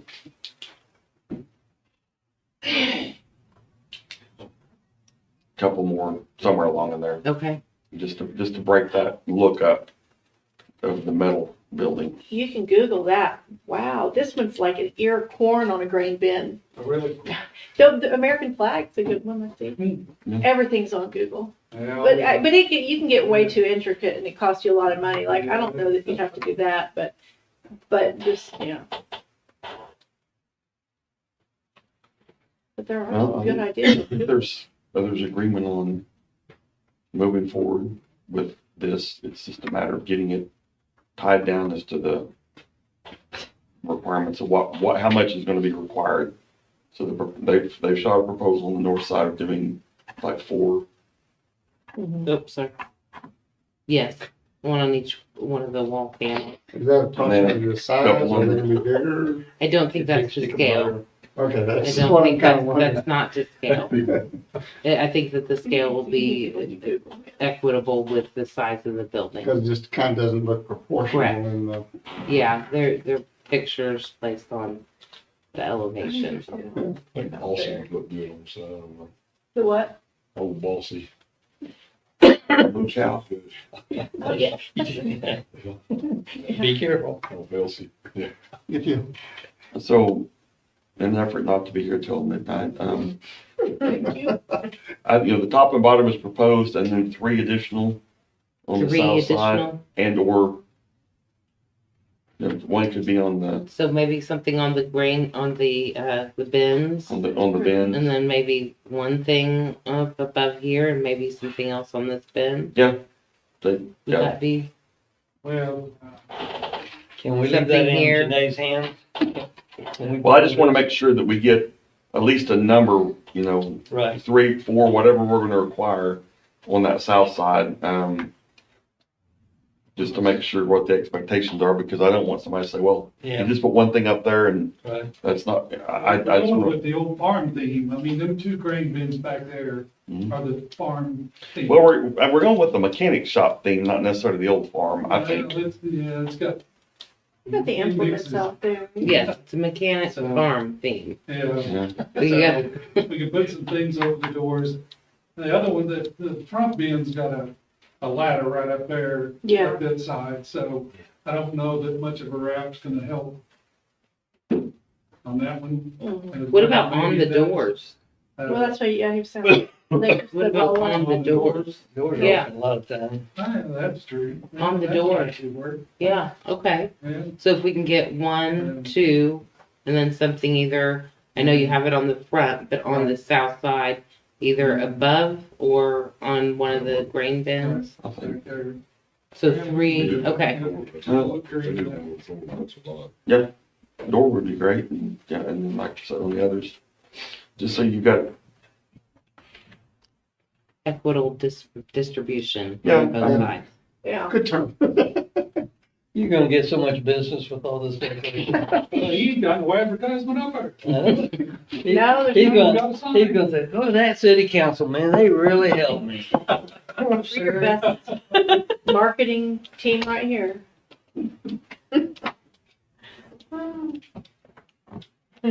I don't even know how to even propose that, Carl. You can, well, I just think how do you word that? Janae's taking it down. Yeah, and getting the numbers down and What do you say for Once the, you, I have 3 added implements or signage on the south side, 2 on, 1 on each of the garage doors, and then 1 placed somewhere else on the south side. The north side is good. It's not to scale, but it is. And then he has the front taken care of, and also has the landscape area with the old farm implements so and. that's my motion, what she just said. Motion. all right, I have a motion, I have a second. second. Motion second to approve item 10P with the requirements as laid out by Janae. Mike Fullerton, Yes. Gene Reed, Yes. Marcy White. Yeah. Carl Nell. Yes. Thank you very much. Item 11, discussion of possible action regarding approval of extension of time for payment of permit fees by EOG Resources under City of Newcastle Code, Section 113.048 for the following proposed well permits. Is EOG broke? It is 10 minutes after 10 o'clock. Start the timer. I'm gonna make this fast. I am not here asking for permits. I know, and I went last for some reason. You're not totally last, we can move you out Well, to number 19. But the oil and gas crew, Okay. I'm messing up my time. You So, got like 7 sandwiches, so. yeah, I did. Back in March, we had 6 permits approved, and there were some great discussions had on that. We agreed to temporary sound walls. There was great compromise. We're happy about that, but because of operational circumstances that EOG, not financial, but because of rig schedules and things like that, EOG would like additional time to pay that $15,000 per well. That's a pretty substantial chunk of money. And to make sure things fit in that puzzle, that we've talked about before in terms of fracking and drilling and getting everyone together, getting the sound walls in place, we want to make sure we have plenty of time to do that. And the permit will expire in a year. And my reading of the statute is a year from March 13th, 2023. And so what I would request is an extension of we have to pay those permit fees by March 13th, 2024. Build plenty of time in, so I'm not back up here asking for another extension while we're sorting these things out. And I would respectfully request the city grant us that extension. It has the authority under 113.048 for good cause shown to grant an extension to applicants like EOG. And I'm happy to answer any questions. What type of extension are you requesting? The 9 months, where we would have to pay by March 13th, 2024. Does that mean, and I may not understand it, but you still pay before you start drilling? You're just asking for more time before you drill? Or how does that work? Before we pay, so it's due 90 days after approval by the council or when you commence drilling, whichever's earlier. So I think we have till tomorrow, and if we tomorrow to pay, and so we're asking for that extension. So if we start drilling earlier, then we bring you the checks. Oh, okay, okay, that's what I was want to make sure, okay. And we may, but I just, lawyers, we know to build in plenty of time so that we're not doing this drill again. Sure. I have no problem with that. So it's really the 3/19/24 or whenever you start drilling, whichever is early. Yes, sir. Okay, that's what I was clarifying, yeah. So then I'll make that motion. Okay, I'll second that motion. Motion and second for approval of item number 11. Mike Fullerton, Yes. Jean Reed. Yes. Marcy White. Yeah. Carl Nix. Yes. Your negotiations and everything you did helped us with other Yes, it did. other Thank you. negotiations tonight. I noticed that, and please don't keep this on my time though. This is, I noticed an evolution in the discussion that happened, and I'm actually glad that I sat here and watched it. Yeah. And I like to think that maybe we had a small part in that evolution. Oh, you did. So, thank you all very Exactly what I much for your was time as thinking. always. Thank you. I always enjoy coming down. Thank you. Item number 12, discussion and possible action on approval of 2023-2024 memorandum of understanding with the Newcastle Chamber of Commerce. The agreement with the chamber increased by 2,000 this year annually over last year, and basically it pays for 2 banquet tables that we normally pay for renting. So it's paying for it up front rather than in November. Annual banquet? Yeah. 2 tables, so that's the only change to the agreement that we made. Make a motion to approve item number 12. Second. Motion second for approval of item number 12. Mike Fullerton. Yes. Jean Reed. Yes. Marcy White. Yes. Carl Nix. Yes. Item number 13, discussion and possible action on election to apply OMAG workers' compensation escrow credit to the 2023-24 workers' compensation insurance renewal premium, or to request refund credit by check. In the past, we've always just chosen to apply that, have we not? Yes. Well, in the past, I've asked for a check, but this year I'd like it to be applied. Well, I'll make a motion to approve item 13 Yeah. to apply. Thank you. Yeah, that's fine. Second. Motion second for approval of item 13 to apply. Mike Fullerton. Yes. Jean Reed. Yes. Marcy White. Yes. Carl Nix. Yes. Can I make a comment? What a great insurance company to give you a big fat rebate. Isn't that nice? Yeah, okay. We can only stop You from can our tell city my attorney. Aren't you funny? That OMAG group, man. Item 14, discussion of possible action on adoption of ordinance number 947 regarding emergency management organization and appointments, duties, and emergency powers of the emergency management director, approval and implementation of the emergency operations plan, and additional provisions relating to emergency management. What does that mean? It means you want to change the ordinance. Means that I can't appoint the emergency management director, which I didn't know I could do anyway. And, Y'all appointed me. do it? Council did. Okay. And I suppose that it was written that way because it was adopted in 2006. The current ordinance was. I'm guessing it was adopted that way because Nick came in. Nick was appointed the emergency manager at that point. And then 2009, he stepped out and I was appointed emergency manager. But we have a 6-sentence emergency management ordinance doesn't cover everything that needs to be covered. State statute allows for either the mayor and council to appoint emergency management director or the city manager to hire. So in order to keep this all like other departments that we do now, you know, because there's nothing here that is, that could be detrimental to the city as far as the city manager hiring the position. Sure. Now, if it was like the city treasurer, of course, that's a different story, but this is just like any other department here. And now, the way the ordinance is written, the revision or the amendment, it still includes the mayor in on disaster declaration, all of that stuff. It doesn't completely just wash away any duties from the mayor and council. There's still a lot of things. It's just the employment piece. Pretty much the employment. So currently, you hold that position as well, right? I do. Are you indicating an interest in maybe naming someone in that? Yes, sir. I thought so. Who could that be? All right, good. I make a motion to approve item 14. Second. Motion is second for approval of item number 14.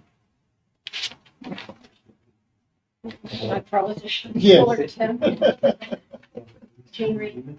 Yes. Marcy White. Yes. Carl. Yes. Item number 15, discussion of possible action on the adoption of the emergency clause of ordinance number 947. I move to approve item 15. Second. Motion is second for approval of item number 15. Yes. Jean Reed. Yes. Marcy White. Yes. Carl. I didn't know that was a Yes. distinction. Yep. Okay. Item number 16. Discussion of possible action on approval of agreement between the City of Newcastle and Sporting Oklahoma, Inc. for Pinecrest Park Facility Management. Sporting Oklahoma approached NASA to partner with them on the soccer league out at Pinecrest Park. NASA has basically turned it down and said we don't want any part of it. NASA is very close to the brink of disbanding altogether. And SOI approached the city to sign an agreement for exclusive use for Pinecrest Park. This organization is actually, they have several locations already, but they're just now working on a location in Norman. That is, you weren't part of that meeting, were you?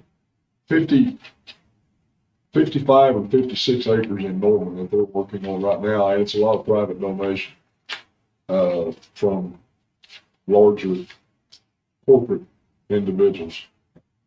They've also talked a little bit about a private-public partnership on our sports complex.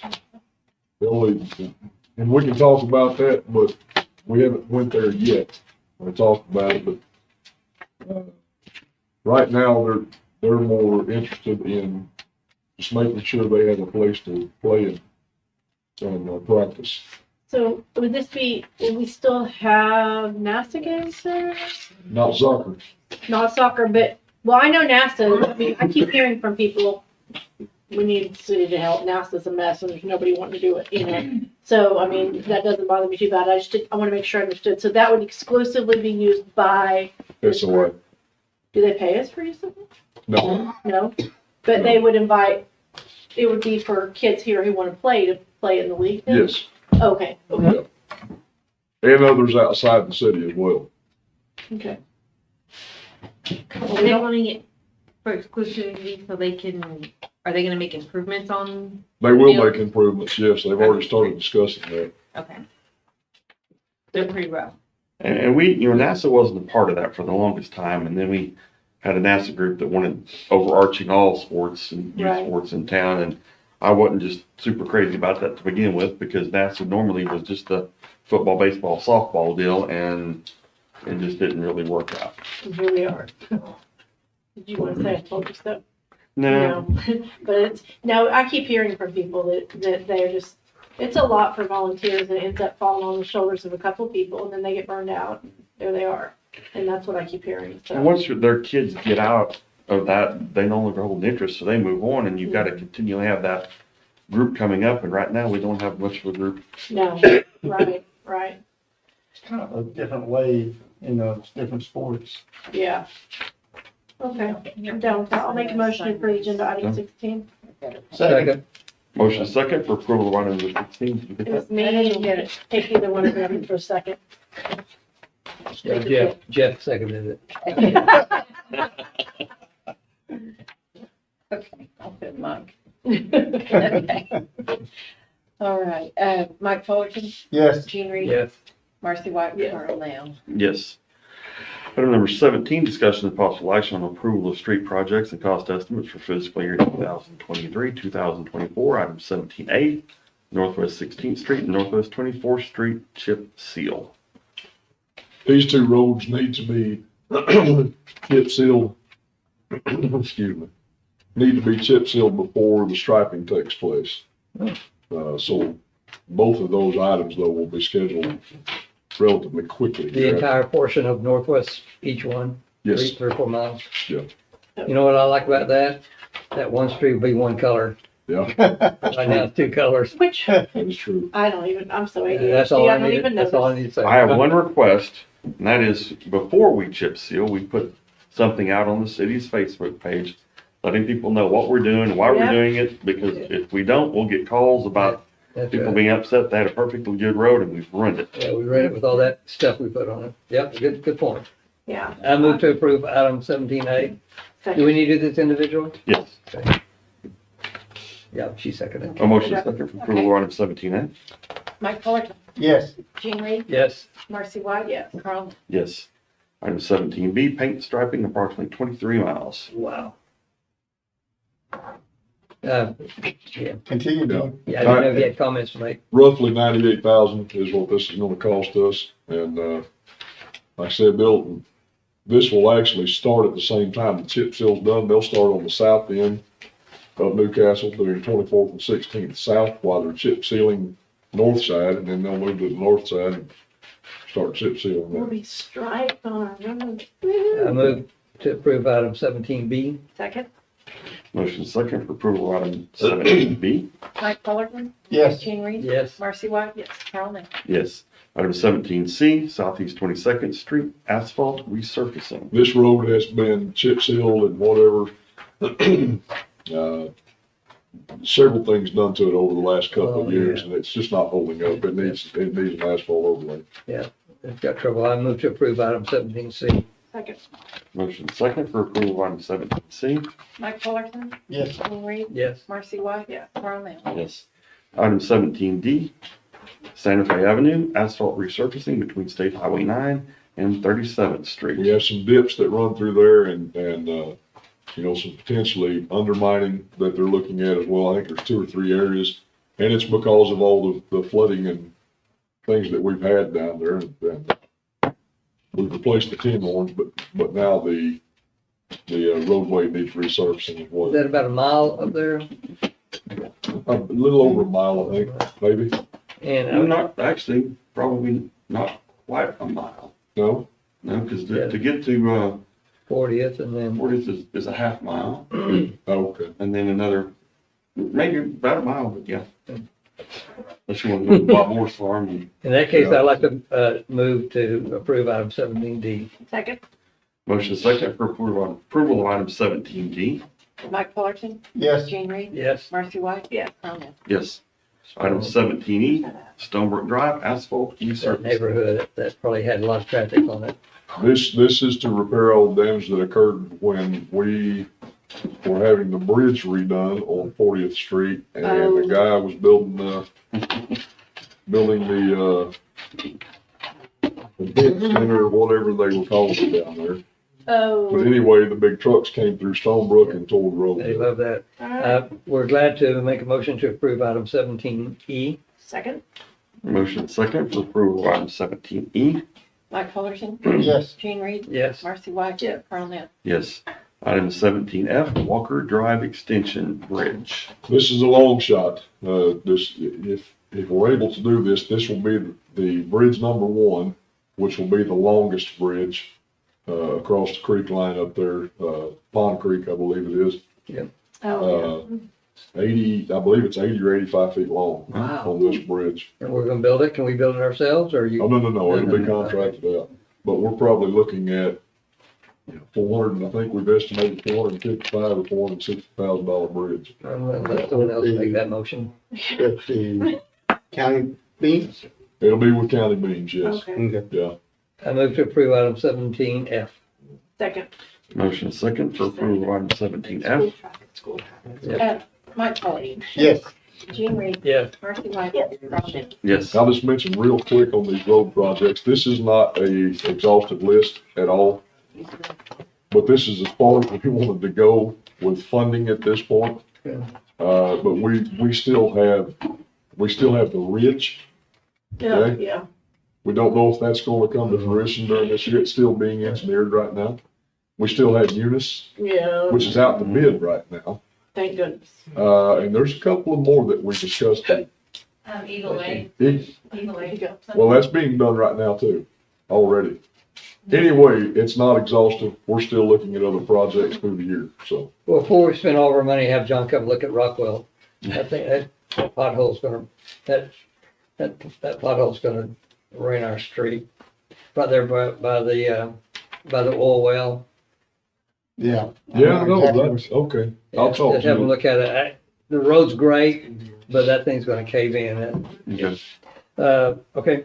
Item number 18, discussion of possible action on approval and authorization to enter into service availability water service agreement between the city of Newcastle and the Newcastle Public Works Authority as supplier and the McLean County Rural Water District number 9 as purchaser. Same item as NPWA. Okay, make motion to approve agenda item 18. Second. Motion second for approval of item number 18. Mike Fullerton. Yes. Carl, Yeah. what's your name? Yes. Gene Reed. Marcy White. Carl Newman. Yes. Item number 19, city manager's comments. I believe I have, and I think I covered everything, tried to anyway, in the report and the summary. Item 20, council member comments. Surprisingly, I have a couple comments. I only got one. And I have one. Go ahead. When ONGs have been doing all these new line replacements, they've left a lot of their valve stems or covers sticking above the grate. And I know that people's gonna have a hard time mowing, people's gonna run over them, because one of them on Harvey that just got moved is about 3 or 4 inches above the ground. It's 1 foot off the edge of the road. All right. And I don't know how we're going to Who'd you look at? adjust those. I mean, that's an ONG thing, but, Now, well, Kevin will look into that. okay. I know we turned down that well site on Highway 16, but I know in the past, when we have proposal for well sites, we consider trucks making the turns. So our resident told me, I don't know how valid this is, but she told me that 16 pulling on to 76, you already know. It's tight, yes, It's we real looked tight. at that in department. She head said meeting. semi trucks would have to go into the opposite lane to turn there. We need to keep that in mind if we have any more proposals. Yeah, No, that's a bad place to do that. And no, then- it's a bad location. And then, secondly, I think, I just want to put a seed in, it may be irrelevant, but when we talk oil and gas, ordinances, I'd like for us to explore property line to pad site as a fourth dimension. We may have left that out for a reason, but I just keep that in back of your mind. Right now, they could build within two, unless there's other offsetting. Be the borehole. Yeah, unless there's other setbacks to keep the pad from being right next to a property line. Right now, there's not, it's just a borehole. Anyway, that's probably nothing. The problem we get into there is then we end up, if they want that borehole in the center of that pad, we end up arbitrarily expanding our setbacks for our borehole.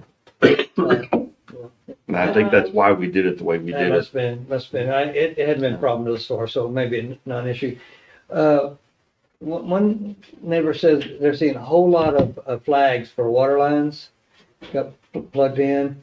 Is that the contractor come in and marking those, or? Yes, that's that study. Okay, they didn't pick, normally flags don't get picked back up. They've been out about a month. Can they pick up those flags? No, they should be going out unless they haven't finished something, because our guys are supposed to be going back out picking them up. Pick it up. If they're still there, I'll let you know. And Okay. that's the one. And all I have one is, have you discussed any further the, Meadow Creek Road out to 16th? No, we have not. I got asked about that, and I forgot to ask last month. Yeah, that hasn't come back up yet. I mean, they've offered to pay that amount, but I think it's up, now we need to move or decide or whatever. So they're wanting to know. Marvin is, Hayward. Okay. He was asking me, I said, well, I'll ask. So I asked. All right. Any other council member comments? Item 21 is adjournment. Make a motion for adjournment. Second. Motion second for adjournment. All in favor, say aye. Aye. Any opposed? We are